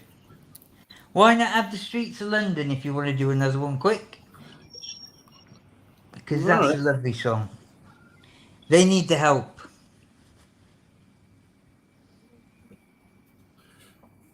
Everyone mute, please. That was a quick shower, Tonkin. Fucking hell.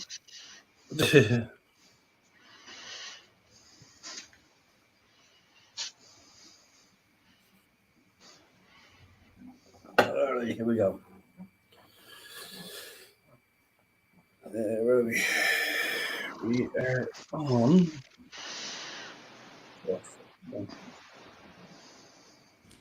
Are you ready, Eddie? Streets of London, you fancy it? Eddie is ready. Here we go. Everyone mute, please.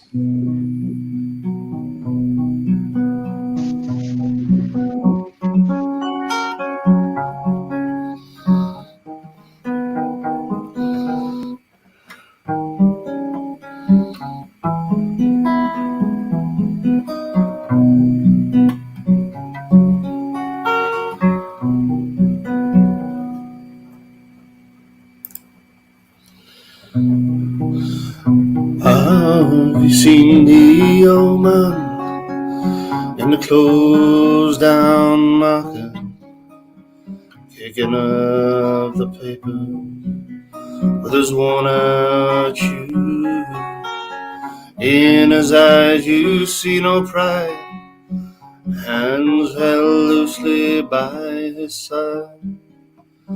Yesterday's papers telling yesterday's news. So how can you tell me you're lonely and say for you that the sun don't shine? So let me take you by the hand and lead you through the streets of London.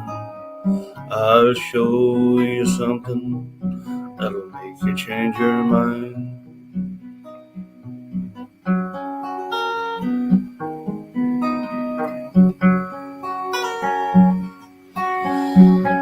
Have you seen the old girl who walks the streets of London, dead in her hair and her clothes in red? She has no time for talking, she just keeps right on walking, yet carrying her home and to carry her back. So how can you tell me you're lonely and say for you that the sun don't shine? So let me take you by the hand and lead you through the streets of London. I'll show you something that'll make you change your mind.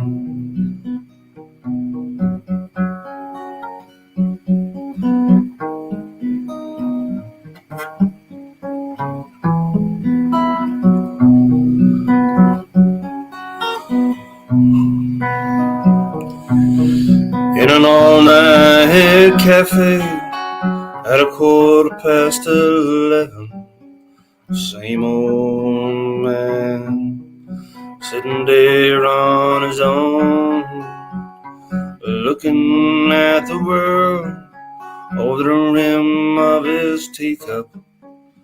Each tea lasts an hour, and he wanders home alone. So how can you tell me you're lonely and say for you that the sun don't shine? So let me take you by the hand and lead you through the streets of London. I'll show you something that'll make you change your mind.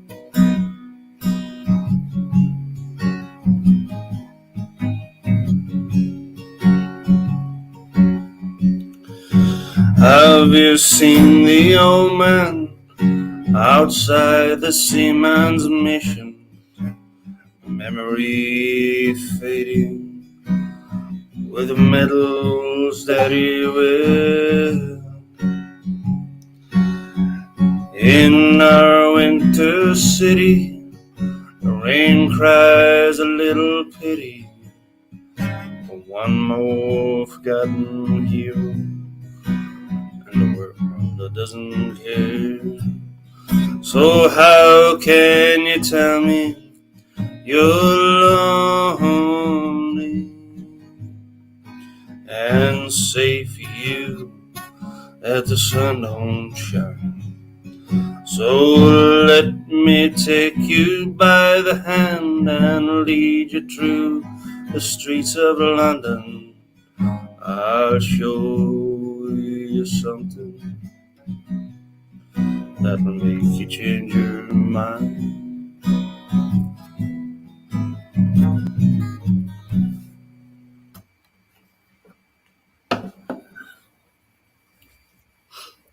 Oh, you're talking about what you got from Sparky. Oh, I see.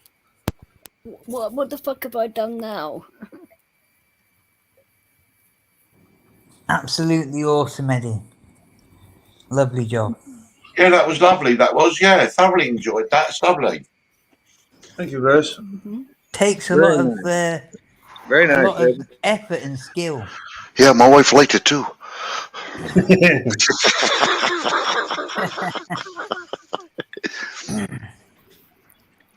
It really Is does. that I an mean, aphrodisiac by you now, right?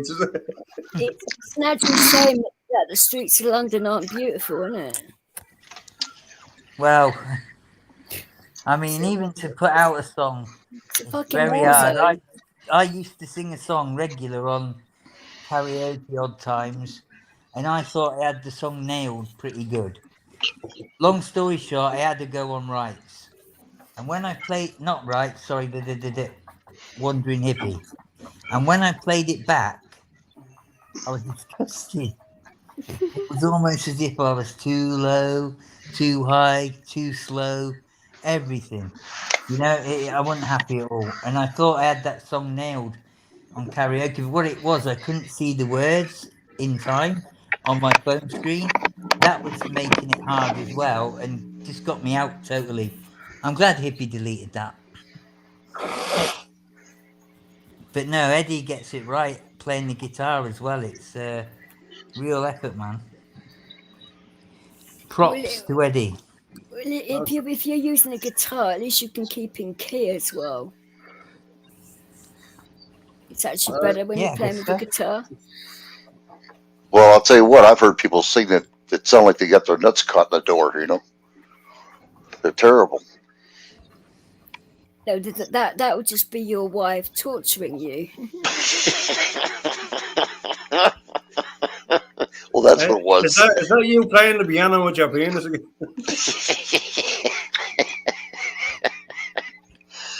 Pass me some pistachios, will you, Frosty? I've been We'll take notes there. I've been experimenting with playing the flute and trying to sing at the same time. I haven't got that conquered yet.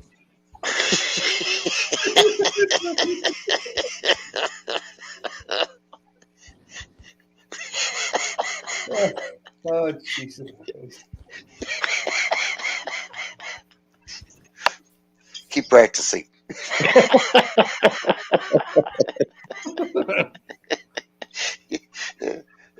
Oh my God.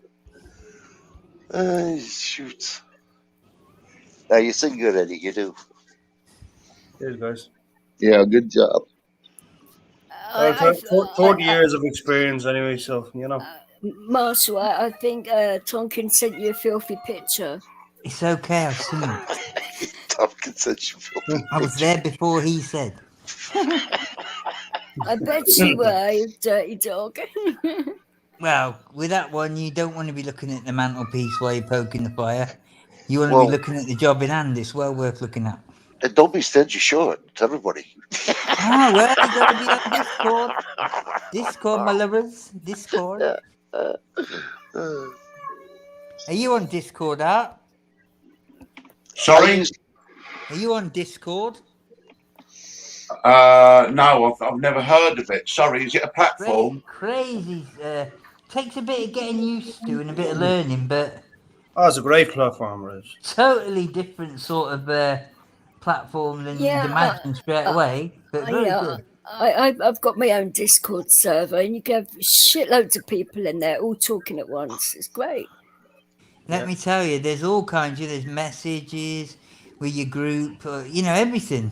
I mean, takes a bit of getting used to, but once you it's a bit like WhatsApp, but different. Hey, speaking of WhatsApp, I think you turned us on to that, didn't you, DJ? You told Rights about it. Rights told me. Yeah. I've seen a deal where they had a problem the other day, and it wasn't working in various parts of the world. UK might have been one of them that was all over the world. Was it all over the world? Well, no, because I was using WhatsApp here at the time, and it didn't affect us here. No, it didn't. Not at all. bloody Americans, they probably fucked up for everyone else. Well, we probably paid extra. Yeah, we paid our bill. It's because you've been eating lots of pistachios, isn't it? Yeah, I was just about to say that. I was just about to say that. This pistachio thing keeps coming up. Reach- What's it all about? You reach out and touch somebody. They say it's an aphrodisiac and it gives you a right rock on hard on. Well, Yeah. funnily enough, You can reach out and the touch somebody with Jamaicans believe WhatsApp in with that. nuts. Nuts, can have lots of sword fights root with beer, and You can Guinness. flick the beam with that, Vix. I wouldn't Yeah, know. she's got 4 beans. See, the object is when you're on WhatsApp, you eat your pistachios, and you can reach out and touch somebody. I don't The actually need to do Jamaicans that. believe in them type of things. There's another one. It's like a root or something like that. It's like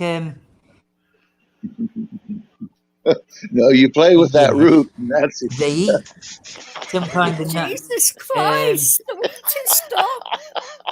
Ackee and saltfish. But there's something else that gives them that root. And I forget what it is. There's another thing. It's classic. Believe me, it would be too hard to play a piano. You wouldn't really get it down enough to play a piano with it. Trust me. It'd be pointing to the ceiling. Might be able to change the light bulb with it, you know what I mean? But that's about it. I think he's talking about fucking dirty pictures of Diane Abbott. I'm trying to What do you think what reckon, this Art? aphrodisiac is. Trying to get the root of the problem, eh? Yeah, something like that. But it's horrendous. You know, apparently what it does for the old male libido. I do think Cool Tools does have a thing for Diane Abbott, you know.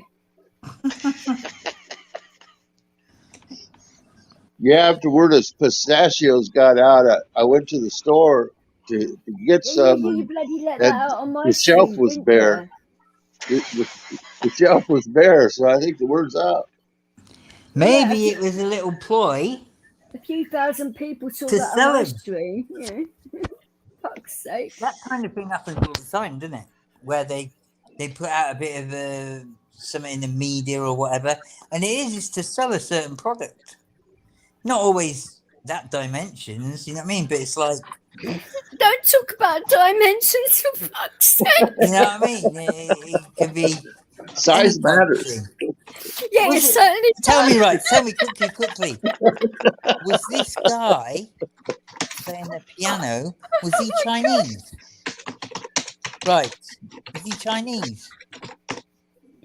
So what the fuck was that? Right. Was he Chinese? Who's Chinese? The guy playing the piano. I think somebody's slapping their Oh, keyboard no. with their slong. He- For goodness sake! He was from UK. He was a transgender, and he ripped his whole clothes off. Was he Chinese? No. Well, look, in the morning now, they've got on the TV, on terrestrial TV, a guy playing the piano, leaning across it, yeah? That's gotta be Really? him. That's Chinese gotta be him. guy. I'll tell you who it was Lee Evans was. Okay. This has got a Chinese guy playing the piano. Oh, That's gotta you be talk him. about To that the Lion Virginia King. Windsor The Lion again. King. Lion, yeah? Is he ripping his clothes off? No, he isn't. Okay, well, But- yeah. Oh, like, but- bit of a I couldn't coincidence, imagine Lee Evans with no clothes on. Oh, will you Coincidence? behave? if you Bit of go a coincidence, isn't it? if you go to backstage, I'll show you. Behave. When you go to backstage, I'll show you. I feel I'll show you the sick. video of this guy when he does it. Okay, I'll click the link. They say it was on. I think it was on a channel 4 over there in the UK. I am jealous, Tonka.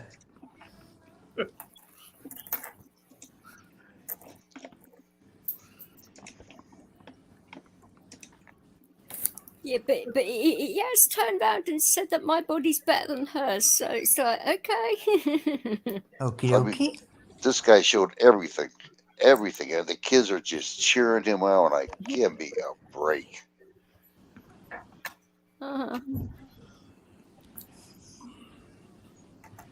Well, musicians are known to do something strange like that. It was Jimmy Morrison of the Doors back in the 60s dropped his pants and took a dump on stage. Oh, Yeah, we do that all the time. Wow. That's Art Hostage's channel there. I know, Anybody wanna I know. go first? When you gotta go, you gotta go. But that's a bit extreme, isn't it? Jesus Well, Christ! yeah, wouldn't you think? I mean, I'd be leaving that. I wouldn't want to be in the front row of that concert. I would want to be the cleaner. I mean, Jesus. Messing aisle 7, please. I think if I was a musician who was going to do something like that, that would be my last song, though. I wouldn't want to be dancing around up there for a few more. It'd be like fucking Paul Zerden, isn't it? Fucking Yeah, the smell alone, Jesus Christ. See a guy behind with a pooper scooper as he's playing. Oh, God. Formerly known as the drummer. You know Paul Zerden, no, just the ventriloquist. He's fucking crazy. That's pretty good. You can shit on the damn stage and make millions. That's pretty good. I got the wrong job. I've been shitting on the toilet. Takes some bollocks to go and do that, doesn't it? It does. It does. He had one song on his album. It was called "Dead Skunk in the Middle of the Road." That's why I always remember that, because I'm kind of thinking about his performance. I mean, you need to type that out. Shit. Art's like a bloody ninja on that flipping thing now. What's that? Marshall, you and your typing. Ninjas are Oh, quiet. can you hear me? I'm sorry. I'm sorry. Oh, I'm sorry. So I should go on mute, shouldn't I? Sorry about that. I'm just sending things. I'm just doing direct message. He's like hacking his fucking keyboard up. Sound like his cash register. He's like whack-a-mole with your keyboard, isn't it? Oh, no, I'm sorry about that. I didn't realise. Where is that fucking bastard? Whack, whack, whack. So, Vix, this email, have you got it now? There it is.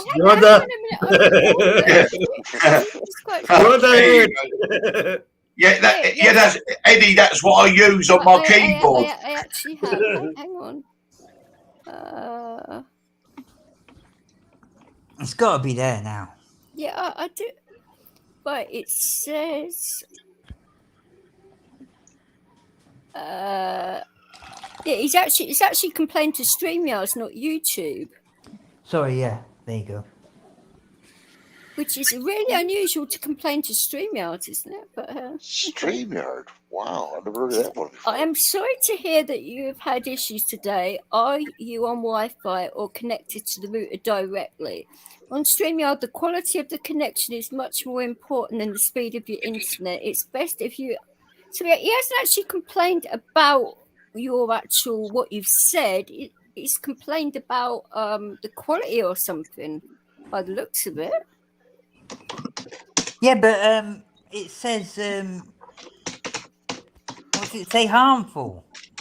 No, it doesn't say any of that. At the top it says what it is, harmful or something like that. I don't know what it says. No, it says negative broadcast. That's it, negative. Feedback. Yeah. It doesn't say harmful at all. But what okay, well, StreamYard is saying it's not a great word, though, is it?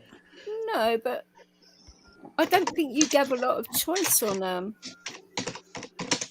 It said broadcast feedback, slow start, and the duration. Bloody hell! It says 14 minutes and 29 seconds. That's what he's complaining about. Oh, he wanted it longer. Jesus Christ! He's reading everything you say, TJ. Mute yourself. Oh, am I still doing it? Oh no! You're still doing it. Sorry, right, hang on.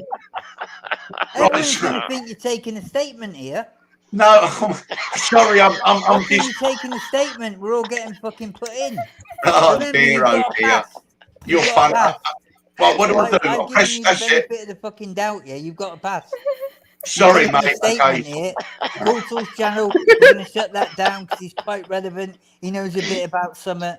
Yeah. Statement. Put it in. I'll have the fucking gabbers at me door in a minute. You watch the gaffers a bit, the fucking police be at my door. Fucking hell, what a friendship, fucking couple of months. Boom, put him in. Fucking hell, Art, mate. Sounds like you're taking a statement, mate. Oh, I'm sorry. Yeah, I was forwarding on. Yourself, please. I was forwarding on a Unless you got tweet. something good to say. Yeah, I was forwarding on a tweet. That's what I Put was me in, they're doing. not going to do shit to me, mate.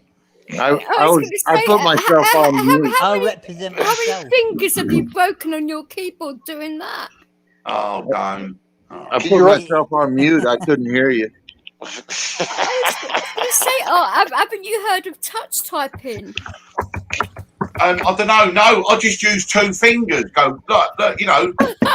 Your computer man's going to come round and A say lot of guys do normally use 2 fingers, if you know what I'm saying. But Yeah, I know. I walked straight into that one, didn't I? I walked straight in. You certainly did. Do you know what? I think now is the time. Right, I'm in a hole and I'm going to stop digging. He's in the hole. He's in the hole. He's digging a hole to fucking the land down under. I know, honestly, it's getting worse, isn't it? Do you know what I mean? I'm saying innocent things and they're being taken the wrong way. You can't say a word now, are you? Taking them the right way, more like. We know he's in a hole. He's holding out 2 fingers.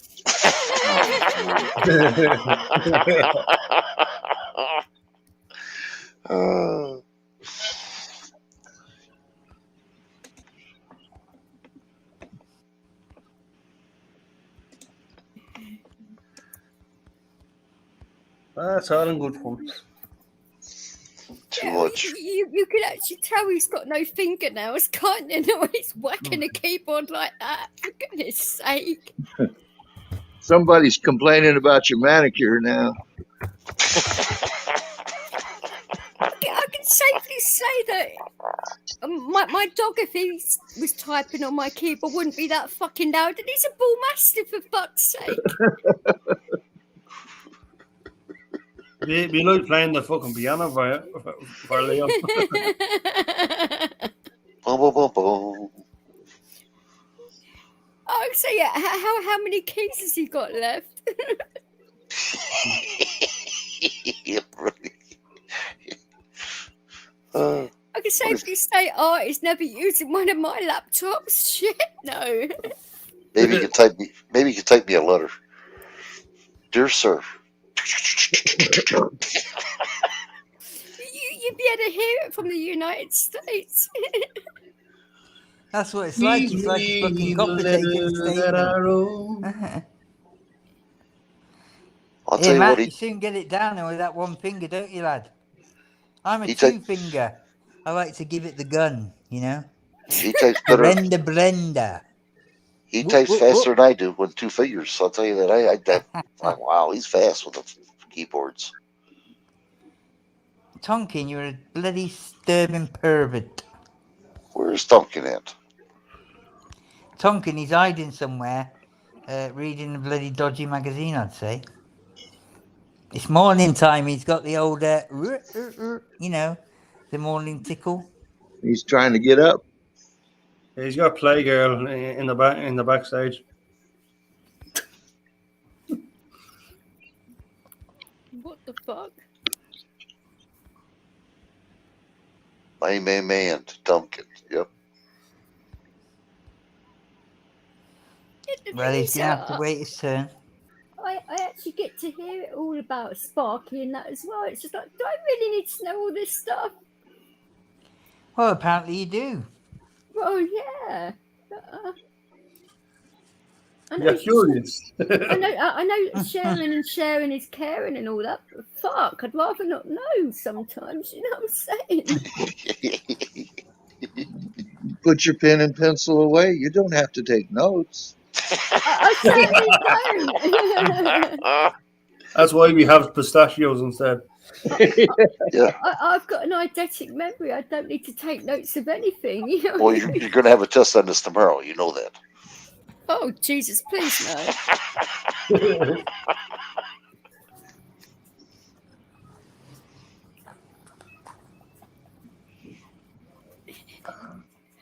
Oh, Matt, that's disgusting. Oh, Matt's not on it as well now, is he?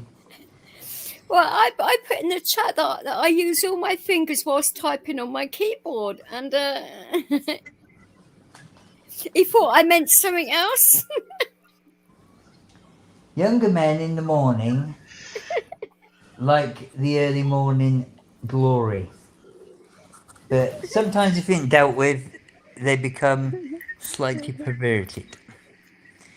Remember, I was Slightly. always He's up early Northern. with groups of men that might not have got their happy, might not have got the wake up that I used to get. Yeah. And that's the way it is. If you get a nice wake up, Damn, boom, it's still there. that kind of puts you at bay a little bit, you don't start thinking like a raging bloody pervert, loony. Or unless you dealt with it yourself, for argument's sake, let's not go too deep. But yeah. Oh, we're talking about fingers now. You're talking about deep. For goodness sake. Fix. I know where you're going with this. It's what you said, not me. I knew that was coming.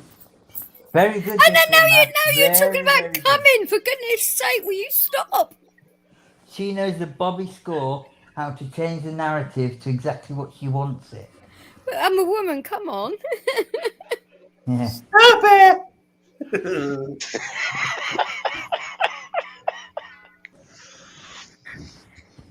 Anyway, so this complaint then, it's about the quality. That's what it looks like. But unless StreamYards have got the wrong end of the stick. I don't know about you, Frosty. Who's in charge of quality control here? Yeah. Oh, that'd be you. We're gonna have to take notes. You know that, Frosty. No, there's going to be another complaint now. I got your back, guys. It's okay. Statements being taken whilst the stream's going on.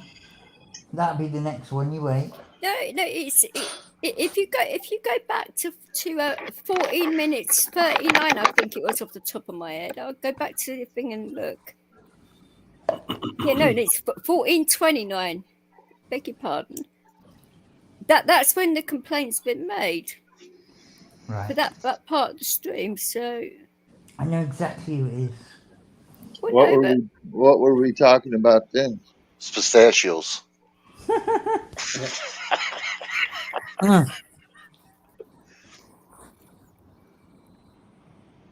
I think Matthew, it's all about Aaron's mum, mate. I think you should definitely get back to StreamYards and sort of like say something, because I mean, I haven't heard all this stream, but what I have heard wasn't bad. I've heard a lot worse. I've heard a lot better, mind you. But I was getting a bit of interference a couple of times. That is a fact, and I wasn't happy with it myself. That isn't your fault. That isn't your fault. I thought it was me at one point, but then I moved around, and I bet you did. I muted myself, all the rest of it, and it wasn't me. It was just coming through, and I don't know whether it went across the whole stream, whether it's just me hearing it. I don't know, but it was a bit of interference a few times.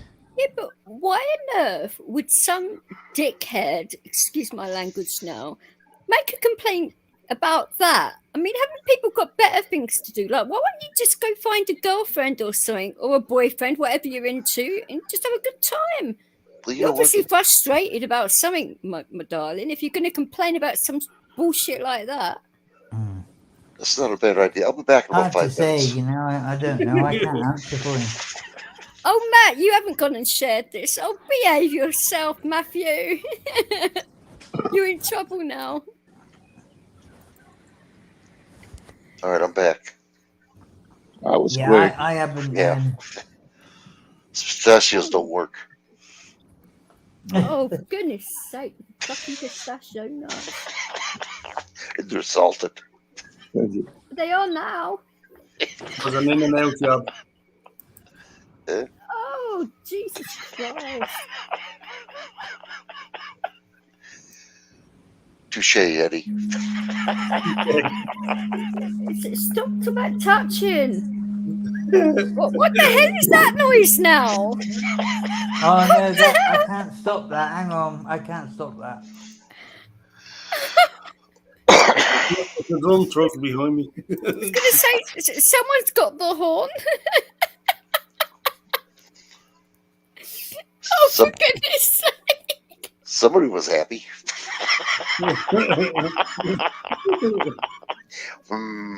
Yeah, they had a Hummer in the background.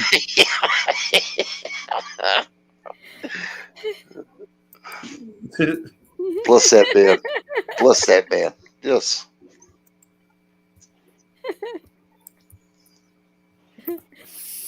Oh, dear me. Fuck's sake. Oh, we got her going now. Oh, you fucking wankers. Oh, shit.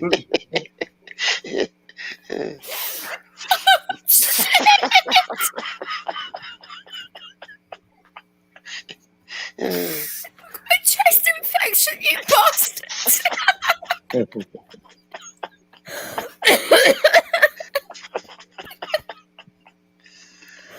Oh, I'm not going to forget this, you buggers. Is this something we said? You bastards. You always do it to me. Oh, why couldn't you do this on the bloody panel I'm not on, you fuckers?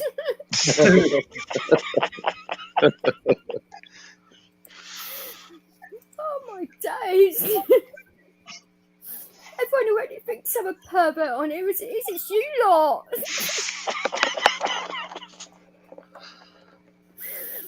We do try. I'm sure you do, fucking assholes.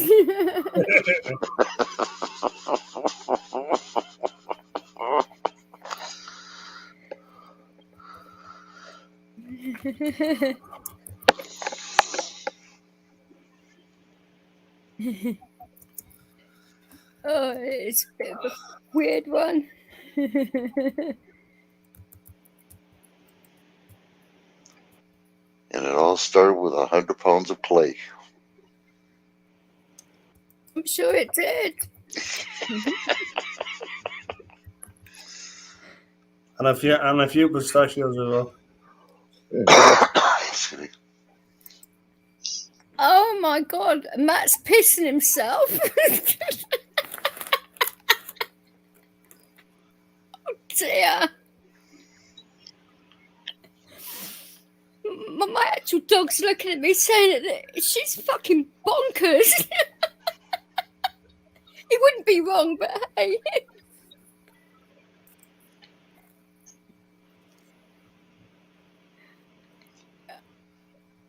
I think Art must be writing a fucking essay.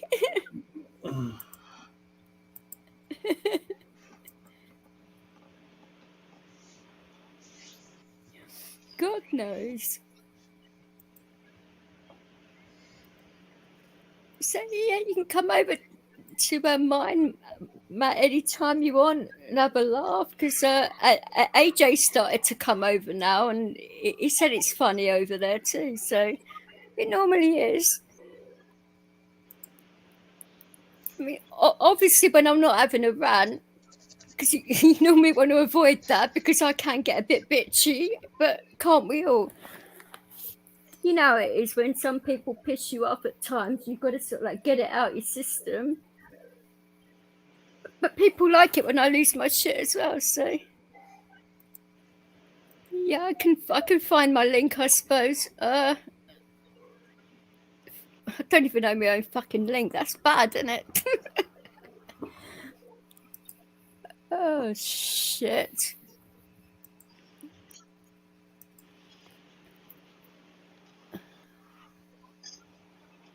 Oh, give me a home where the buffaloes roam, and I'll show you a house full of shit.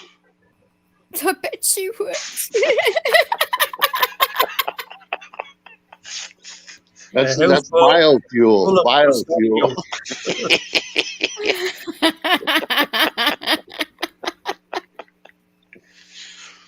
Oh dear. Oh, You know how it goes, mate. When you're starting up a channel and that, you normally get a load of gobshites over there. Once you get rid of those, then you're golden, aren't you? You get to the good people then. Yeah, it's like pulling weeds. Pulling something, yeah. weeds. Full of weeds. Well, we all know Lee likes pulling anything with a pulse.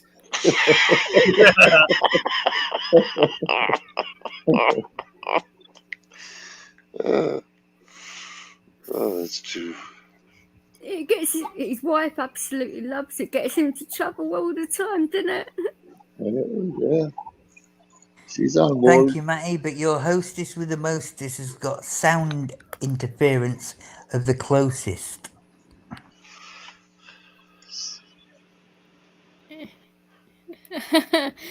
Yeah, my channel's getting bigger. Yeah, you're right. But I had to have a bit of a break because of my chest and that. But now my throat's getting there a bit more, and I'm going to be doing more lives and that. So yeah. And AJ and I are going to do a team up as well and do a few things, which would be fun. Can you imagine us two mad heads together? That'd be a fucking laugh. Doing an audit with the cops or something, us two. Yeah, right. That'd be fun, though. It's all good, isn't it?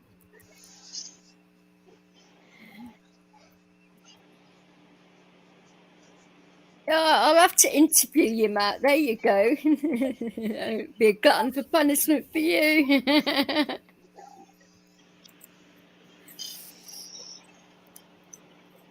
I'd think you need a few joints so to be able to deal with me on the stream. Everybody normally does. Hey, Frosty. Yeah. When we leave this lake here, who wants to shut the lights off in UK? You want to shut it off for me? As long as you don't use your Mickey, it's all right, isn't it? This was our alarm. You can't shut it off. You gotta get up and move about. Actually, Are I'm you gonna saying you're using Master as an alarm clock? You freak bags. Well, if you turn the lights off, then the burglar doesn't have to bring the torch, you know. Yeah.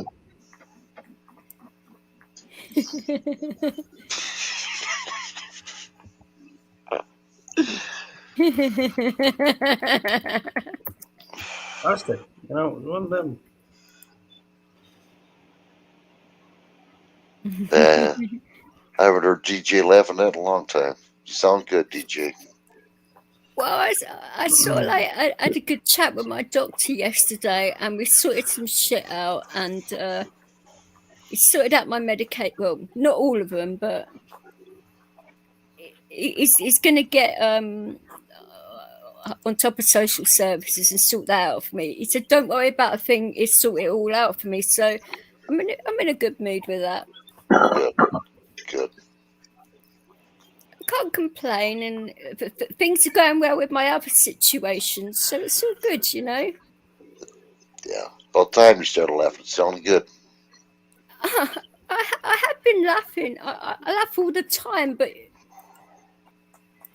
I suppose there's laughing and there's laughing, you know. Yeah. And now that things have got a lot more clearer in my other situation, it's all good. You know, no, I can still like be happier. I'm glad for you. I am. I'm glad. You know that. I'm happy for you. Yeah. Oh, thank you. Me too. I'm getting back to my old self. Excuse me. I don't know if that's a good thing or a bad thing. Watch out, YouTube.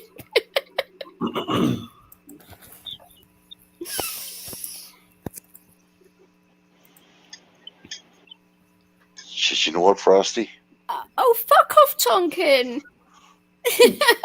That's filthy. I can't see the chat, so I don't know what's going on.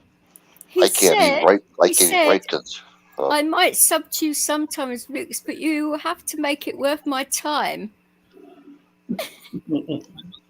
Oh. He already comes round my fucking gap as it is. Fuck's sake. But this time he needs pistachios. Well, I wouldn't sub without him.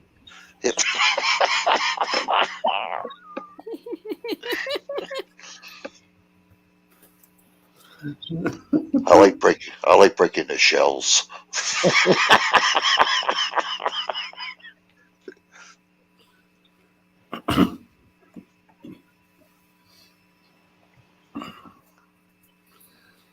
That's too funny. Something like that. Oh my god, my cat's jumping on me now. For fuck's Kinky sake. D, hey! What the hell?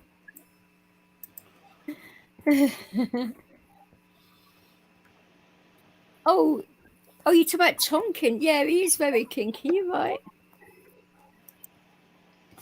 But he keeps on saying that he wants to come around my gaff in a mankini, and I'm like, no, you fucking aren't coming through my front door with that on. Well, you look up the word kinky in the dictionary, shows Thompson's face.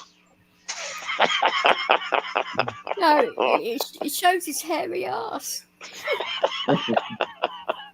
Without the bikini? Fuck's sake! It's not just that. I've got my bull mastiff licking my toes at the same fucking time. Yes. Oh, Leo, will you fucking stop?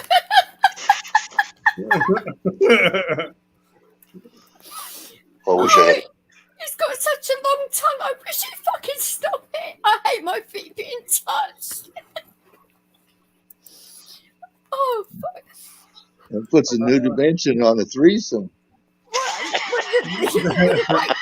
fact of it is, I've got my cat on my chest, Leo's on my bloody tootsies, and you guys taking the piss. Can we have a picture of this? No! Hey, Frosty, it's a no. No, and no. Damn. Fucking filthy cunts. Excuse my language. Well, I just went and got some hamburger and put it between my toes, and there's not a dog in sight. Oh, what am I going to do now? Keyboard in a minute. Oh, that is just so foul. He's probably going to put it back together and put it back in the fridge or freezer for his missus to cook up for later. Oh. Yeah, it'll definitely be a cheeseburger then, wouldn't it? Oh. Cheeseburger. I think Lisa's getting into this. What do you think? And maybe if he wiped it somewhere else, he'd have mayo on it too. It's a new type of plant, the fungus burger. Fungus among us. Yep, fungus among us. What's that song? Cheeseburger in Paradise? Cheeseburger in Paradise. Yeah.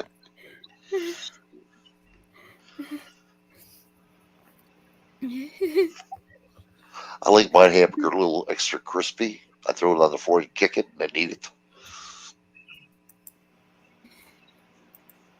it. Oh my god.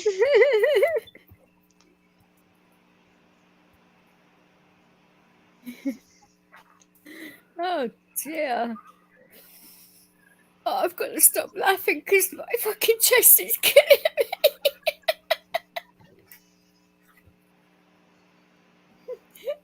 Oh, Marshall, I'm going to kill you for this.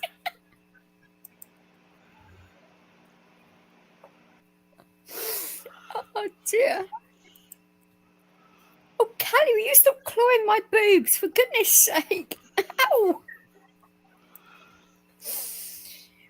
So my cat is getting very... And my Google's just gone off. What the hell? I just said, Callie, will you stop clawing my boobs? And my Google goes off. I didn't understand that. And she just said, I didn't understand that. Yeah, I bet you didn't, you bitch. I got to get some of her pills. I'm not on any, you cheeky fucker. What's your doctor's name? Hey, doc, I'll have what she has. I don't know whether you guys have this problem with any of your Google devices, but mine goes off at the really weirdest of things. I know, yeah. I mean, why would my Google have the reason to go off when I said to it, Callie, will you stop clawing my boobs? And it just goes off and says, oh, sorry, I didn't understand that. I mean, you must have heard that. Jesus Christ. I mean, the other day I was talking about cops, it went off. I mentioned Ireland, it went off then. It's like, whoa. I've got a political phone.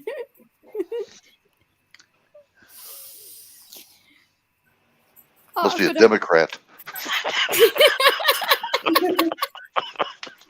Oh. Or it's already. Well, actually, they're pretty much all the same at the minute, aren't they? But the Democrats have been more like the Labour Party over here, right? Mm-hmm. Yeah, they're all the same. There's really no difference.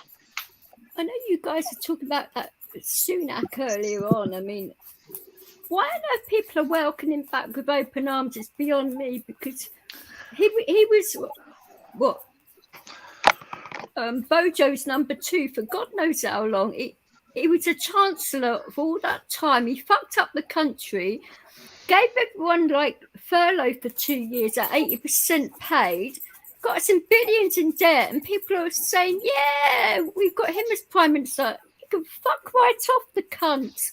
Excuse my language, but so I'm on a rant now. No, I said cops as in Rosas, not cock. For goodness sake! Matthew!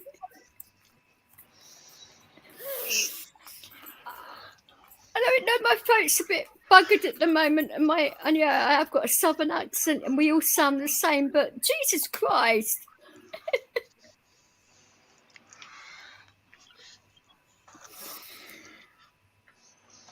I don't normally use the word cock, actually. I would normally say something else, but just so you know, for future reference. And they talk about us Yankees. You hear that, Frosty? Mm-hmm. Why do you want to talk about you guys for?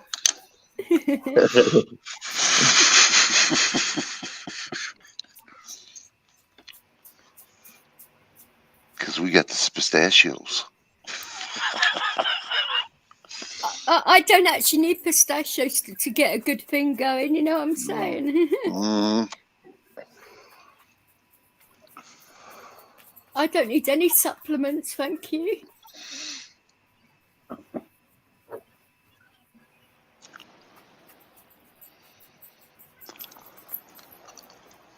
And we were talking about tubers earlier. In what respect? Ginger and how do you say it right? Turmeric. Turmeric. Turmeric. Turmeric, yeah. Mm-hmm.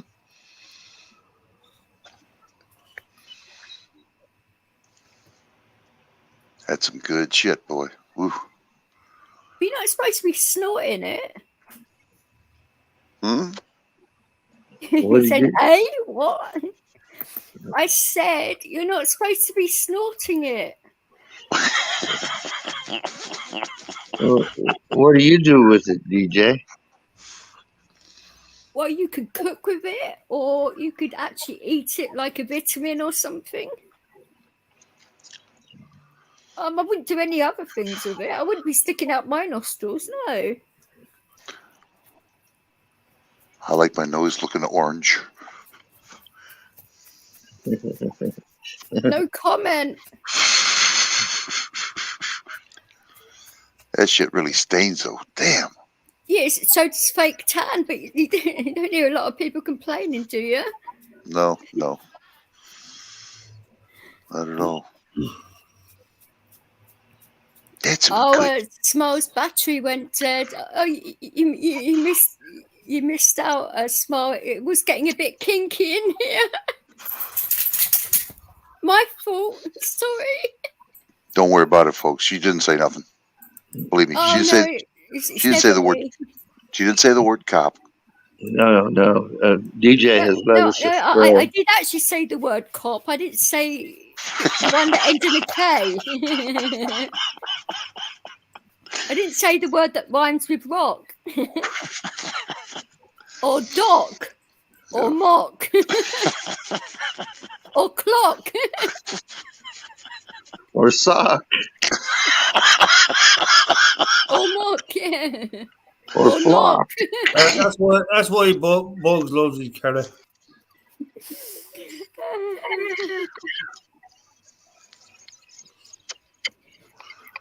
Howlerhead? That's a bit of a mad name, isn't it? Hello. I did actually say sock, didn't I? Oh, I can't remember what words I used. I'm too tired.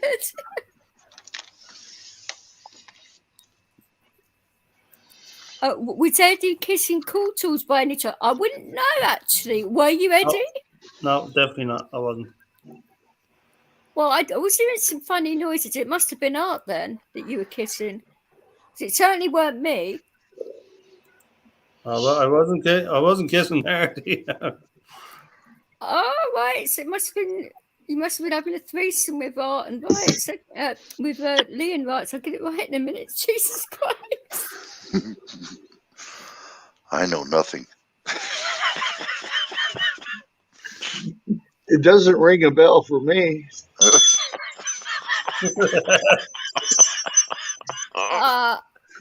Ding dong. I was going to say, Matt, was it a knee-high sock or one of those, ones that you stick in your trainer? Wasn't there a bell with that when you play with your ding-a-ling? What? Oh, I'm sorry. I was speaking out too loud. I'm sorry.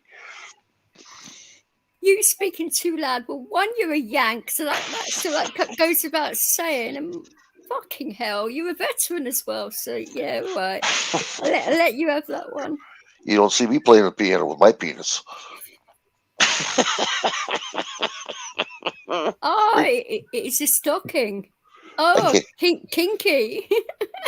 I can't. Do you guys want that link so you can see what I'm talking about later on? You can watch it. What link are you talking about? The guy with the doggone TV set over in UK.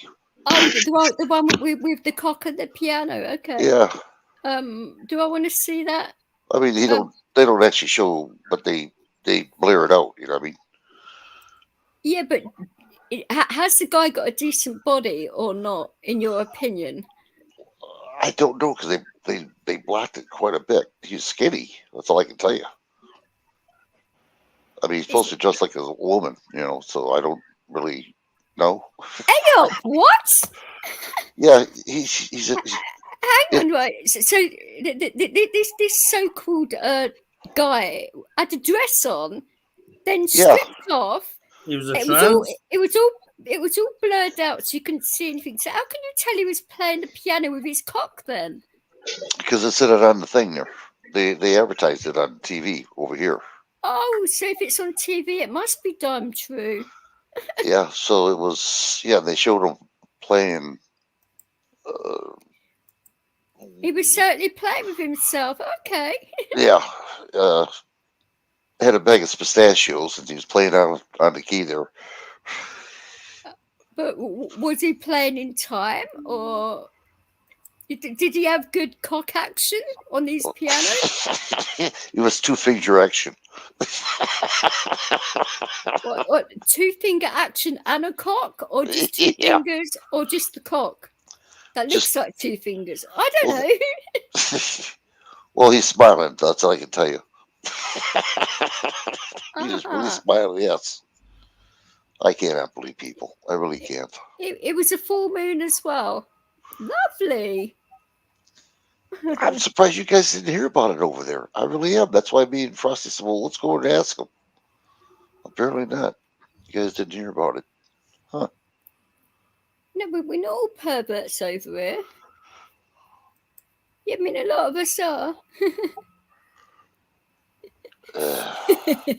I do have my moments, smile, but yeah, I do have a sense of humour, and I don't mind. It's all in good laugh, you know. Got to have a laugh on here, otherwise you just want to cry, you know. And a lot of times we are crying on here as well because we're laughing too fucking hard. That's all what it's about, though.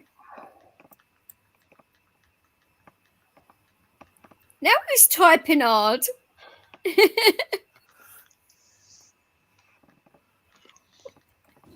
No, he wasn't making people smile. I've had to be muted because I've had hoovers outside, noise, etc., etc. Fans going off, sinks, everything. So it's better just to shut myself off for a bit. What was you doing with the Hoover? Well, you know what I was doing with it. Art. Is that art again, or that? Stop taking statements. Art Bartholomew. Art hostage, stop taking statements. No, it's too fast for him, I think. It was someone else. Unless he's just pressing the space bar. It was too fast for Art, I think. Well, I'm not typing at the minute. It's just not me. Matty, you're a serious man. It's stocking. Ankle sock, yeah. How's that going, mate? Because I was very concerned. So I'm actually missing one of my stockings. You thief. I was very concerned on the second attack, basically. I might as well just say it. Very concerned. Didn't like that. Didn't like it the first time, but the second time it was a bit more sinister and a bit more like we don't care what would happen to us if it did. And you know, that's the open invitation for that to be repeated even more, and I didn't like the sound of it, mate. I wanted you to move, didn't I, for a little bit? Right, you wanted who to move? Matty. Matt, sorry. He didn't like that. Or Matthew? No, Matt. No, I don't normally call him Matthew myself, but no, I wanted him to move at that time. It wasn't good. Might as well just stay to chat. Do you mind if I speak to Matty about it? Was he actually crushing you or something? No, come on, let's be serious. No. Matty, do you mind if I speak about it? Just tell me yay or nay.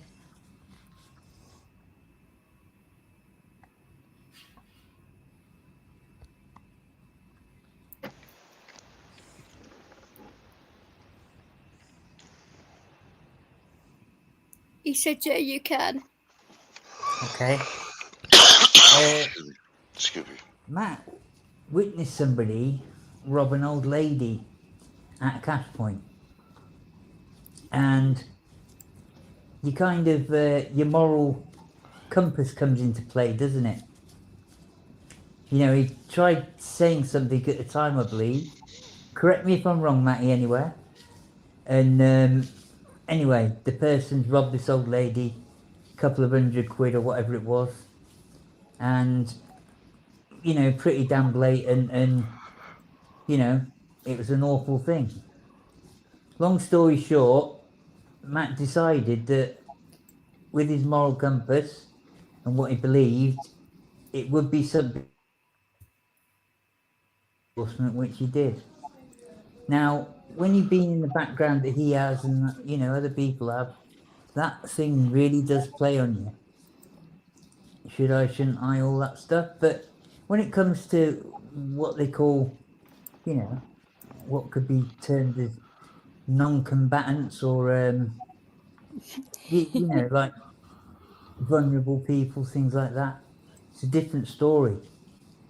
So he confirmed things with the law, and that caused him loads of problems, like most people expect. Yeah, when that it happens. would, but he did the right thing. I would have done it myself if I'd seen that happen. Well, the bottom line is, that's what happened. They then saw him, attacked him once, and then attacked him twice, said they knew where he lived and all that, and kind of lived near to him, Yeah. so he'd see these people periodically, and Yeah, it's caused him a whole heap of shit. I saw his lives about it. It was Bats a few to the months ago legs. now, wasn't it? Well, people can go and look. Bats to the legs, things like that. And, you know, one of the lives, the dog's face, he was so sad, and Matty was Aw. wincing, sort of like, you know, in pain, himself crying. But the dog, the way the dog was looking at you, mate, oh, God. And the way you were, I was really pissed. And I thought, what can I do? What can I do? I mean, I spread it about the word. I said to people, you know, if you could just get him out of the area though. for a bit.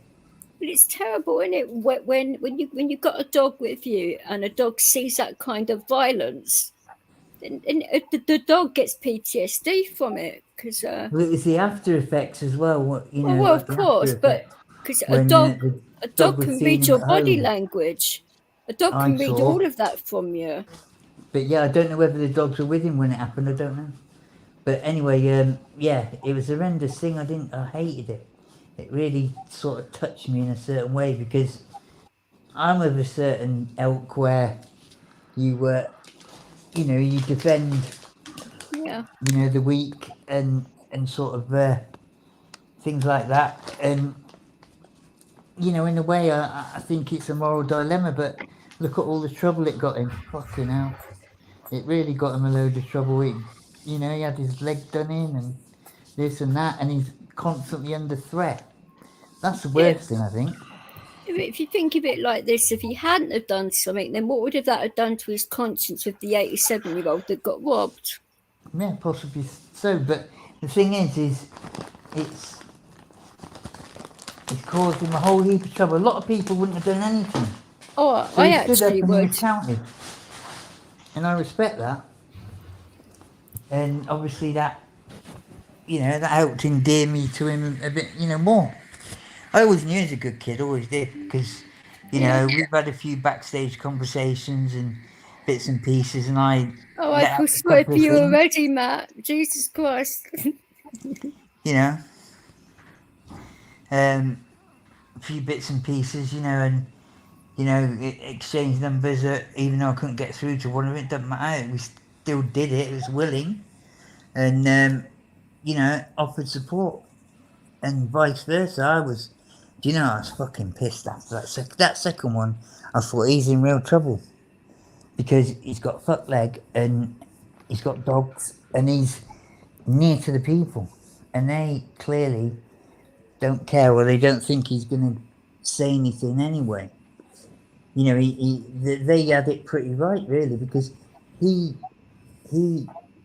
only said something or confirmed something because it was an old lady. And that's the dilemma. And look at the trouble it's got him. You know, it's fucking hell, man. I tell you Yeah, what, but- there isn't much on yeah, YouTube that's really pissed me off than that. Yeah, but if you think of it like this, because he's done that, think of all the good karma he's going to get for doing the right thing as well. You know? Yeah, but you've still got to deal with the negative, and that's day to day. He knew the person. No, I know, but You know what I mean? It's like they don't that will not just know give where him he even lives and all more that better shit. karma to come. Come on, Vix. It is an immediate thing. No, I'm aware of that. I've been attacked myself. But I the get other it. karma will only come from time to time, and it ain't gonna help his situation of the immediate thing. He says now they look away when they see him, but they might see an opportunity. I'm not trying to scare anyone, sorry, Matt, but they might see an opportunity one time where they've had a drink or this and that. You know what I mean? You got to be careful, and they might decide to do X, Y, Z, and that's what worries me really. Well, I'm sure they wouldn't be stupid enough to attack him because Vic, the police. The please. police would know, surely, or have an idea. Vic, trust me, yeah. Voice of experience here. Well, understand I live what in London, so I these totally fucking get idiots it. are like. You know, I know that, honey, but what I'm trying to say is the way that some of them are, I understand his area as well quite well because I worked there for a long time. It's fucking lawless, most of it. You know, the you're law making don't me really feel want to that know, much to be better. Like honest. I was going to move up that way, Marshall. Jesus Christ. Yeah, it is lawless in places. Will you just talk about that a little bit, Matt, in the chat? Because it is. The law don't want to fucking... They're lazy as fuck. I'll tell you something. There was an armed incident, yeah? Involving firearms. Police station was 3 minutes by normal car, 2 minutes under blue lights, yeah? How long did the firearms unit take to get to the scene? Right? 2 minutes under blue lights. Maybe less. Right? I used to do it in 3 minutes, normal driving, through one set of traffic lights. Okay? Armed incident. How long did the police take to get there? The armed unit was based at the police station that was, say 3 minutes away. They took 30 minutes to get there. 10 times or more the normal amount of time. Why? Because they fucking didn't want to deal with the situation. People there with real guns. They were either going to have to shoot someone or get shot. And there's a lot of fucking shit goes on once a copper shoots someone. People don't think so, but there is. And they don't really want to have to do that. They just want to be seen with the firearms and pulling it off, looking a bit cool to the ladies and all that, And it's fronting. When it comes down to the real thing, they'll go to the Silver Commander. Should we go to the scene straight away? And it's we've got eyes on or something. The crowd's crazy. They're fighting and there's knives out or something like that. Yeah. And Silver Commander will say, "Well, just stand off a minute. We'll wait for another unit." Blah blah blah. And then when they get the clearance, they still take another 5 minutes. When they're like 100 yards, 200 yards from it. Saying that in regards to the cops, as soon as I called them after my attack, they got there within 9 minutes. Well, that's really cool. They were obviously, But I had to wait committed. 3.5 fucking hours for an ambulance, which is fucking ridiculous. Well, it is. But at least I had the cops with me the whole time. He didn't leave me on my own. But 3.5 hours for an ambulance. No problem, Matty. No, it's all good, mate. All good. But there's a period of time where things. I'm sure he's had to change some of his behaviour and think about things a bit more at times. Yeah, it does change you. Not being like, scared. It's about No. practicalities. Your mind automatically changes when something like that happens to you. You automatically change the way you are. It's just one of those things, you know. But yeah, it's a pretty fucking damn lawless at times over that way. Over my way as well, you know. I'm talking gang, you know, somebody doesn't pay a taxi. Taxi driver says something over the radio. There's fucking 15 taxi drivers there in cars with bats out, you know, stuff like that. Over I a mean, taxi there. over in London, well, quite near my area actually, there's been 5 serious knife crime reports. That's just in my area alone. Oh no, there's awful crime like that. Hey, Over your Guru. way. Yeah, anytime, Matt.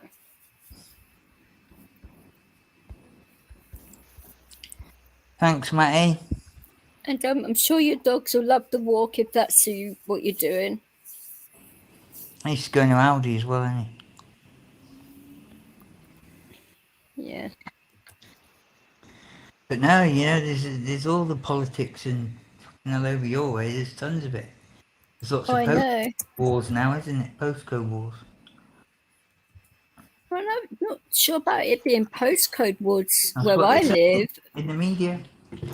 No. Postcode wars and drill rappers coming up against each other and things like that. Well, if you think Croydon's what 25 minutes down the road from me, really, so that's quite a rough area. And then all that guy that got done in the wheelchair. That was a few months ago now, wasn't it? Yeah. That was in East London. I'm not including that one, by the way, but there was a guy that got done literally round the corner from here. I don't even know the reason for that. I think it's about. Does it? It's very reasons don't really come into it often. I think it was about a woman or something. What they think. Can't remember what the other two were about. Person understands reason, don't we? We're measured, yeah. But yeah. A lot of them people, it could be for the daftest thing or nothing, just the wrong look. Do you know what I mean? It don't have to be much. You know, we're measured people. We think like that, but they don't necessarily. It's just the slightest thing, or even, you know, getting the wrong person. You know, somebody looks like someone else. That's all it fucking can be. You know, oh, he looks like matey. We got a problem with that guy, but you know, go out, do the business, and then it's the wrong kid. They're the ones that really fucking piss me off, because they don't know what they're doing. They don't think things through. They don't measure. You know, they've not got that mind. They just act on impulse too much. I was impulsive, but I wasn't stupid impulsive. You know, there's a big difference. Of course there is. You know, huge difference, in fact. And that's what it's like. I mean, I don't know what it's like in your areas, Wrights and Lee, but in regards to violence and shit, like knife crimes and all of that. Narangura, good to see you. It's pretty peaceful in my area. Yeah, well, that's good, at least. Of course it is. What about you, Rights? Is there much like knife and gun crime in your area? No, only committed by Rights. Bad so far. So I mean, it's around here, but it's not that bad yet. Not yet. Committed by Rights. That's good as well. What's that? Rights is taking out the chaff, ain't you, mate? Oh no, it's like I said. You know, in the past 4 weeks, there's been 5 serious incidents of knife crime in my area alone. What's good about it? My area is starting to get cold, so they don't come out as much. Oh, People. They won't fuck with rights, so trust me. Well, yeah. but if you think They'd be about it, though, stupid. it'd be a lot worse if we were to allow people to carry guns around here and all of that as well. It'd be a lot worse. Doesn't matter. They carry guns fucking anyway. No, you know what I mean, though. I If know we what had you the mean. Second Amendment, Legal and illegal. It doesn't make much difference, really. If they want a gun, they get one. That's right. That's right. Yep. And people think it's alien. This country isn't. They've got fucking machine guns, AK-47, submachine guns, everything. You know, if they want them, they get them. Well, they're trying to make it look like guns are the problem. You know, it's not the guns that's the problem. It's the people who's carrying those guns. Oh yeah. People who are not registered. You know, licensed. All the people in the UK that are carrying them are all illegal, and they're all negative, and they're all.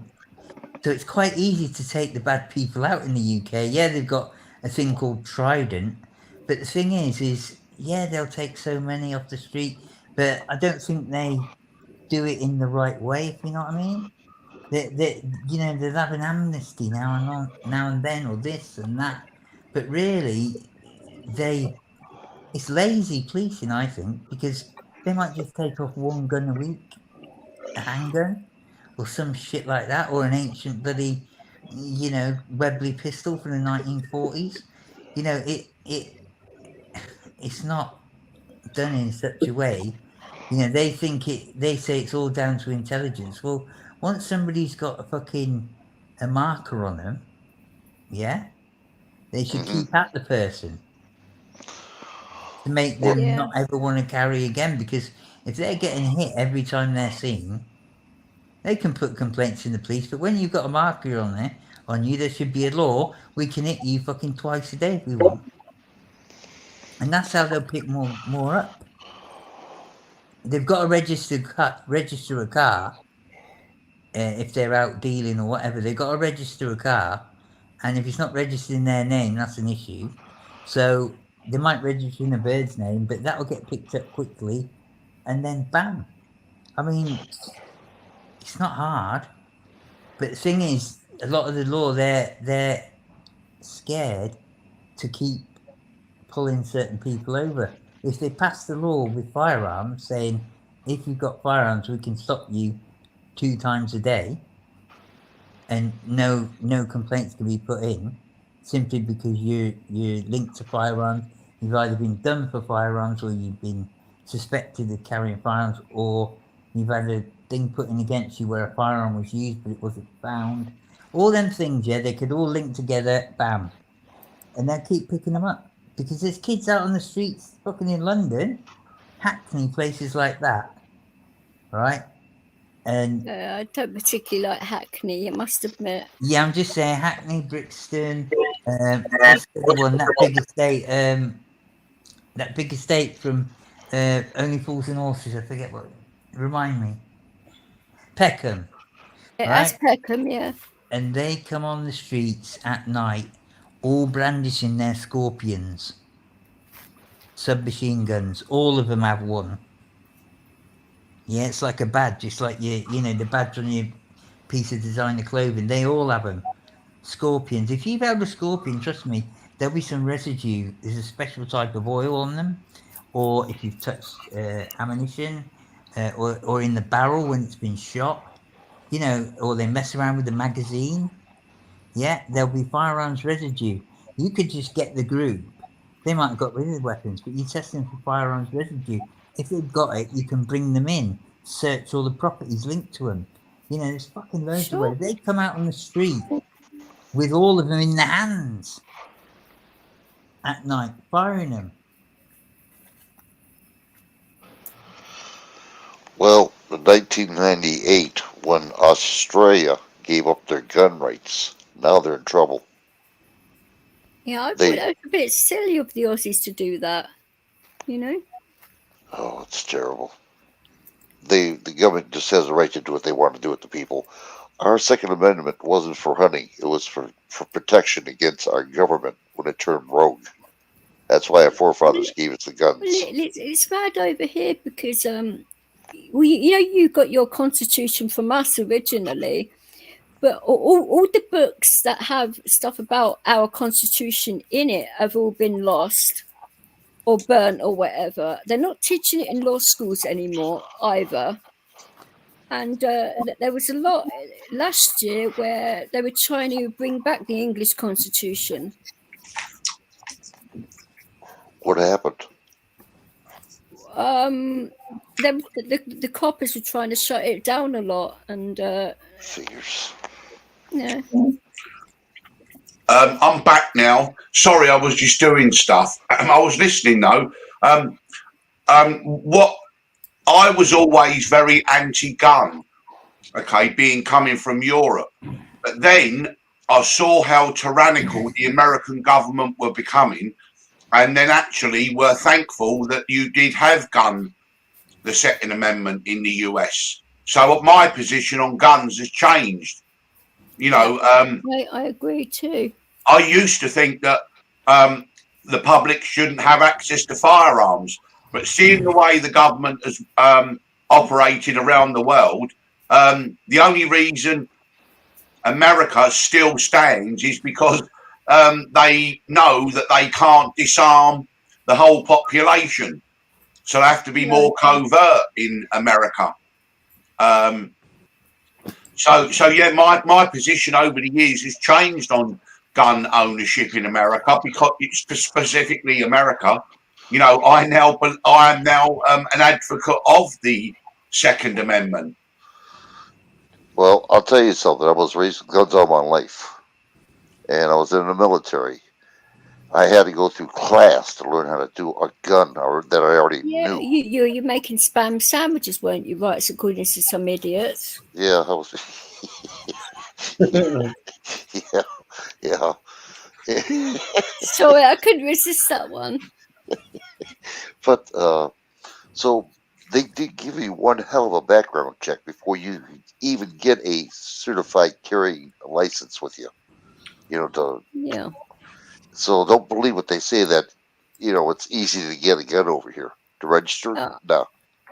I actually think they should do one better. You should definitely have a psych profile as well. If they were to bring guns over here, background checks and a psych profile, most definitely.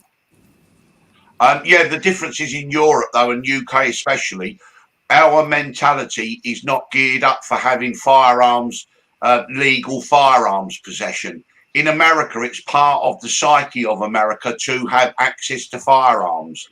Okay, so that's the difference. Sorry, Vic. I actually think if you went on like a proper course to how to handle and shoot guns and all of that, and you passed it with flying colours, then why couldn't you have a gun? If you pass a psych eval and all of that, you had a license to carry, why not? Well, you'd have to change the whole psyche of society. America, right, was founded on the fact that people think that they talk about hunting and all that, but as the other gentleman quite rightly said, the whole point of the amendment is a well-armed militia, a militia of the citizens to be able to overthrow a government when they go crazy. We used to have that over here, though. Like, their constitution came from ours, so we actually used to have that law, and it's still written in our law.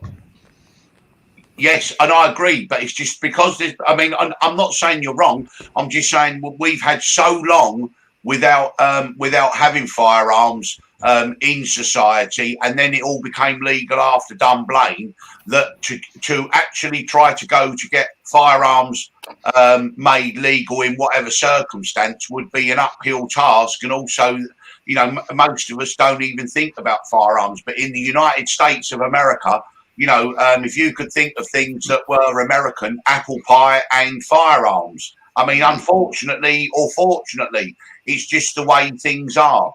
And in some respects, I do actually thank our lucky stars that the American people were armed.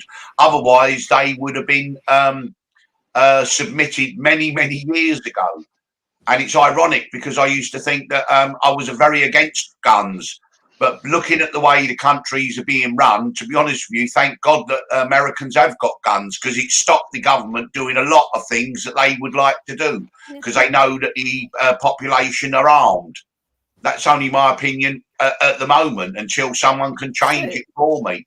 So what is your opinion on the English Constitution then?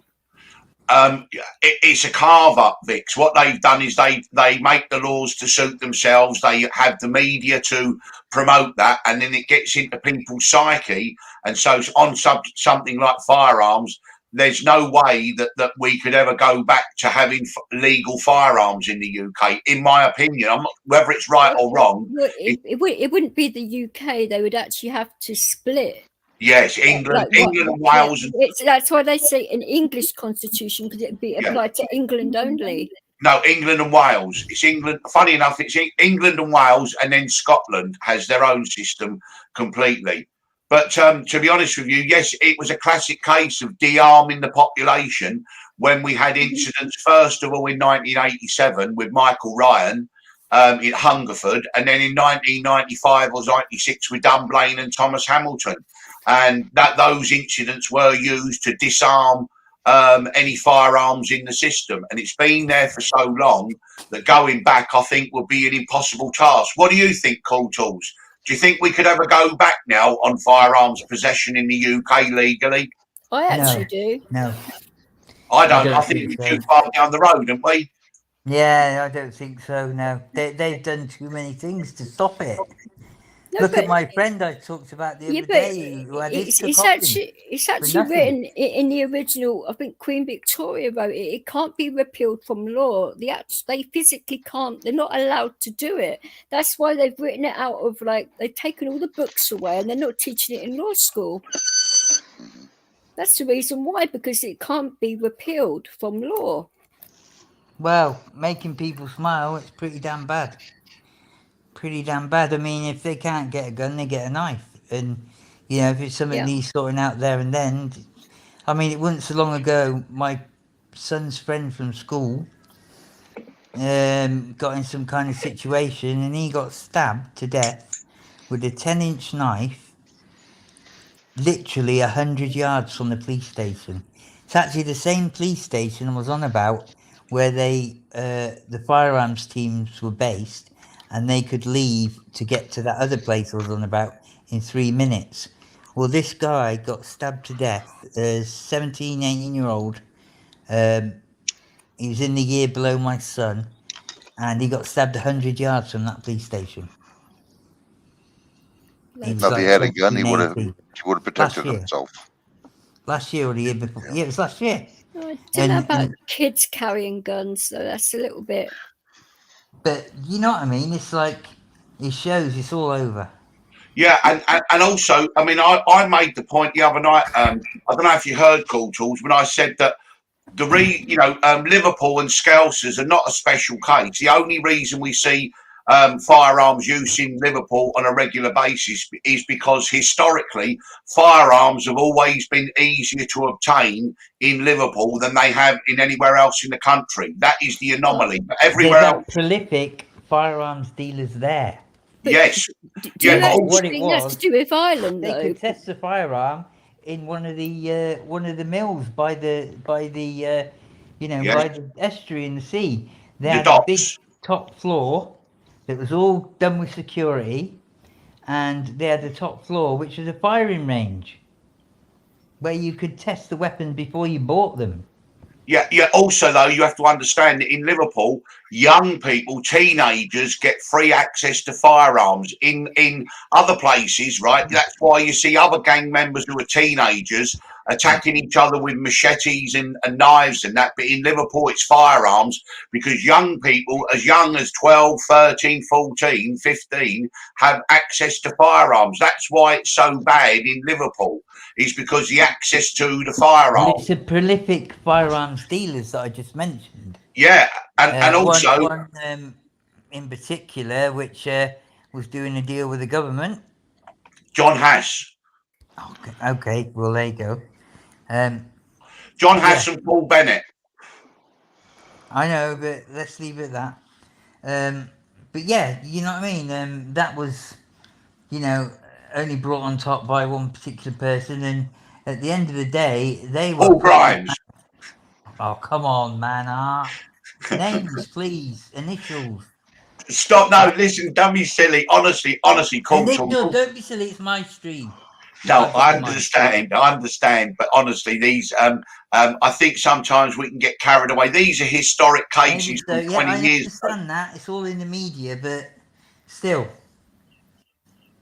best, you know, there's a I lot of agree with stories to come out that are close. Yeah, I agree with what Vic says there. Children should never have access to weapons. Yeah, No. and also what the it'll way be, it'll be one 16, 17-year-old kid that has access to the inner sanctum and could go and test them firearms on the range at the, you know, one of these,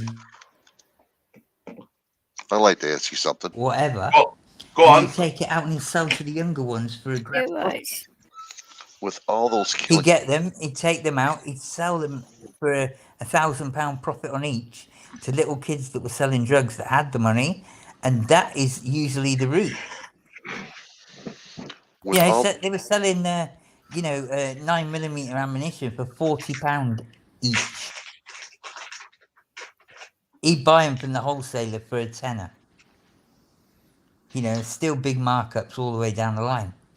But then, or shotgun ammunition, 12 gauge, 12 bore. Probably a lot cheaper You in know, the he'd buy them States. for £15 each and sell them for like 50 to the young ones. What was that you are going to buying say, 8 Rights, sawn off. anyway? Pardon? Rights was saying something, then you cut him off. Sorry, I was just continuing my flow. Go on, Rights. That's okay. I just I'm curious. That's why I want to say it's the same thing that's happening over here is happening over in UK. With all the violence in Liverpool with the gun violence, don't they have laws to prevent that? Put them in jail, kill them. You're not allowed guns in the UK, end of, unless you've got a license. No, it's a Right. hunting license.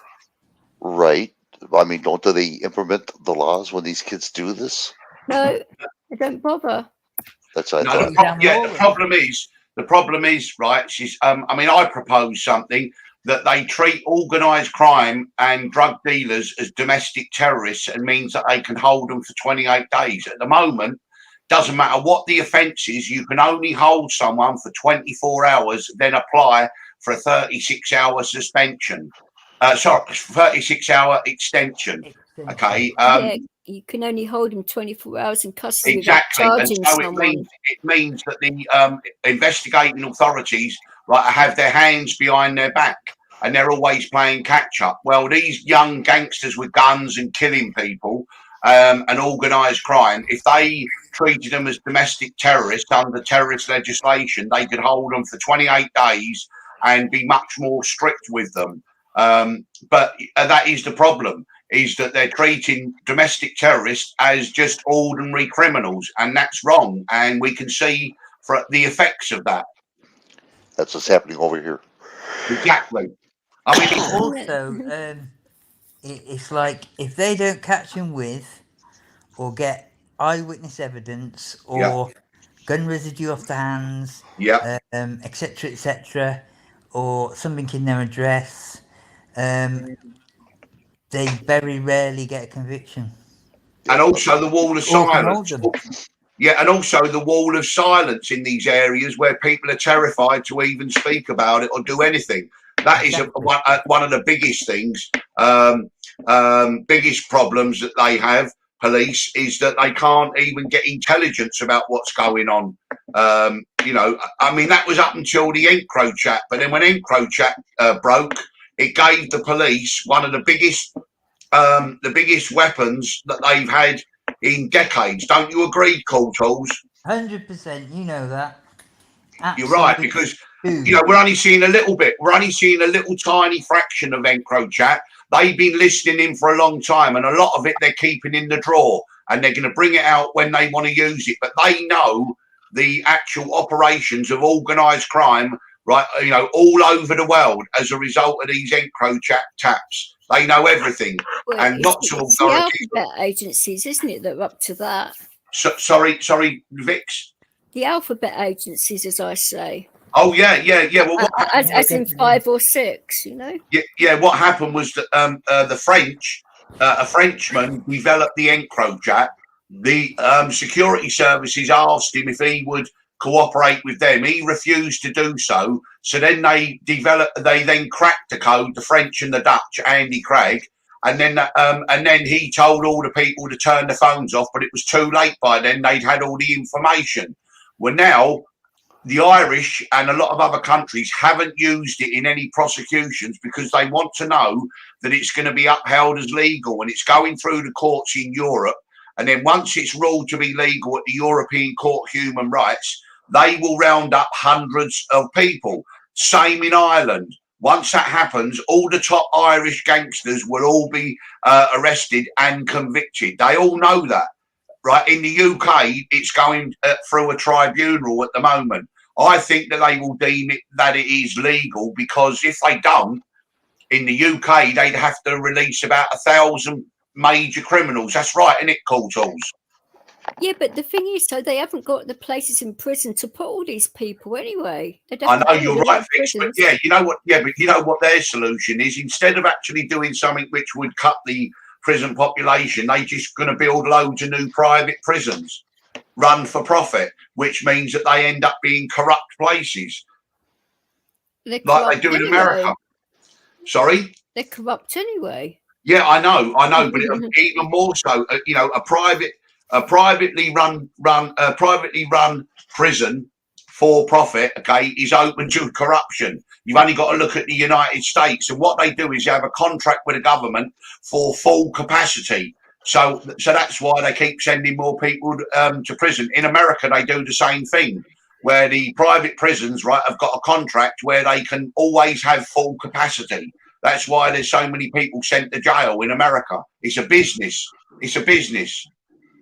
Yeah, we actually had a judge over here that was taking all the kids that came before him and putting them in that prison for that very reason. They finally nailed his butt. Yeah, that's correct. I remember. He sent hundreds, if not thousands, of kids into prison that had no business being there in the first place. Exactly. For what they were brought into his courtroom for, they had no business going to prison. And he was getting kickbacks from the prison companies, wasn't he? Right, that's what he was doing. Yeah, and they caught him. He was getting something like $1,000 per prisoner or something like that, and he sent hundreds and hundreds. It came to a lot of money, several $1 million or something, wasn't it? It was quite a lot of money. I don't remember the amount, but yeah, it was a significant amount of money. And that's what happens when you try to run a judicial system on a business model. There are some things, right, which the government have to run. I know they don't run them well, but there are some things that have to be run by the government, or even local government, devolved to the states, but must not be allowed to move into the private sector just by the nature of what their job is to do, because it's not appropriate. It's not appropriate to have private companies running prisons. In many ways, my views, they're European, but in the health service as well. That shouldn't be run for profit. Health service should be something provided by the government for the people, and it shouldn't be run for profit. You see the terrible way that the American health system's in, and that's because it's run for profit. Well, America itself is a corporation. It's not America anymore. It's a corporation. No, exactly. Yeah. All cities, towns, states, everything are corporations. They're all incorporated. It's all a business. And that's why they have so many police. They have a lot of police out there in a lot of these communities, but they're there to write tickets and take your money. That's how they survive. Yeah, exactly. I mean, and it's wrong. I believe in devolving power to the states, but when you're talking about state power and running the state, there needs to be some centralisation of certain subjects. Providing basic human rights, healthcare, judicial system, transportation, those things. Okay, and just because the government doesn't, or these state governments don't run it that well, doesn't mean that you can't improve the model. Running it for profit, okay, always ends in tears. It never ends well when you run a company like that for profit. Yeah, and then the other problem with the private prison is once they go into prison, a lot of times whoever's in prison can be charged with a crime they've committed in prison, so they can keep them there longer. So Yeah. they may be charging innocent people with crimes, and just to keep them full, so they can keep getting money from the government in their operations.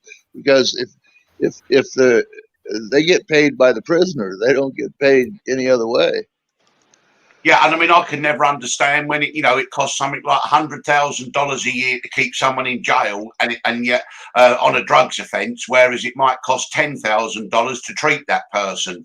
It doesn't make sense to me. It don't make sense to me. And ironically, America is being very progressive, though, in the way that they're decriminalising marijuana on a state level, whereas the UK, we're talking, oh, I've got some breaking news. Cool Tools, you heard this, right? The new Home Secretary, Suella Braverman, been reappointed. You know, she resigned last week for the breach.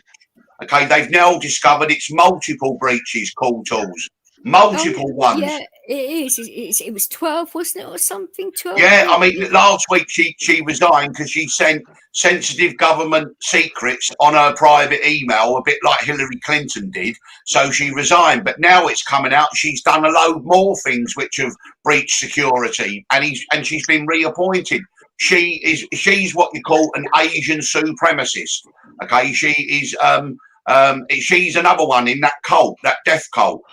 She's talking about reclassifying marijuana or cannabis in the UK from Class B to Class A, which is absurd. I mean, how on earth would the legal system be able to cope with that? I mean, it's absurd. Are you still there, Cool Tools?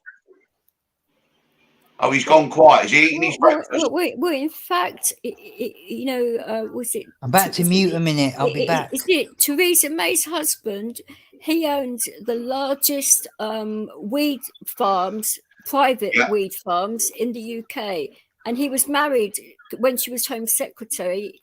He was married to her. And when she came Prime Minister, he was still married to her. Fucking hypocritical a-holes. Yeah, but they exported it all, right? No, it's for actual people that have marijuana cards, which cost a fortune over here. You can actually get weed on a private script. Oh, I didn't know you had that. No, you have to call up these private doctors for initial consultation, which I think is about 40 odd quid. And then they will sort of say whether you're applicable or not to have it. And then you have to pay, I think it's £75 plus a month, depending on what you want. And then you need to reapply every 3 months to speak to a doctor, which is another 40 odd quid. So it works out quite expensive. Hey, Clint. So it is because I looked into getting one of these cards because last year I went on a CBD oil and THC oil for a while, and I was seizure free for 10 whole days, which is very good for me, and it done me the world of good. So I was thinking of going on it permanently to see if it would stop my seizures. Well, to be honest with you, Vix, I don't take drugs, I don't smoke weed or anything. But having said that, I see the terrible cost it is to society, and I believe it should be decriminalised, not made legal, decriminalised. I mean, how on earth are we going to be able to, laws are only enforceable if everyone agrees to them. If a certain amount of people, disobey the law, then it's absurd to have the law. And in the UK, it's absurd. But we're going in the other direction. The US is being progressive, realising that marijuana is not the danger that people think it is. I actually think they will legalise it over here soon. I don't think so. Again, I think it's one of them subjects, although I agree with you, but it's one of those subjects that I think that the way that it's been spun with propaganda, right, I don't think the public are ready to accept that. And a lot of that is to do with the papers like the Daily Mail and all that kind of carries on. Okay, the fear factor. But in the US, they realise that the fear factor of marijuana is really a myth. And now what they're seeing is they're seeing huge revenues coming into the States from it. So, you know, in that respect, I would take my hat off to the US and say they're a world leader, you know, in that, you know, realizing that marijuana is not the big, bad, scary thing that everyone thought it was, you know, and since then, you know, as I always say, you know, when someone smokes marijuana, they're not going to hit someone with a bottle over the head. But if they drink too much whiskey, they certainly want to hit them on the head. It's, you know, it's, Exactly. you know, you go into the you know. Yeah, if you go into the emergency room on a Saturday night, okay, in the US or the UK, and you see people with all cuts and bruises and that, every incident will be, I was drinking a lot and then a drunk came up to me and hit me. But you never hear someone saying, we were all smoking marijuana, then we decided to have a fight, and that's why we're here. I mean, when people, you know, drink alcohol, they want to fight. When people smoke marijuana, all they want to do is eat Twinkies and pizza. So, you know, it's a much more peaceful thing, isn't it? Yeah. It's true, though, isn't it? Honestly, no matter whether you're right wing, left wing, whether you're from the south, east, north, or west, we all agree that if someone smokes too much marijuana, right, they're going to raid the larder and the fridge. If someone drinks too much alcohol, they may attack their family or they may do something crazy. So I would much rather someone being stoned than being drunk. Okay, you know, that's, I mean, or am I simplifying it too much? Well, not really. Sounds good to me. It does. It's about right too. Yeah, you're right, Smile. Cannabis can be dangerous to certain people. That's why, yeah, for myself in particular, since I got epilepsy, I found sativa strains would really mess with my head. So if I'm like using oils with just indica in it, I'm completely fine. Right. But you have to know what you're doing and what. No, of course you do, and it is, of course, certain strains of cannabis and everything today are very dangerous, and anyone who may have a slight psychotic tendency, it may emphasise that. But of course, you know, I mean, there's lots of things where people have adverse effects. You know, people are allergic to peanuts, they're allergic to this, that, and the other. But you don't ban peanuts; you just put a warning on them, and you make them for over 18s or over 21s. You know, if you was to take the line that because some cannabis can make some people psychotic, therefore we're going to ban it. Well, you could say peanuts could kill someone with a peanut allergy, so let's ban peanuts. You know, that's an absurd position to take. What you do is, if the majority of people taking that thing, taking whatever it is or eating peanuts are okay, you just make sure the people that might be in danger are warned about that. I mean, does that not make sense? Well, yeah, because you don't know you're allergic to peanuts until you eat one. And then when you have a problem, you find out you're allergic to peanuts, so you don't eat any peanuts, and you're careful not to consume foods when you go out that may have peanuts in them. Exactly. So those people that maybe would have an adverse effect to cannabis, okay, avoid it, and they're the warnings for them. But it doesn't mean everyone else has to avoid it. It's the same with alcohol. If you've got a tendency that you could be an alcoholic, so do you mean you ban all alcohol because some people what had it? I mean, that's a really stupid argument to use, because you could say some people drive cars too erratically and crash them and kill people. So are you going to ban all cars? No, what you do is you try to prevent those who are vulnerable not to use what you're talking about. That's the way society operates. It's an education thing. Exactly. I mean, you know, it's yes, of course I understand, you know, and we don't want young people smoking weed and all that kind of. We're not talking about young people. We're talking about adults. We're talking about consenting adults over 18 or 21. You know, why should they be penalised? You know, people should have the right to be able to make certain decisions, you know, that they and you know, and they always try to come back. Yes, cannabis is a weed is a problem with children, but we're not talking about children. We're talking about consenting adults. If it's a medical condition with children, though, I totally agree with it then. Yeah, you know, of course, yeah, that's a different, yeah, you're right. It's a different question, but you're 100% right. If a THC or cannabinoid products can alleviate any pain or something or suffering from children or anyone that's ill, of course it's got a marvelous medical use. I mean, heroin and morphine have got a marvelous medical use. Okay, of course, but I mean, I would never say that you should legalise the recreational taking of heroin. Of course not. You know what I mean? And that's a problem. And now we got this crazy lunatic of a Home Secretary, Suella Braverman, wants to put cannabis in the same class as heroin. What's she thinking? She's lost her mind. Honestly, how can you even think that? How on earth can weed be a Class A drug? She must be smoking too much of it. Fucking hell. No, what it is, you see, it appeals to those people, those white middle class 50, 60-year-olds. Okay, they think, yes, that's it, hang them all high, you know, and all that, the right wing of the Conservative Party. And that's why she's saying it. But it's an absurd thing, an absolute absurd thing.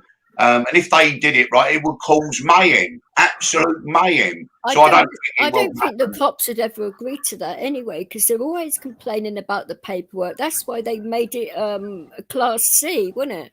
Yeah, they made it Class C, and then there was a backlash. So then Labour put it back to Class B because they were scared and they were trying to win the votes. You know, but of course David Blunkett put it to Class C, and in the first year, the usage of cannabis in the UK went down 17%. Okay, you know what I mean? And so that was just putting it to Class C. So if you decriminalise it, you immediately get away. You take it away from the criminal world, and you can say people can grow, say, up to 10 plants for their own personal use. Okay, that immediately takes away the black market and all the associated problems. So it's a no-brainer. No-brainer whatsoever. I think if you've got a cannabis card, you can grow a certain amount of plants anyway in the UK. Okay, that's something I didn't know. And again, I mean, that's a good thing as well, isn't it? I mean, I haven't looked into it too deeply because I'm still in two minds about it myself. But a few of my doctors have said about smoking weed and that. So if my own doctors are saying it, then there's got to be something to it, isn't there? You know. Of course, well, in America, we had a prohibition against alcohol, you know, and that didn't go over very good. No, exactly. No. The Halstead Act. Yeah, the Halstead Act. It was 11 years, which gave rise to organised crime. I mean, absurd. What an absolutely stupid and absurd thing to actually try to do. You know, if you know the population does something, well, banning it doesn't stop it. All it does is drives it into the hands of organised crime. Right. You know, it was an absurd thing, but we all know the dangers of alcohol. I would say alcohol causes more problems in society than all the drugs put together. Of course it does. You know, if you've ever witnessed somebody who's become an alcoholic for whatever reason, see their demise and see how it affects everyone around them that don't even drink. It's a very sad thing. I've seen it through two people. One person that was close to me, who I actually admired as a person, you know, as a provider for family, as his history in the military, things like that. You know, he is a very talented man. He could learn anything. He had the sort of knack that my sister had. You know, he could absolutely just take the information in and learn it, and he could, anything he set his mind to, he could do. Now, the certain type of things he set his mind to were, you know, absolutely the most mind-boggling things, you know, like really difficult. But he gets to the top every time. But he then started developing a problem with alcohol. And it caused a lot of problems, not just when he got pissed, but when he was drinking or started drinking. My dad had to grab him and wall him up once. This was my uncle through my auntie's marriage. My dad had to grab him and wall him up once because he'd gone out in the car to the shop. I believe he hadn't drunk that morning already, but I could be wrong. I don't know. He probably had a couple of cans to get up with, if I had to guess with what I know now. But anyway, I was about probably 10, my sister was 8, and he's out in the car, and we've gone wherever, got a McDonald's as well, and this and that, and he's drinking cans of special brew, one between his legs and, you know, the other few on the seat or whatever. And we're in the back. And pulls up. My dad comes out the house, you know, to, you know, my auntie's house to sort of bring us in, and he's seen. Well, my dad fucking grabbed him, got him out the car. He didn't wall him up, he carred him up. Yeah? But same thing. And fucking told him if he ever did anything like that, he said, I'm on my first can, all that shit. My dad probably thought it was bullshit, you know, I didn't know. But, you know, he said, you ever go out with them again? Because he had his own daughter in the car as well. Like that, drinking, driving a car, I'll fucking kill you. And it's probably one of the angriest I ever saw my dad at that point. But, yeah, you know, and that was causing problems. And as things went on, he went to hospital once, pneumonia twice, this and that. We went to see him on the second occasion. And it was so sad because he'd done so well. He retrained as an engineer after being in the military. He'd retrained. He'd aced it in the military. Let's say he'd become a helicopter pilot. You know, he retrained to become an engineer in the type of factory processes, and it was like chocolate making was all around his area in York, in Yorkshire, and he retrained in keeping them machines running and everything, and he ran a crew of guys, and he'd aced it that well. Because those machines are bloody complex. I don't care what anyone says. He took me for a look round once, and it was like, I like the smell, and the machines were loud, but it was like, fucking hell, look at all the bits on them, and they do this, they do that. You know, it's like keeping it controlled and cleaned and everything. And he was the top man. You know, and he aced that. It was such a talent. And seeing his demise, and then I heard the last bits, and oh god, it was so sad. And he made sure his daughter was provided for. You know, without bragging, she was left a fund of about 350 grand, and she got that in 1991. You know, she, you know, he made sure, and obviously all the house was paid off, the wife got whatever, but that wasn't good enough. They didn't have a fucking dad, and she didn't have a husband. You know, that was more important. He thought other things were important in a sense. And, you know, it's like that would never leave them. His daughter talked to me about it once, and it's like, is that he only had one daughter, you see, only child. He didn't want to bring any more children into the world to see his demise. That's basically what it was about. And I don't know whether they were having relations anyway, it's none of my business, but, you know, they only had the one child, and you could say she was a little bit spoiled here and there, but he knew what was coming, and he still went ahead and did it. So sad, man, so sad. And that is alcoholism at its worst. Oh, you don't have to tell me about booze. But you know that was the closest. You know, it's what it awful. is.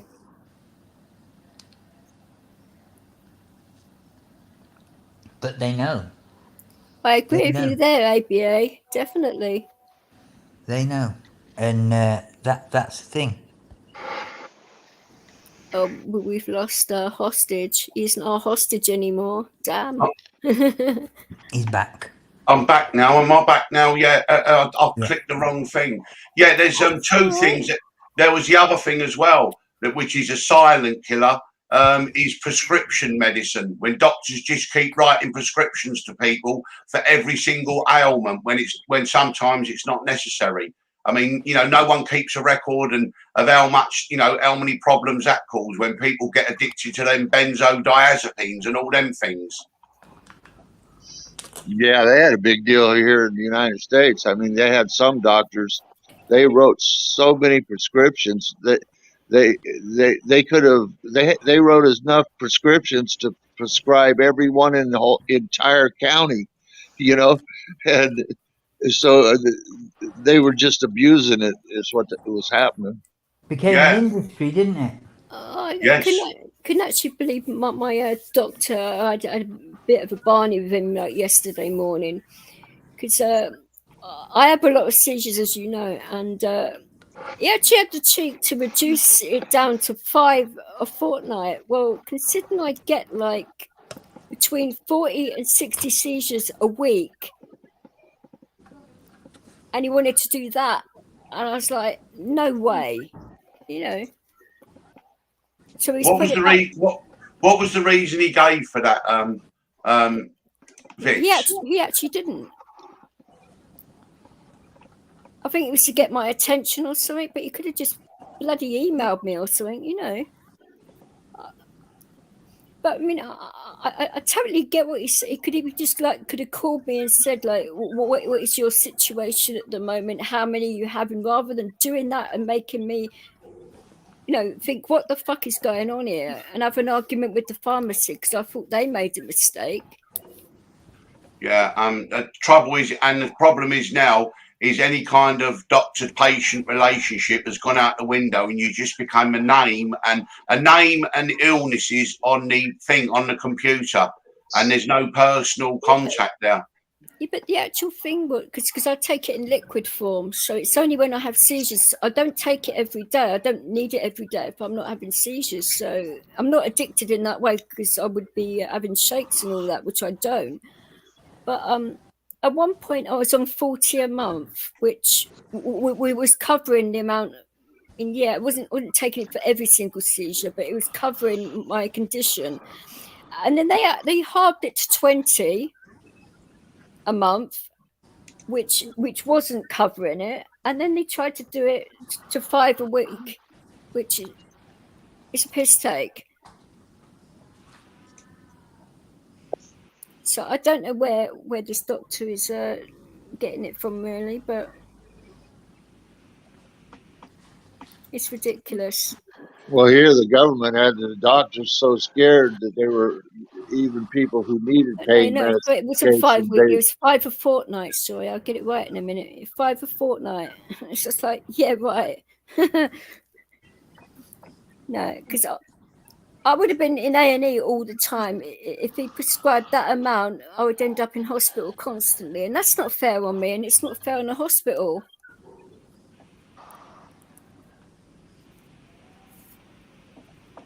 Because if you think of it like that, how much would it cost to get an ambulance to my house to pick me up in that situation and treat me in hospital and bring me home on a regular basis?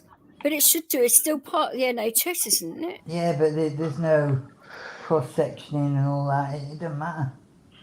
That's the thing that's wrong, really. And also, you know, when they're saying everything's going online, well, how difficult would it be for the doctor to have a FaceTime or some kind of electronic video link with Vix and be able to speak to her that way? You know, maybe not come into the thing, but at least, you know, so there's no excuse. There's no excuse now, you know, before they're going to do anything, you know, just to give you a 2-minute FaceTime. I've just spoke to you quickly. Oh, I'm thinking of doing this. Then it gives you an opportunity to speak to them.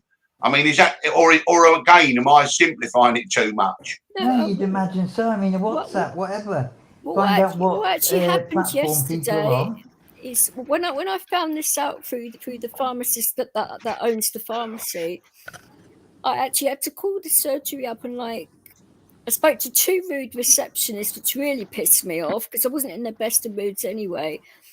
And then within half an hour, my GP called me, which wasn't too bad. Actually, he did do a good job in getting back to me quite quickly. So it wasn't too bad, but they shouldn't have done it in the first place. Yeah, it's called bureaucracy. There's too many people. Doctors have too many people on their books now. And the government controls turns as shit. Yeah, but I think now though more GPs should be seeing a lot more people face to face and doing phone consultations. They're being lazy gits, in my opinion. That's right. And also they get paid very, very well. The average GP gets a lot of money a year, 200 grand, some of them in the practice, 300,000 a year when they run their own budgets and all that stuff. That's why and that's why when you get prescriptions, they give you generic versions because they're cheaper. So if you get a brand, I actually don't, because Yeah, the generic thing, mine I've is been through specialist that. drugs, so I can't do generic versions of that. So well, I take Sopradol, which are a capsule. They've got a different one. They're just a brand called codeine, and I'd always demand every I'm time for allergic to Sopradol. codeine, so that's a no for me. Oh, why is that? It makes me climb the walls. It's like having LSD, but not. Oh, no, I just take a couple of capsules because I had a hernia and had the operation, and it still causes me. It makes my side really ache, and it just eases it with those. I take 2, and then I can take 2 4 times a day, but I've never done that. I'll maybe take 2, and if I'm in pain, I'll take another 2. But that's as much as I do. That's not good for your kidneys, though, is it? What's that? Taking that much, like codeine and shit, that's not good for your kidneys. So I've been told. I don't know whether that is the case, but a lot of. Well, it's only a small amount, Vix. I mean, you can take 8 tablets a day. I'll take maximum 2. Yeah. I have a question. Sure. What's your question? Question is, does your doctors have qualified immunity like they have over here in VA hospitals? What do you actually mean, from prosecution, or? Yeah, in other words, they do something wrong, they can get away with it. Malpractice, basically. Yeah. It all depends on the situation. Well, no, I mean, either they have it, or they don't. I mean, a VA has it. I mean, there's nothing you can do about it other than you go to federal court. Well, that's not going to work, federal versus federal. Yeah, in the UK, we're not such a litigious culture. But anyone trying to sue the doctor or anything like that, they make the process so near impossible. Okay, Yeah, and it takes about 7-10 years or something like that. So I would say, although maybe they haven't got immunity as such, like they have in the US, they have really in reality, because trying to sue a doctor is nigh on impossible. So they basically have administration immunity. Yes, yeah, exactly. You can go through the medical council and get them struck off and all of that a lot quicker than you could sue them. Yeah, the process though is a terrible process to go through, and it takes years and years. Whenever you see a doctor that's struck off, it's normally for an offence of about 10 years ago. Wow. Well, it didn't take that long to get. When I was a lot younger, I was touched up by my dentist, and he was struck off, and it didn't take very long for them to do that. Oh no, yeah, but don't you think that's different though, Vix? Because that's that's not a medical where they prescribe the wrong things or they did something negligent. That is a criminal thing, isn't it? Yeah, but the cops weren't involved. My mum didn't go to the cops. She went to the actual council and got it done that way. She thought the cops wouldn't do sod all, so she done it the other way. Oh, okay, yeah. But I mean, I think we was talking about, say, they overprescribed something, or they recommended you have some treatment, and the treatment wasn't the most appropriate. That is where the sort of malpractice lawsuits would come in. The actual thing, what he was doing, he was like gassing up kids and touching them up while they were under the influence, even though they didn't need to be gassed. That's what he was doing. Good grief. That's why she went to the council to do it. Right. I wasn't the only child that he was doing it to, and yeah.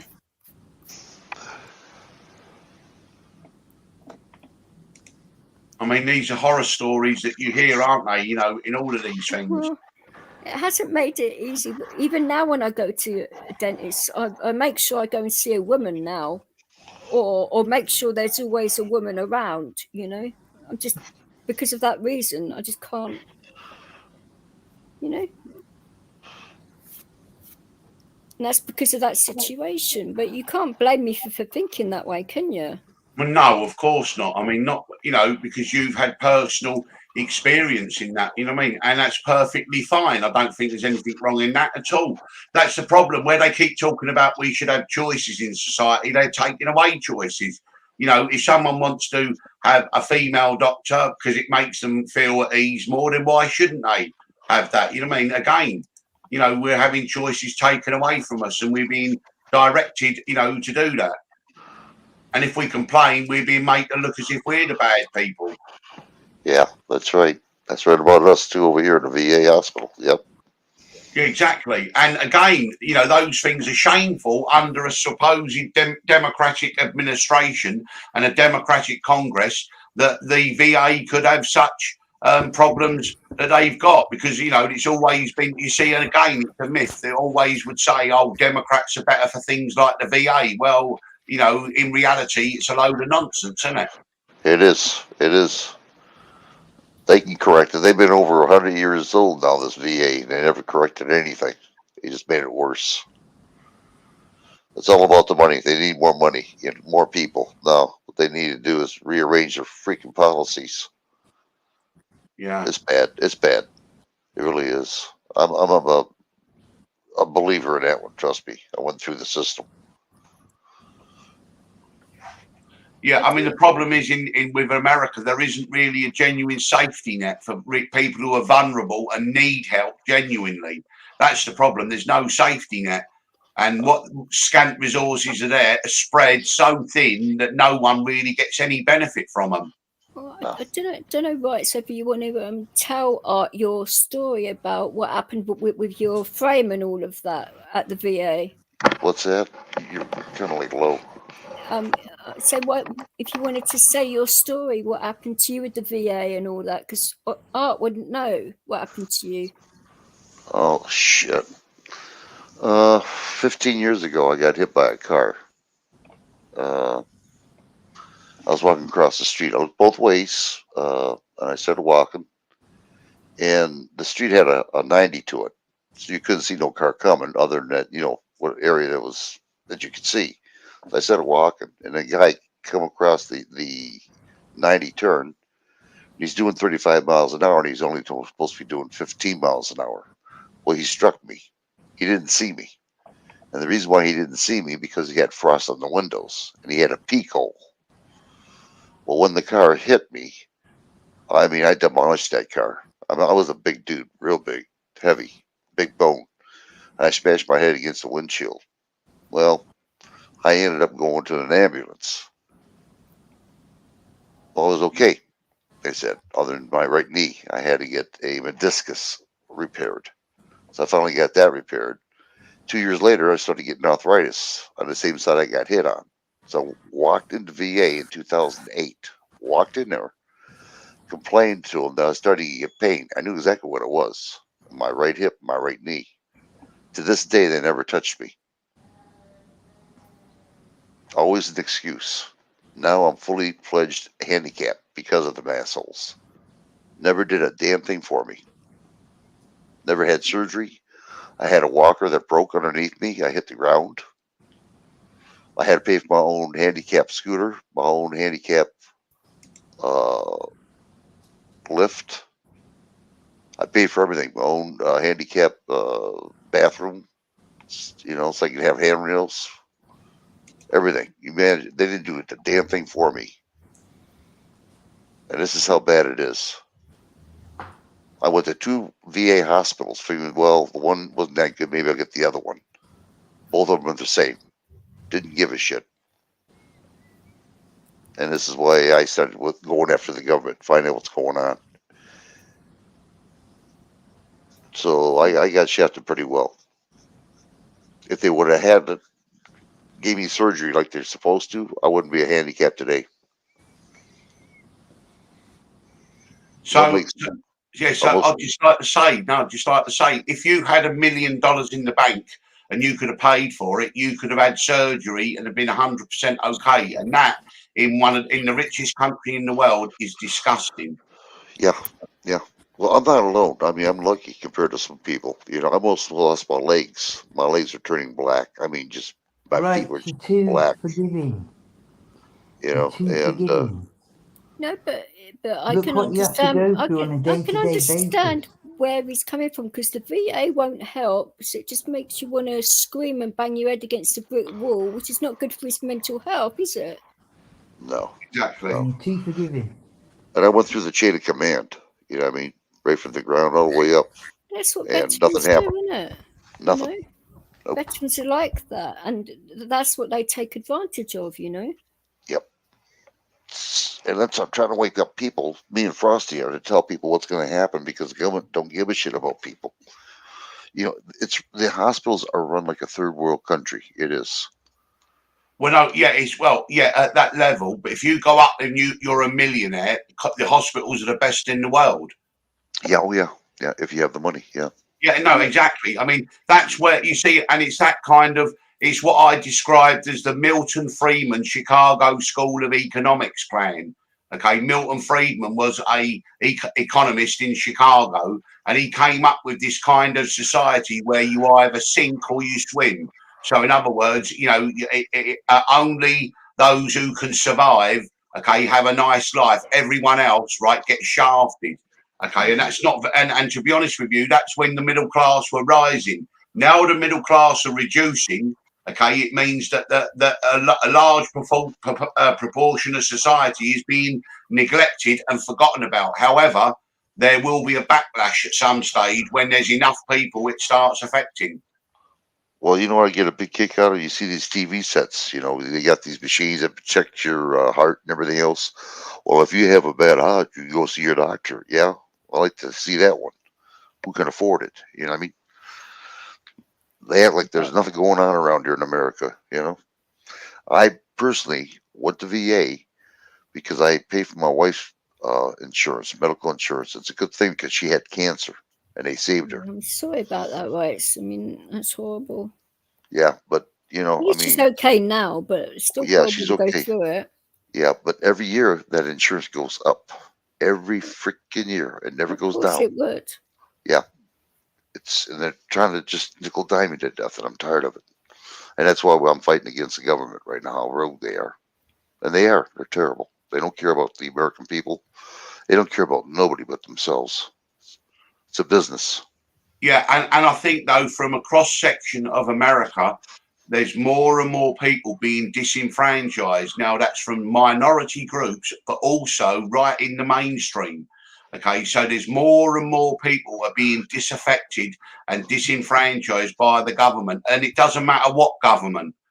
Okay, at the end of the day, they feel disenfranchised and disassociated and disaffected with everything. And the problem with that is it's a powder keg, and let's just hope it doesn't blow, because if it does, then we could end up, in a Mad Max kind of situation.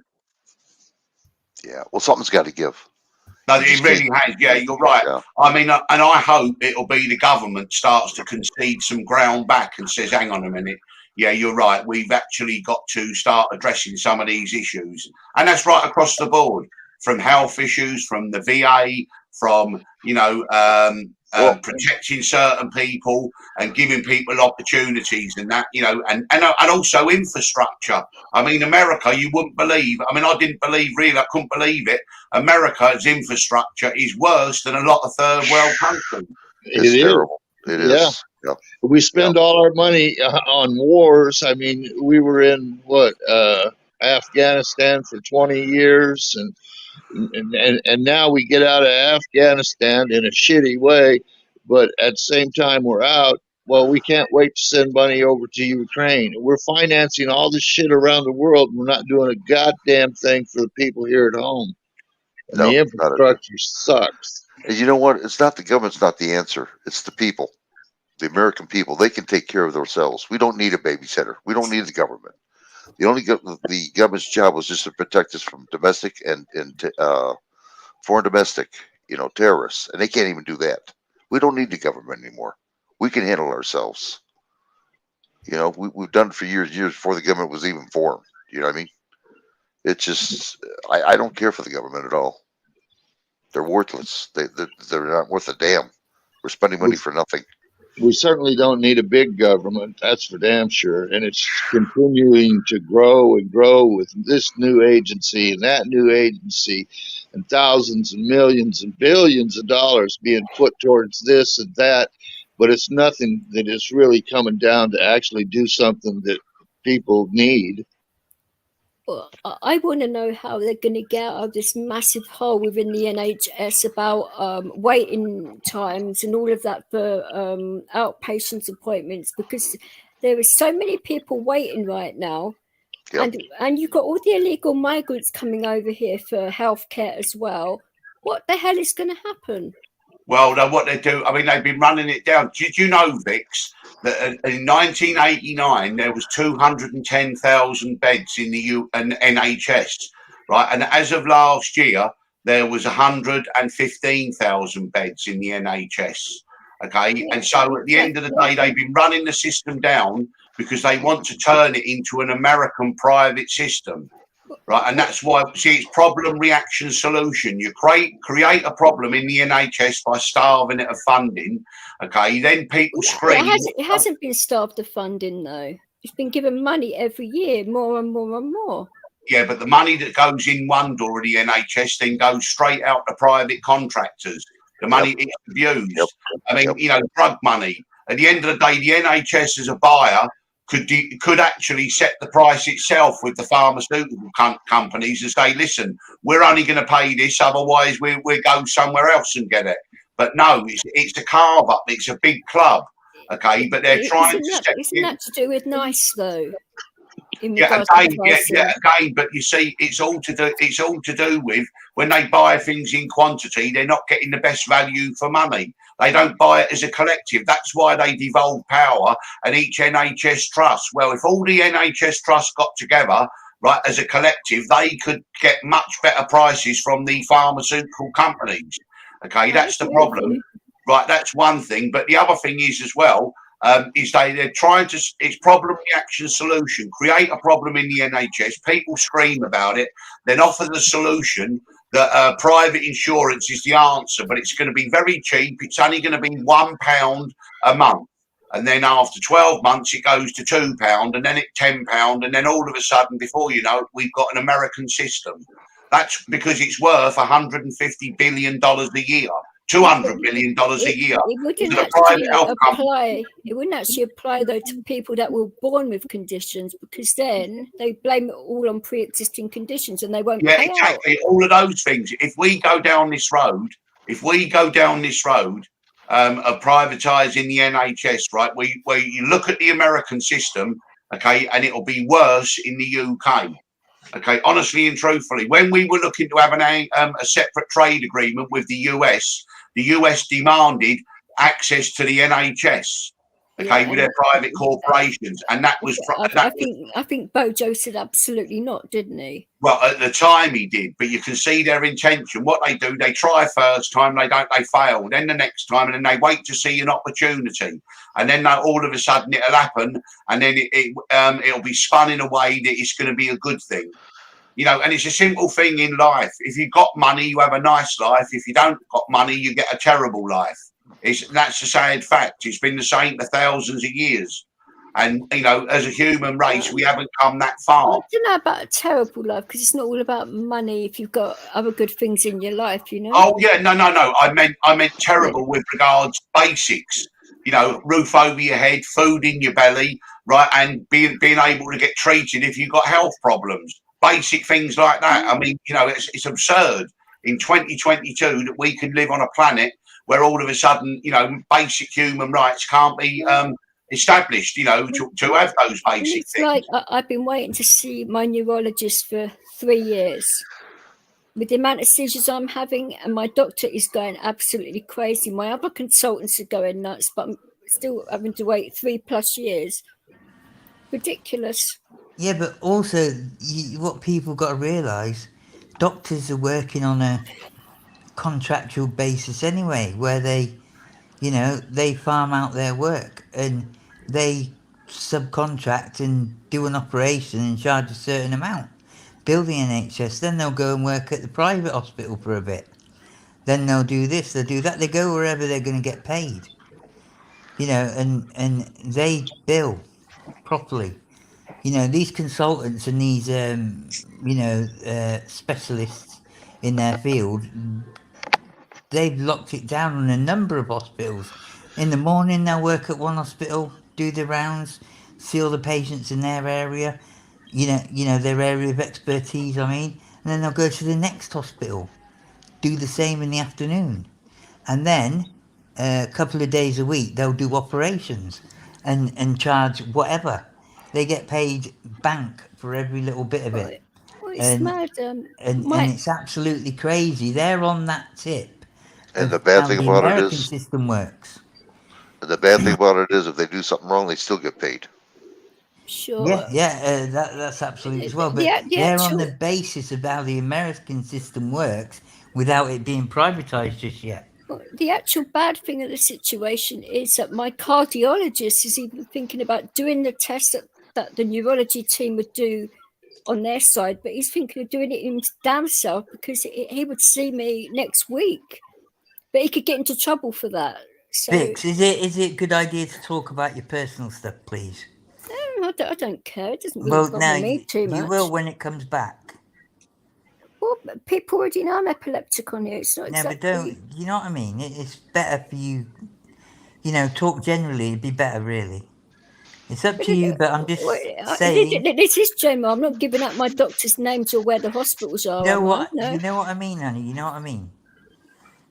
Okay, that's all. Si and Stephen Moaning can basically shove it where the sun don't shine. I don't fucking care about those clowns. Sorry, but I've had enough what now. have I fucking opened? Well, it doesn't matter what system you have. If the people are corrupt, the system is corrupt, and you're not going to benefit. And that's whether it's private or whether it's government run.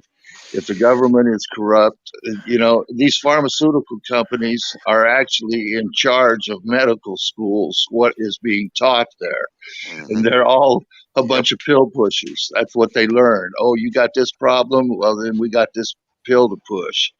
And that is a lot of it. So if you have the industries that are designed to make money off of the medicines and the technology, they're going to be the ones that are lobbying the congressmen and the politicians and paying them for their campaigns and getting what they want. And that's why here it's not uncommon if someone has private insurance, they could develop some kind of sickness or disease or cancer or whatever, and they end up bankrupt, totally bankrupt from the healthcare. And then if they don't have any more money to pay, then they get second class treatment if they get treatment at all. But you struck on an absolute point there, which actually is a common denominator about all the subjects that we speak about and all the subjects today. Yeah. It's corruption. It's the lack of morals and ethics. And then you ask the question, where does that come from? Where has this all-pervasive corruption, lack of morals and ethics, Greed. where does it come from? Why is society based like that? Everyone is on the make. Everyone wants to cut corners. Everyone wants to be dishonest. Where does it come from? Where are the money? Follow the money. Well, I personally think it's to do with the general public seeing big companies like Google, Amazon and stuff like that basically saying F you to the tax man because they basically paying nothing in tax over here. So they're thinking to themselves, right, that these arseholes are getting away with it. Well, I'm going to try it now. And that's where the mentality comes from, I personally think. Well, there's another deal too.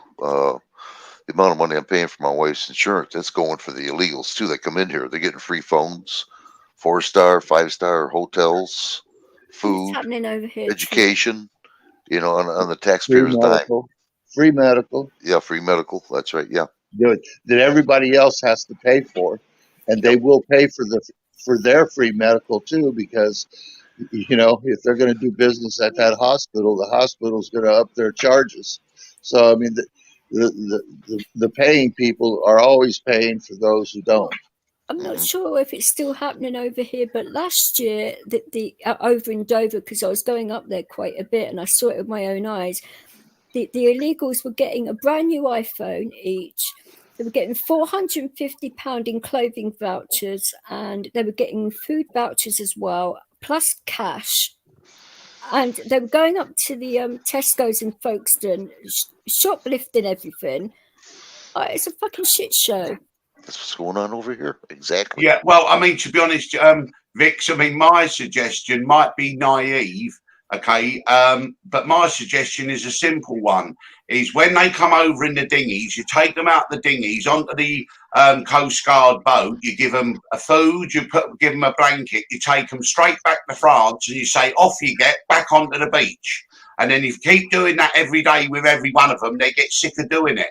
And if the French don't reckon it, well, then you say, unfortunately, we're declaring war on France. That is a simple solution. Yeah, but the actual point of it is we actually pay millions to France to actually keep them from coming over here to begin. Yeah, but it's simple. It's simple. Yeah, we say to France. France. Bringing them over here. Yeah, okay, we say to France, listen, we're going to take them on their boats and we're going to give them a cup of tea, we're going to give them a nice blanket, and we're going to take them back to the beach and say, off you get. And that's it, because listen, they're fleeing persecution, fair enough, and war zone. Well, France is a safe country, and so they've got to France. If they want to come to the UK, they do everything the same as anyone else who wants to come to the UK. Yeah, I agree. I don't mind legal immigration, but yeah, no, that's exactly right. Listen, if you flee a war-torn country for your life and persecution, okay, the first safe country you get to is where you are. Okay, and then from there, you have to, if you want to go to another country, you do it the same way as anyone else. So if you leave Syria and you get to France, okay, that's it, done. If if you want to go to the UK, you get in line with everyone else. Okay, it's the same with any country. Okay, it's just simple facts. And I say, you can solve the problem with the dinghies coming across the channel every day. Easy. You just take them on board, take them straight back to the beach and say, off you get.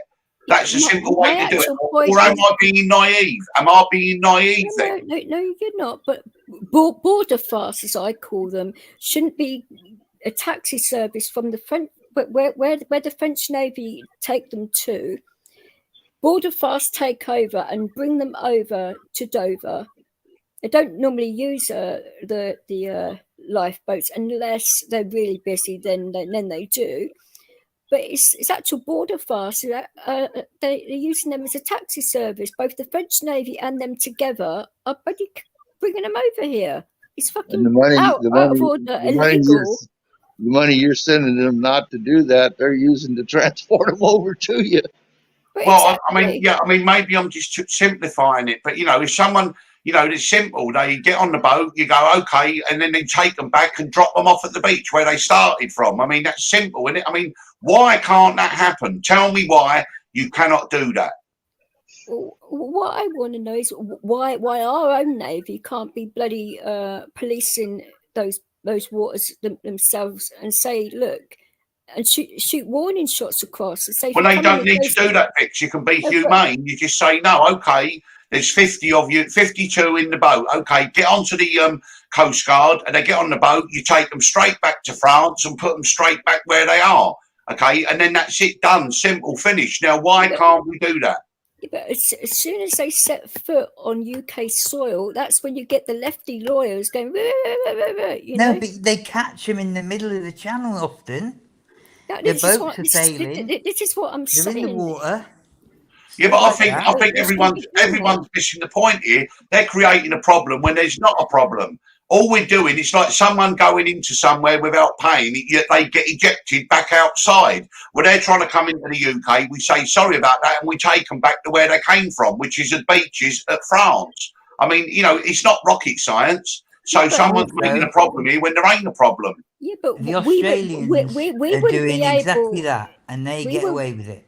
We wouldn't be able to take them back into French waters because we'd be actually breaking the law ourselves. They wouldn't allow us to go over the. No, but there's 11 miles out. The 11 miles from France out, and then it turns into international waters for a couple of miles, and then there's 11 miles in from England, which is English waters. Now, they've been catching them pretty much on the 11 miles, 12 miles every time.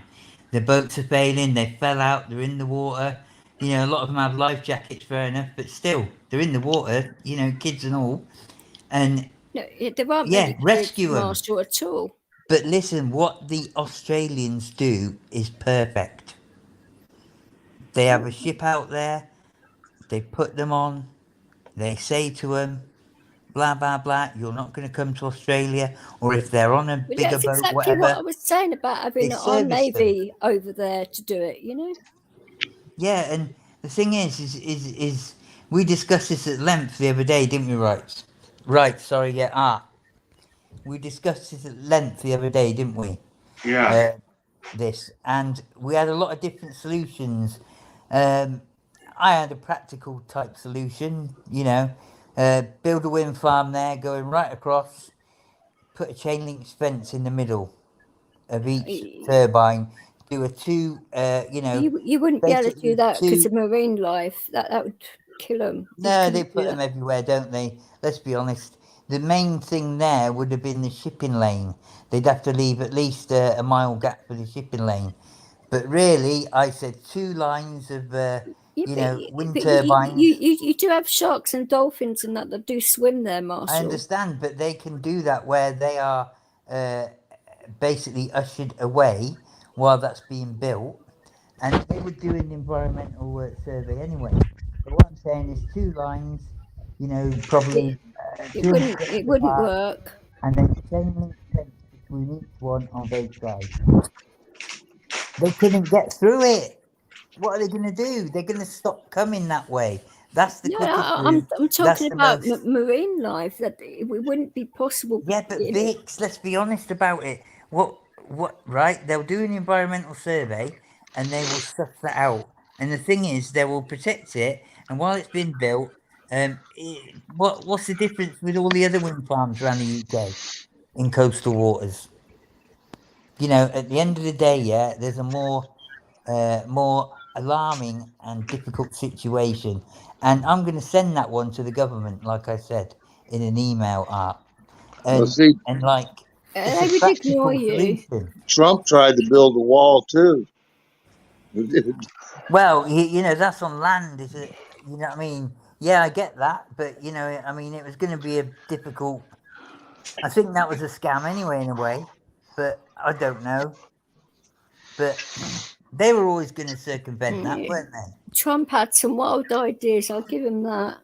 Well, I think that wall was a good idea, and the way they had it designed with sensors in a way, yeah, and a road where they way could travel. Look at them; they'll bury underneath it. They'll try and do this. I know they're going to go underground as well, but look at what they've done in the past. They'll have a bloody catapult firing people over with a parachute on their back, stuff like that. Or they'll have a little what's it called, the gyrocopter. They'll just go up across the wall, drop them, you know, 2 at a time, whatever it is, and that's basically, you know, that circumnavigates that. But I get you'd have a no man's land and all that stuff around it, but they have that already in certain places, and it's still being circumnavigated. Well, everything could be circumnavigated. I mean, just like a military in wartime, they set up defenses. You know, you got to cross the pit with punji stakes, and you got to cross the barbed wire, and you got to cross this and that. Well, everybody still crosses it. They still get inside the perimeter.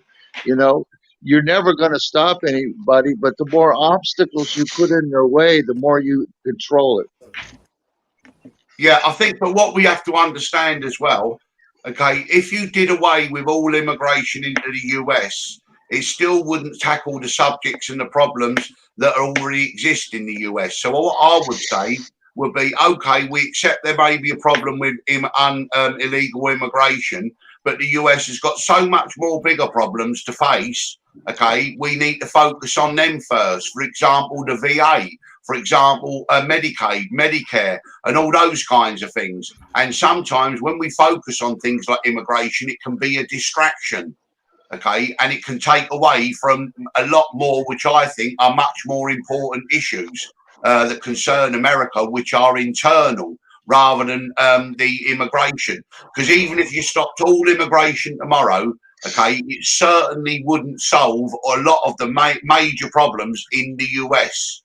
And Well, no, you wouldn't solve the major problems, but at the same time, you don't have 20,000 people crashing your border at the same time.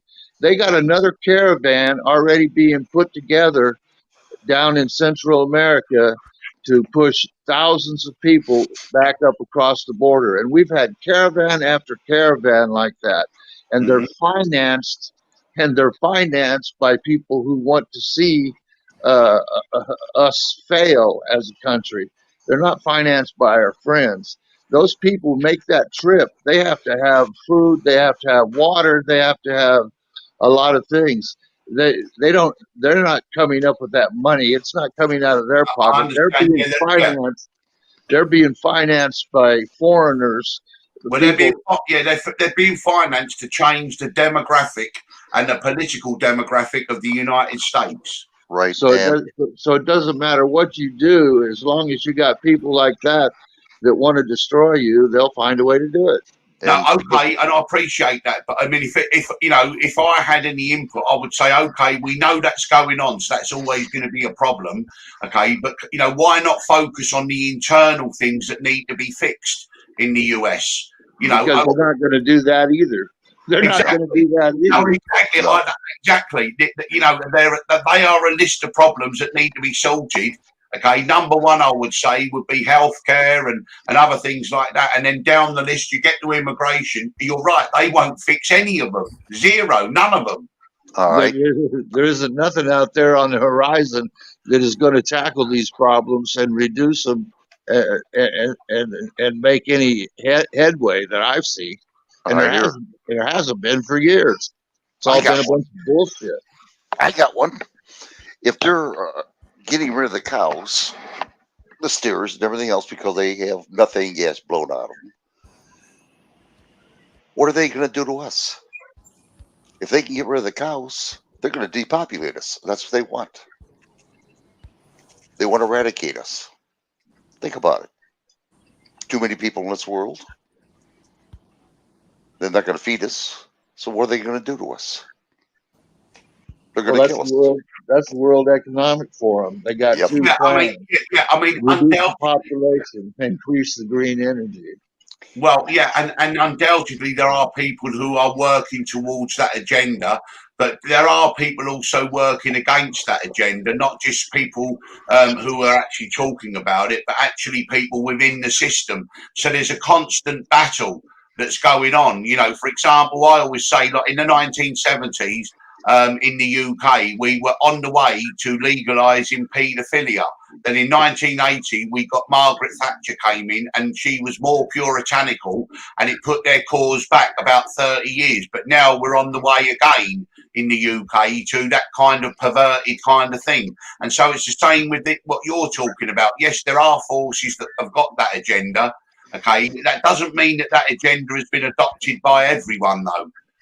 Oh, yeah, you're right. And there is pushback. The more it comes into focus, the more people you have now that are speaking out against it.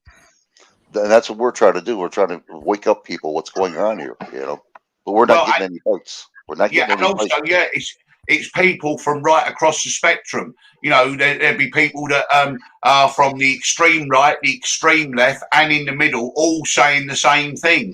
They're all discovering the same thing, and that's it. But sometimes we can get too focused on specific issues, and that's what people want you to do. And we can say these people are to blame, that those people are to blame. Okay, when it sort of misses what the actual target that we want to focus on, which is the injustice and how things can be different.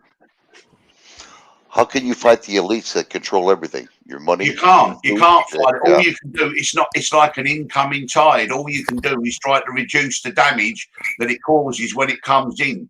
I mean, I'm convinced of that. You know, this juggernaut of where society's going, right, is going to go there without, you know, despite what anyone says. Okay, so you just got to try to position yourself so you suffer the least amount of collateral damage. I know it's a sad thing to have to say, but that's my view. I'm just looking at it from my point of view. As long as I can No, pay my mortgage, my gas, my electric, my phone bill, and I can put food on the table, okay, then I'm thinking, okay, well, that's as much as I want. I mean, everyone's aspirations now is just to survive. I mean, how on earth did we get to this?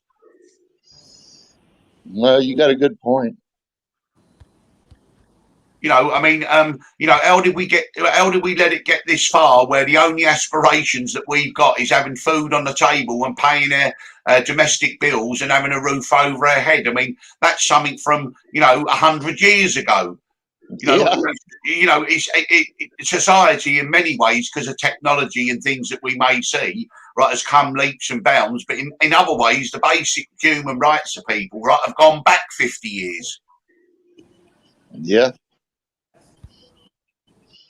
You know, and you can look at the figures. You see, through the 60s, 70s, 80s, 90s, right, the middle class in the UK and in the US, it used to be in the US, it was something like 25, 30%, and there was 40, 50% were working class, and then the elite. Well, then that turned, and then the majority of people were middle class, with, say, 20% who were working class, and the elite stayed the same. Now they want to push all those middle class people down to the working class, poor people. And that's a process that's going to happen. And the thing is, you just got to try to, I don't know, position yourself where you suffer the least amount of fallout. You know, you know, that's where we're going now. I mean, you know, that's all I can say about it, really. Yeah, you're going to have it's class warfare. That's for sure. I mean, you're going to have two classes of people. You're going to have the elites, and you're going to have everyone else. Eventually. And really, a lot of people in the middle class don't realise.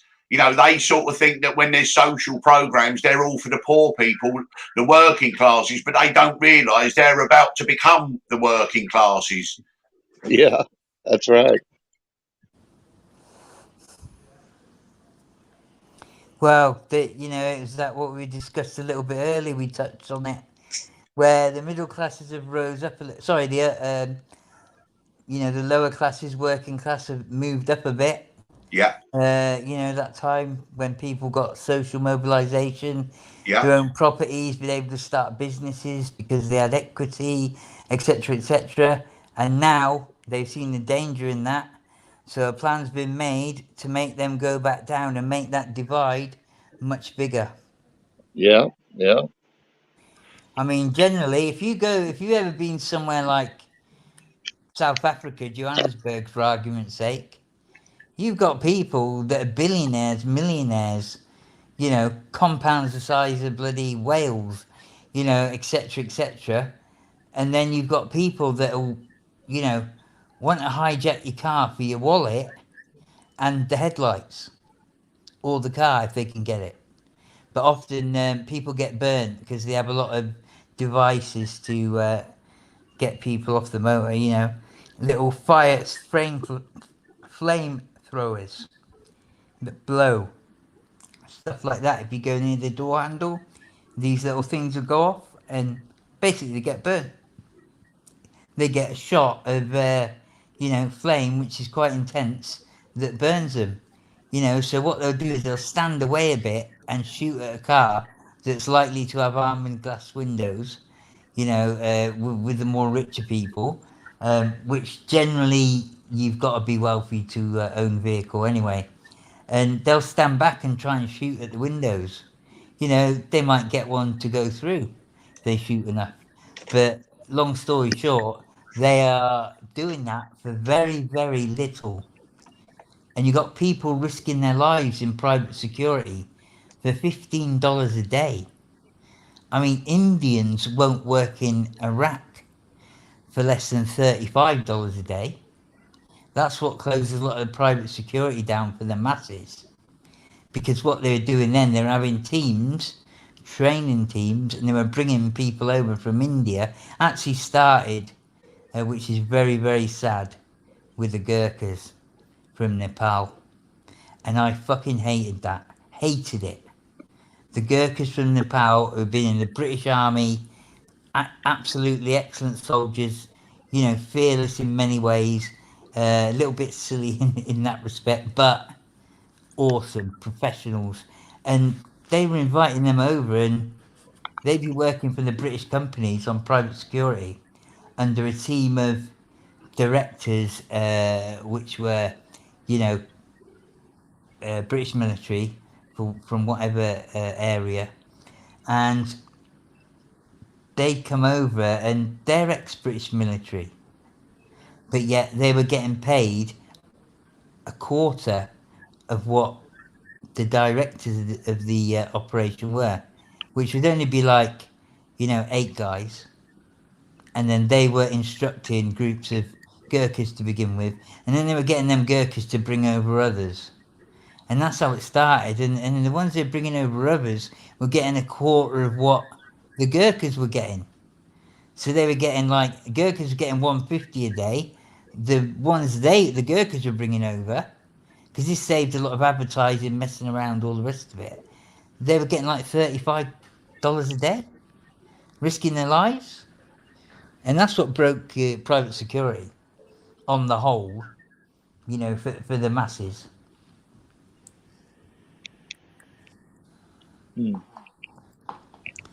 And at the end of the day, it's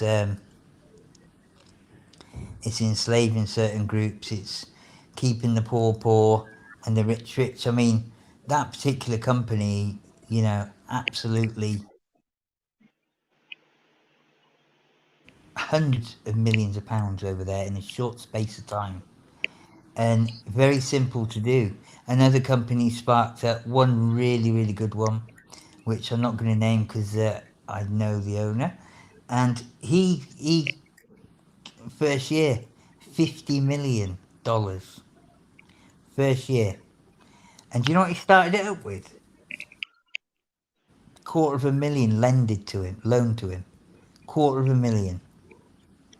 And people were going out, helping set it up, communications, weapons, stores, a constant supply of whatever they needed to a certain place that they took over, a compound. And, £250,000 investment, and you make 50 million in the first year. Now that isn't including wages, but you know what I mean.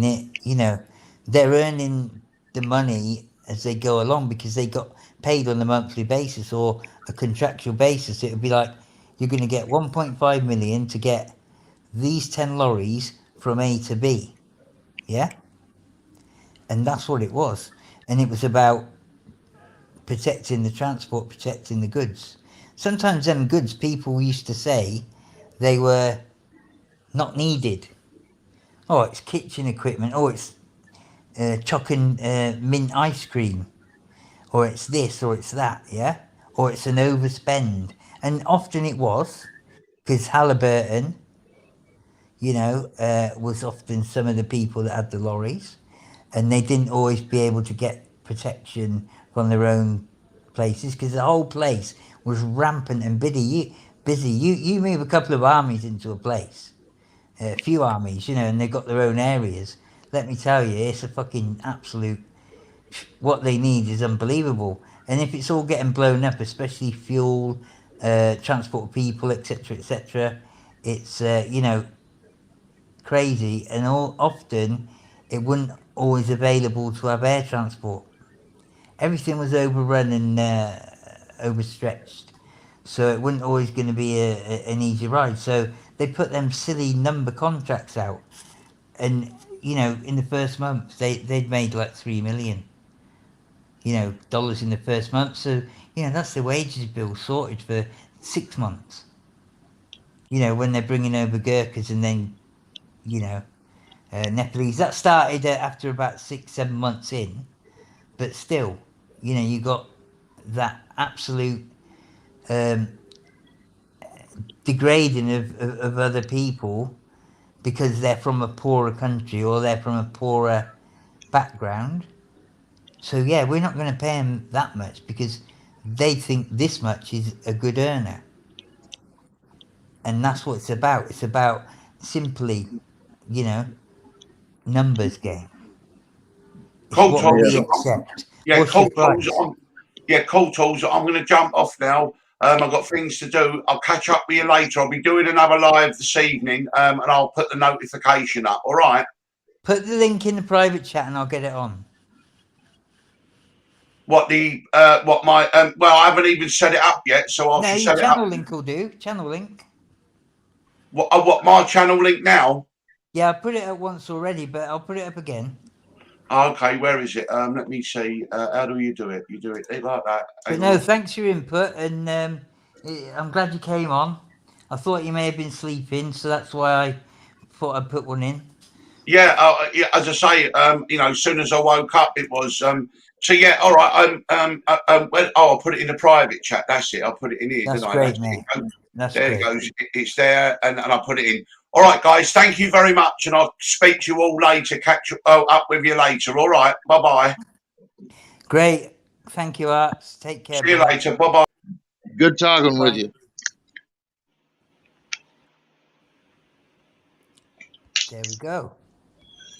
So very knowledgeable fellow. Oh yes, definitely. I've kind of clicked with him in a lot of ways. You know, it's there's a link to his channel anyway. It's called Art Hostage. I actually liked a lot of the stuff, you know, about area I absolutely didn't know much about. I knew a little bit about art and this and that. I've heard a few stories about recovery, but you know, he's got the in-depth part of it, you know. Yeah. And he's said it how it is at the start. You know how that scene was at the time and how he got out, and you know, dog eat dog, fucking, you know, you're not going to get paid unless this is that and that's the other. You know, they're pretty damn sinister at times, but no, he saw it for what it was and did what he did. But no, there's a lot of interesting stuff come out, and yeah, very educated, knowledgeable, and I've learnt a lot from him, and I'd like to think he'd learnt a few bits and pieces from me. You know, interesting streams, lads. Get on there tonight, 7 o'clock UK time. That'll be 1 o'clock Eastern time and 2 o'clock Western time. Is that correct? I think. I've done my best I don't anyway. know. I hadn't even looked or anything like that. You guys are you guys are 5 hours earlier than our time, where I am. 6 hours. What are you on? Well, there's 3 time zones in the U.S. You got Eastern, I do Central, know that. I should have said 3. You're in what coast you on? Eastern. East. So it's the West Coast, which is 6 hours, isn't it? It would be more than that. It'd be 7. 7. So in the middle 6. Yeah. Yeah, in the middle 6 and where you are is 5. Do you know what it is? I always seem to hit on 6 because I don't know, it's the equilibrium sort of thing. But a lot of people I talk to, yeah. But anyway, there it is, lads. You know, it's going to be a decent one. A lot of UK stuff comes out, but also a lot of you guys know about that. I mean, right, you're well up on the Liverpool thing, aren't you? You know, in a lot of ways, and a lot of English politics. So, yeah, he's trying to play the piano with his penis right now, I think. Right, you there? If I hear that again, I want a pound for each time I hear it. That's what he's doing. Eddie Gannon, are you still listening, or you fell asleep? Eddie Gannon. Is he asleep, lads? Hello? I'll play the Can you hear me piano now? with my penis. Can you hear me now? Are you done playing the piano? I don't know what happened. I was talking to you guys. I don't have a piano, thank fuck. Yeah, I'm still there. Can you hear me now? Mate. Eddie, do you fancy doing a song? Can you hear me now? Yeah, I can hear you. Okay. I can hear you. But I'm gonna have to go too. Me too. Yeah. Well, would you not like to just hear a song before you left? Well, I'll listen to this. Yeah. I'll listen to the songs, but I got to drop down because the sun's coming up, and That's fine, my friend. Thank you for your input. You're Yeah. welcome anytime, and I've really enjoyed having you on. We'll be listening too. all right. So Thanks I'll a be lot. dropping off. Be Brilliant. good, cool. Be good. See you Okay, short. take care, rights. Bye bye. Love you, brother. Thanks. Appreciate And it. Enjoyed it. you know, Bye, you know Guru. you're always welcome. New Guru's up here too. I didn't notice. If you ever get a chance to talk to New Guru, he's a good person. Yeah, I know. I've talked to New Guru quite a few times. Yeah, he's a good Very person. educated man. Sometimes it's not easy to always agree with him, but also he breaks things down unbelievable, doesn't he? Yeah, he's a You good know, person. he's a guy that splits it up. Let me tell you, if he was a Yeah. drug dealer, he'd get every bit out of that. Yeah. Unbelievable how he splits it. Just quickly, he did one about burgers once, at McDonald's and Burger King. Fucking hell, my mind was twisted. It's 5 a.m. for me, and it's probably, I don't know, 10 at night for him, and my mind was twisted. And I thought, oh my God, he's going to expect an answer from me in a minute. And I was thinking, what am I going to say? I hadn't thought this through, I hadn't listened properly. And yeah, it was good. It's interesting how he broke it down. Anyway, guys, great to have you on. Good night to you. See you, Take Eddie. care. Be good, Good buddy. night. Good night, Good night. Take care, guys. Good night, Thank you. guys. Appreciate All it. right. Good night, Down Guru. Guys, take care. control to Major Tom. Good night, Frosty. Take care. Ground control to Major Tom. Take your protein pills and put your helmet on. Ground control to Major Tom. Commencing countdown, engines on. Check ignition and may God's love be with you.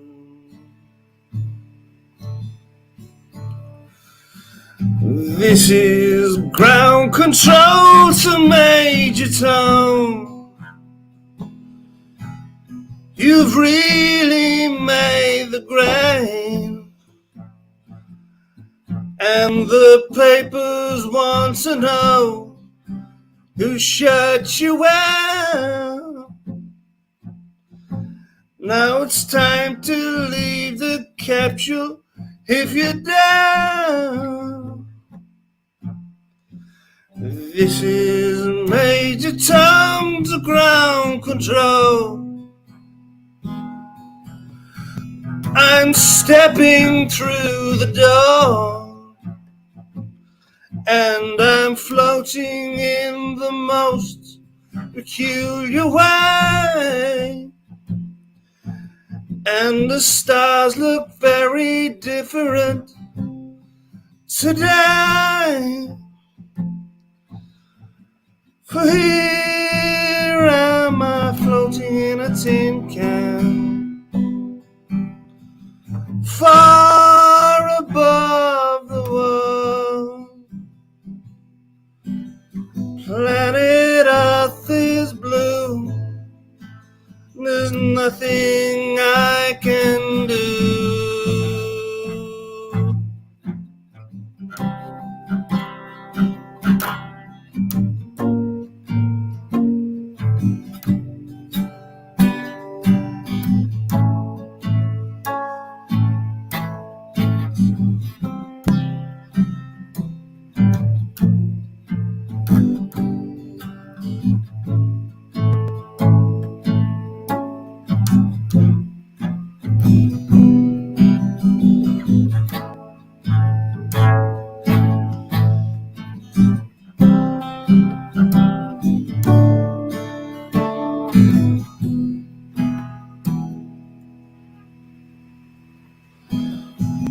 Through and past 100,000 miles, I'm feeling very still, and my spaceship knows which way to go. Tell my wife I love her very much. She knows. Ground control to Major Tom. Your circuit's dead. There's something wrong. Can you hear me, Major Tom? Can you hear me, Major Tom? Can you hear me, Major Tom? Can you hear I'm floating in a tin can? Far above the moon, planet Earth is blue, and there's nothing I can do.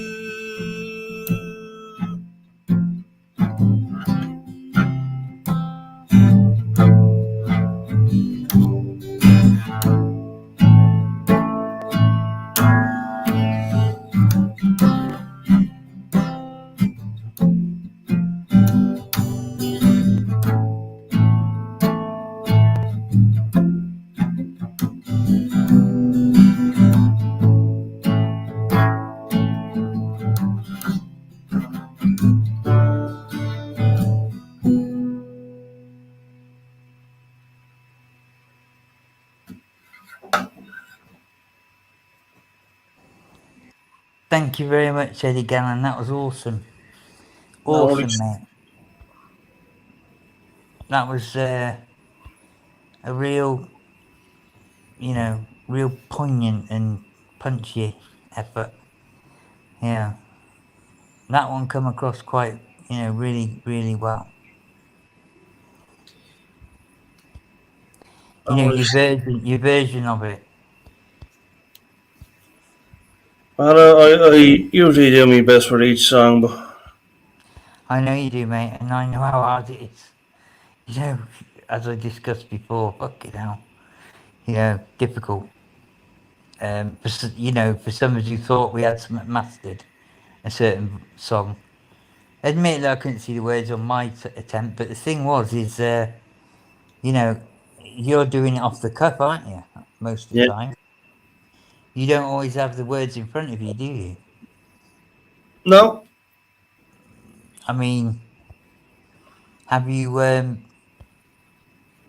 used that in many times now? The what's it called? The bloody lyric. I don't know what it's called. The lyric sort of guide or whatever it is. No, I just, I was just saying, I'm just, like, I mean, I've done so many songs over the years. I mean, I'm kind of just used to it now, so. Yeah, I suppose are you attempting any new songs now? Oh, that one I done earlier was like the John Denver one. That was like, yeah, that was fairly new. Yeah, I hadn't heard that one before from you. And yeah, I try keep it as different as I can, just to keep everyone like interested and. No, I think everyone appreciates what you're doing. Yeah, So, I've done quite another number of different ones. I just keep them coming back basically. but I've absolute tons of songs that like to go through. big old. I tell you what, wouldn't be a bad thing to do. I don't know whether you bother doing it. I don't know. There's one that I've done recently, and like I absolutely love the song. It's what's the name of it? It's I done her on other platforms. There's You're the Voice. I've done that one. Okay. By We'll John have to Barney. try it on here at some point. Yeah. I mean, what I was going to just say then was, when you should have a list of what songs you do, kind of thing. Yeah, and Oh maybe you yeah, could. I mean, like if I'm doing a few songs, I always play a bit about like 8, maybe 10. Yeah, but you know, like you could do a night where it's I don't know, sort of like you could call it jukebox or something like that. You know, Yeah, and like people, you know, put 50p or a pound into your you know, whatever account it is or whatever. You know, buy me a coffee or something like that, and you know, and they get to pick a song. Yeah, call it jukebox. They're the type of things I'd be doing if I was, you know, talented like yourself. You have your list of songs, and people put a small donation in, and they get to have their song done. yeah. Oh, there's Now plenty. then, Mr. Clipbrook. But yeah, I've yeah. I mean, I just do it for enjoyment. I don't exploit people to. No, you're not doing that though, are you? People don't mind. You know, it's not a huge Yeah, amount of things. Or like I put referrals in for top cashback because people get a tenner as well, and I get a little kickback, and it's going to help me out with a few things I need to do. I'm not asking them for anything. They're going to just join some and get a tenner themselves, and it's like it's going to help me out. Yeah, I've set up buying me a coffee and all that, but they're going to be for mostly private streams. You know, when I'm talking about real touchy subjects. You know, ones that I really don't want to put across the airwaves massively. You know, when it mm, involves names, things like that. You know, that's really what that's going to be about for me because I bothered about this. It's more about setting up lives when other people weren't on. But you know, there's certain subject matter that I do like to talk about, yeah, and some of them are damn touchy, and I've got a bit of an inside view on a couple of cases, and with a researched, corroborated view on top of that, heavily researched over a number of years. You know, ain't no bullshit research, and everybody can check up, and I will be able to send them with links, details, etc., so they can go and verify and corroborate themselves. So it becomes a much bigger thing and a lot of fun. You're not going to get that everywhere at all. And some of them things are big, big numbers that are interested.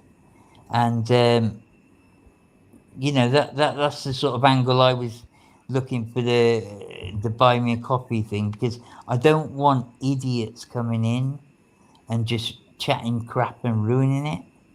yeah. So that was the point of having a membership. They only have to be a member for that month. Yeah. Why I do that thing, and they don't have to continue it. It doesn't matter to me. But it's Well, here's about my take. I mean, why? I mean, like you have. I mean, like you can treat this like a business, and say, well, like fuck all the drama, fuck like anything not like that. Just like I mean, like this is a business. I'm here to like to do my own thing on this platform, and that's it. Like there's no yeah, bullshit. There's no crap. Like there's no arguments. There's no this, that, and the other. There's no bitching about this person. There's no bitching about that person. yeah, yeah. You know It's what we good, want, and today's been very successful. This Yeah. live, it's been And very I'm glad it successful. was for you because I mean, like a long time. Like I mean, it's a long time since we talked about something fucking positive, and like that's how that's how it should be.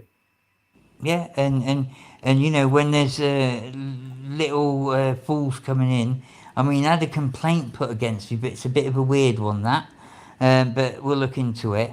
I do know who put it up, and it's like a nudge from a silly angle, really. But anyway, it is what it is. It Yeah, isn't what I again, thought it was. That's just a troll, but I wouldn't worry Oh, about. definitely a troll, mate. I know who it is. Yeah. You know, it's like, what the hell? Are you really serious? But it's the angle. I mean, at first, just a little glance as it came up on my, a pop up, I thought, hey? You know, it was like harmful. And I thought, oh my God, it's one of them ones that we discussed before. I'm thinking, fucking, here we go. But it come through StreamYards. And, Vic's read it out, and it's like, what the hell? But it's a person that, he's a bit, I think he's a little bit envious here and there, and he's just a bit of a trouble causer. And it's like, I don't know what his real angle is, but I've had a couple of interactions with him, and it's like, I gave him an answer on the first message I did to a question he asked, but yet he did another 20 messages during the morning about that particular thing. And I said, how many fucking times can I answer that in a different way? Yeah. And by the end of it, I was just telling him to fuck off, stop being a div, and I blocked him. That might be why he did what he did, because he couldn't do it through YouTube because he's blocked. Yeah. It's watching and cooking beef teriyaki and noodles. You're a knobhead, you Clint. I'm going to have to do something about you, I think. Clint, you eat like a king. And, I hope you're cooking something nice for Maxine. Is it ice cream or Magnum for afters? Let's see. Clint Brook. Do you know him, Eddie? He comes I to yours, doesn't know. I've seen him before. Yeah. Yeah, you want to go and subscribe to Eddie Gannon, Clint. This is the chap next to me. Brilliant music, all different artists that originated the tracks, and Eddie puts his own spin on it. Awesome. Right across the board, not one type, not another type. Great stuff, and very impressive. So yeah, if you're not subscribed, mate, go and do the honours. I think he is, as far as I know. I'm not sure. I don't know. He'd have to say, wouldn't he?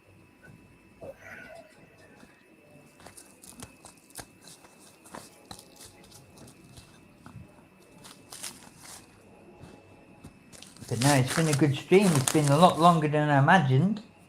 And it I knew it was going to be slow starting. I knew that. It's like picked up its legs on it and all the rest of it. So. Yeah, I came in there before, and it says the stream wasn't up anymore. So I just yeah, because I did one and started it, and it was very slow, but also there was a little bit of kind of bullshit in there as well, which came from one angle. It was just a bit stupid, really. So I stopped it and started again. It wasn't a porn bomb or anything like that, but it was just a bit annoying. I didn't want it out there, so I started again. I picked it up and started again, as the song would say. Yeah. And that's what I did. Deleted it completely. And that was that. So, it was what it was. So then the second one came. And, as time went on, I mean, it's a silly time to start one, really. If I thought about it properly. But I knew that. I didn't care. I just wanted to do something, Yeah. And it's worked out a lot better than I thought. Yeah, it does. You got someone like Tonkin, the absolute flipping Stop doing it, mate. Come on, the panel. Unless I'm going to send Eddie looking for you. Well, we don't want that. Definitely. Anyway, so, yeah, how's Clint doing? Watching and cooking beef teriyaki and noodles. Right up my street, that is. Easily digested. Do you know, it's fucking mental that. I was thinking of curry noodles earlier on. Just basic Kukai curry noodles. You know, and bang a tin of tuna in it or something like that. Yeah, Gorgeous. I'm about to kill the Irish Jew on crushed crackers. Yeah, this is a twist on Eddie. When you get to bloody Sears, you're going to be cooking a bit, same as old Tonka. And I will cook as well, no problem. I've been out to cook as well. Yeah, that's what I mean. You'll be able to, you know, do a bit of cooking. You use the Kukai noodles, you? The why not use the cook noodles? Yeah, have you ever used them? Because they're everywhere, aren't they, them? I have. They're about 30 pence a packet, you know, in the UK. It's a damn cheap meal. Yeah, it is. You know, and I've had a lot of them in the past. And what I used to do is I'd obviously tip the water on, let them cook. And then I tip the water away a bit, the fat off the top. Tip a bit more boiling hot water in so they really cook through. Break them up a bit. Then put the flavouring on. And leave it so it's like a bit of a soup. Like a noodle soup. Yeah, I do the same way. And, oh, lovely. But you put crackers in. No, soup. Or Irish Jew and crackers. Yeah, but it's left like a soup. The soup, dear. Oh, it's not noodles. Like I don't cook noodles. Oh, the Irish soup, yeah. But Yeah. the crackers you Stew. have out of the soup and then you dip in and eat, yeah. You know stew. Yeah, the stew. Yeah, sorry, stew. Yeah, I know stew. Yeah, sorry. Yeah. Stew. Yeah. I said soup and you said stew, didn't it? So your crackers, you have buttered or whatever cheese on whatever you do. No, what I do is I cook the gravy for a bit. Then I put the veg in, like the vegetables. Then I mix that in, cook that for about an hour, and then like what I do is I put a bit of bottle, put that in. Then I mean when that's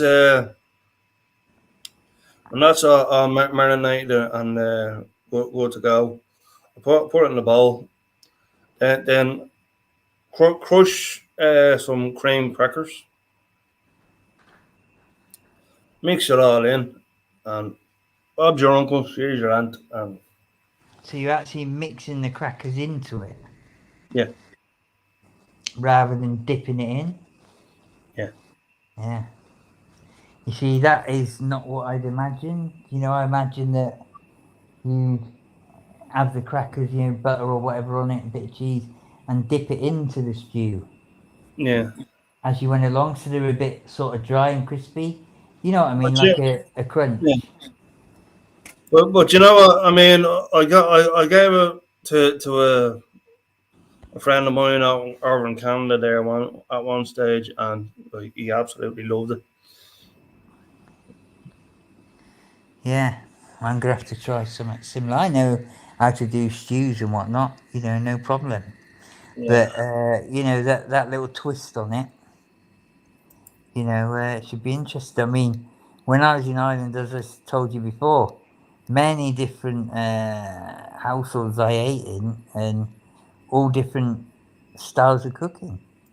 And to be honest, 99% of them were very, very good.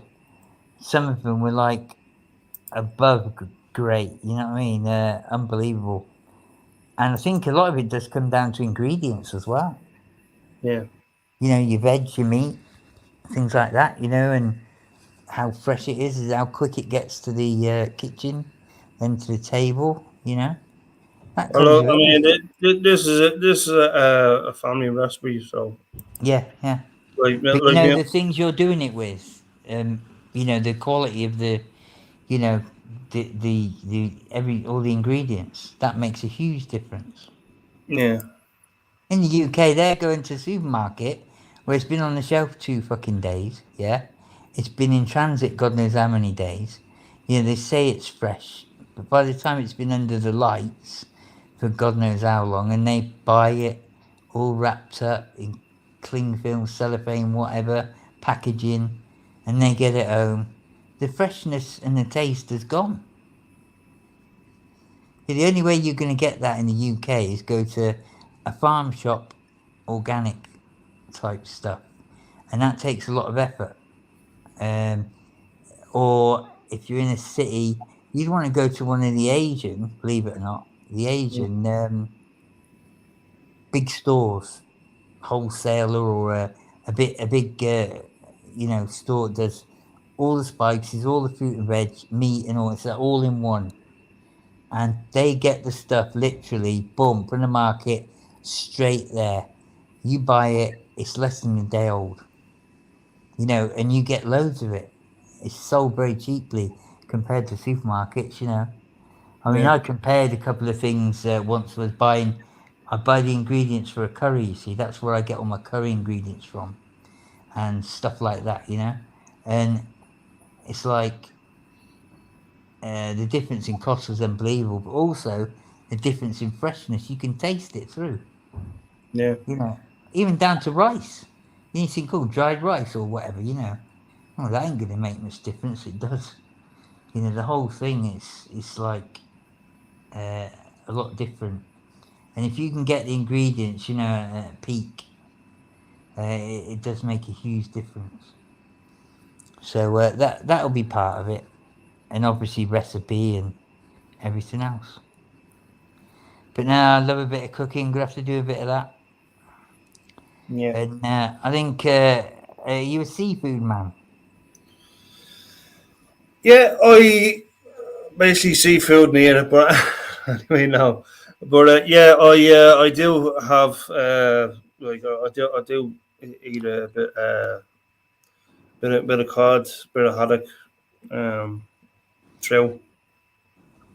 What about shellfish? Shellfish, not so much. But I just basically keep it simple, and then Would you eat a fish chowder which included shellfish? um, Mussels, cockles, um, you know, I pieces of fish, a I bit of have I have lobster. I have eaten mussels and cockles, but it's It's not your favourite thing. not wouldn't be up with the. Okay, that's fine. Because, you know, I'd probably put on the surf and turf I've with a bit of. I've eaten lobster already. Yeah, okay. Well, a surf and turf for you would just be maybe, you know, it'd be the ribeye cooked to perfection with, you know, half a lobster there for you, boom, and maybe a few mussels around the edge in the shells so you can decide whether you want to have or not. Maybe a couple of cockles sprinkled around the edge if you wanted to try them. Or we leave it in the bowl in the middle, which is a seafood chowder, and you could dip, you know, get the spoon and maybe try a bit of the liquor, the soup, which is absolutely stunning. And obviously you can have the freshest crusty bread around the table with the best butter going, and you dip that into that soup. You know, you have your own bowl that you obviously put into, and you dip that into that.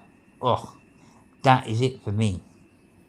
But you know, obviously the ribeye as well, cooked to perfection.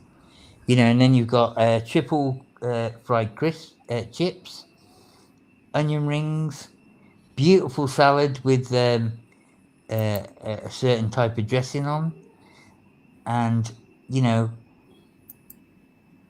whole thing, and some asparagus. Oh yeah, asparagus. Can't beat that. Can't go Yeah, wrong with asparagus now. asparagus. Finish off. Believe it or not, you might find this a bit, but it's optional. Finished off with a little bit of garlic butter that's come off your ribeye. Now that's optional. We have basically a crudité of garlic butter, which is just a disc. It can be put on if you want it. It's on the table. That melts into your steak, drips off the side, touches the asparagus a little bit. So it hasn't been cooked in garlic butter, but there's garlic butter there for it to dip in. What a gorgeous meal that is. Last time I had butter was about was it what 5-6 years now. I find that's mental. Yeah, so because there's too much fat in it, that's why. Okay, mate, but you treat yourself now and then. True. And that would be a special meal. The starter would be something along the lines of, let me think. It could either be a French onion soup with garlic croûte, or maybe garlic mushrooms. Big mushrooms, Yeah. With could either have Stilton in, then breadcrumbs, or they could have basically a garlic. It's basically a garlic type,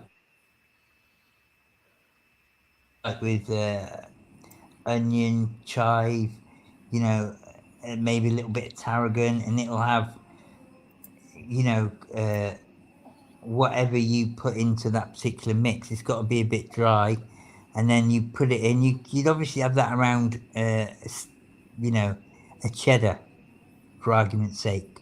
Just make it reasonably dry, and you put that in to the mushroom after you've drizzled a little bit of garlic butter in the mushroom before you put that in, and then you paste that in and breadcrumb it as well. That comes with a little bit of salad and a little bit of brown bread and butter. So butter themes quite a lot in my menu. But yeah, that would be a good one, as a starter. And then for pudding, it has to be, without a shadow of a doubt, New York cheesecake. New York cheesecake with an absolute ton of beautiful Kool-Aid that you can put on, or you could eat that without any cream, any Kool-Aid, and it just goes down, it glides down, beautiful. I've tasted the New York cheesecake. I'll tell you, it's absolutely fantastic. Yeah, now I've mastered that one. Difficult to master to get it good. Fucking hard, mate. Trust me. I don't know if you've ever tried it, but it takes a bit getting used to get that right. It's certainly interesting. I'll give you that. Yeah, you like that one, yeah? Yeah. Well, the Kool-Aid could be anything, it have fresh fruit in it. It depends what's in season, really. I mean, it could be raspberry, could be strawberry, could be blackcurrant, whatever. And blueberry, and that'll be on the table in a bowl, so you can put a little or as much as you want. And also there'll be cream you could scoop on. You don't need any of that. I can eat it without any of that. Even though I like them other things added, absolute, some people like a bit of crunchy, a bit of extra crunch. And they have, like an oat crunch that you can tip over as well. It's awesome. One of the best desserts going, that one. I'm a dessert guy, so, Yeah, I love desserts myself. Yeah, a bit of a sweet tooth, how it is. But no, that would be the sort of menu I think I'd put up. Yeah, I don't know what you kind of do. Just a basic ice cream and jelly. That's about it. Yeah, that's fine. Doesn't matter. If you're you know what you're putting out. I mean, I've done hell of a lot of cooking, and I like cooking.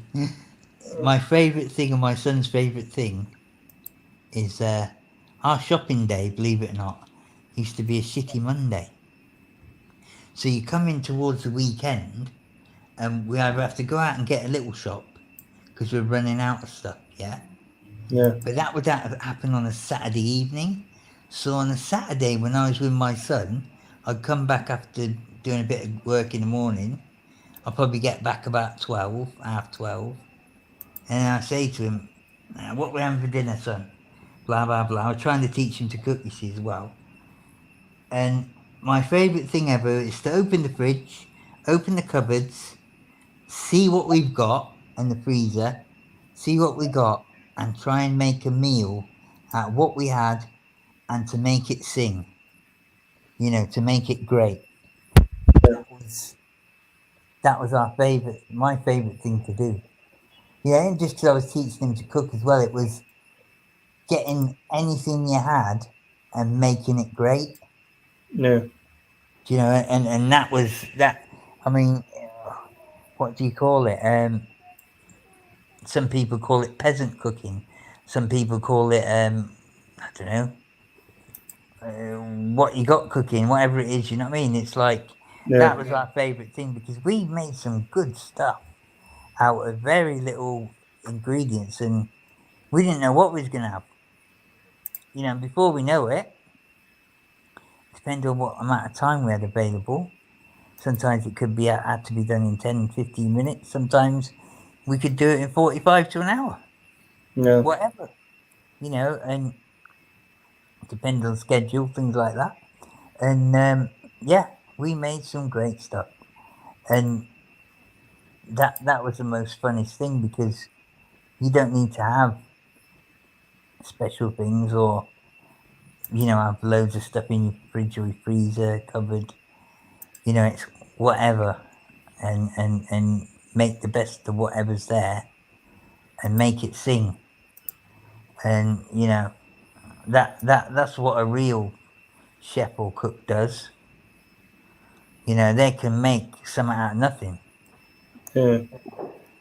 And that's the thing.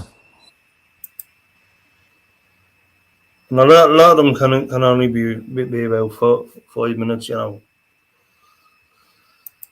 Like if you're walking off the cuff, you know.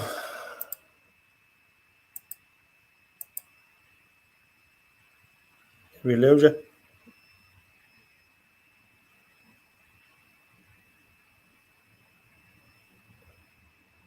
Marshall?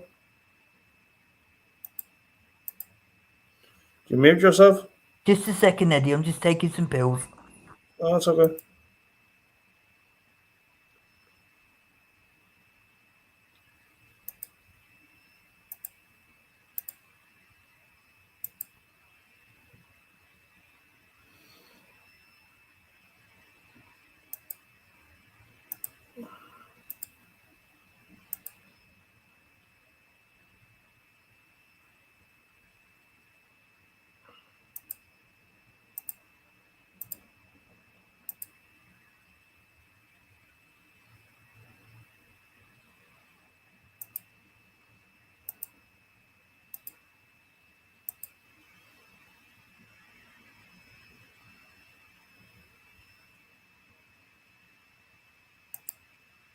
Sorry about that, mate. A nurse come in and I had to take these pills and I couldn't take them.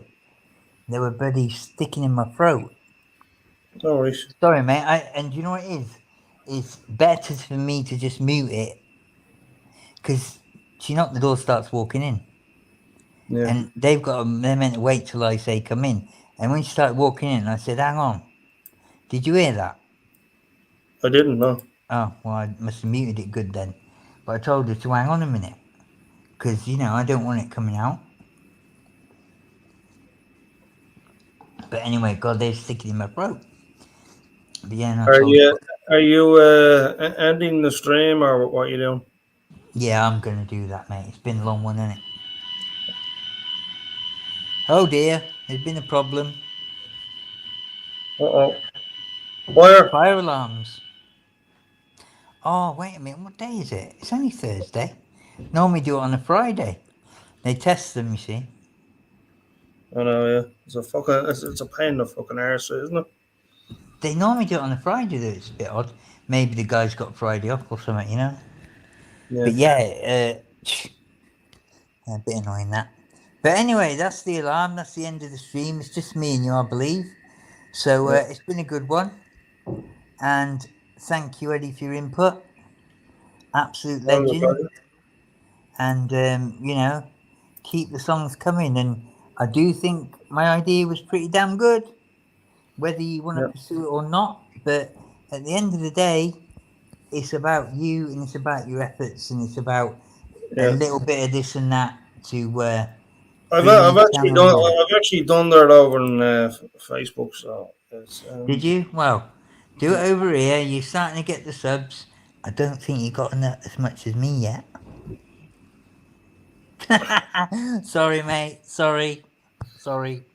I'm a twat, ain't I? But anyway, we'll end it on that. I'm a twat. That's good.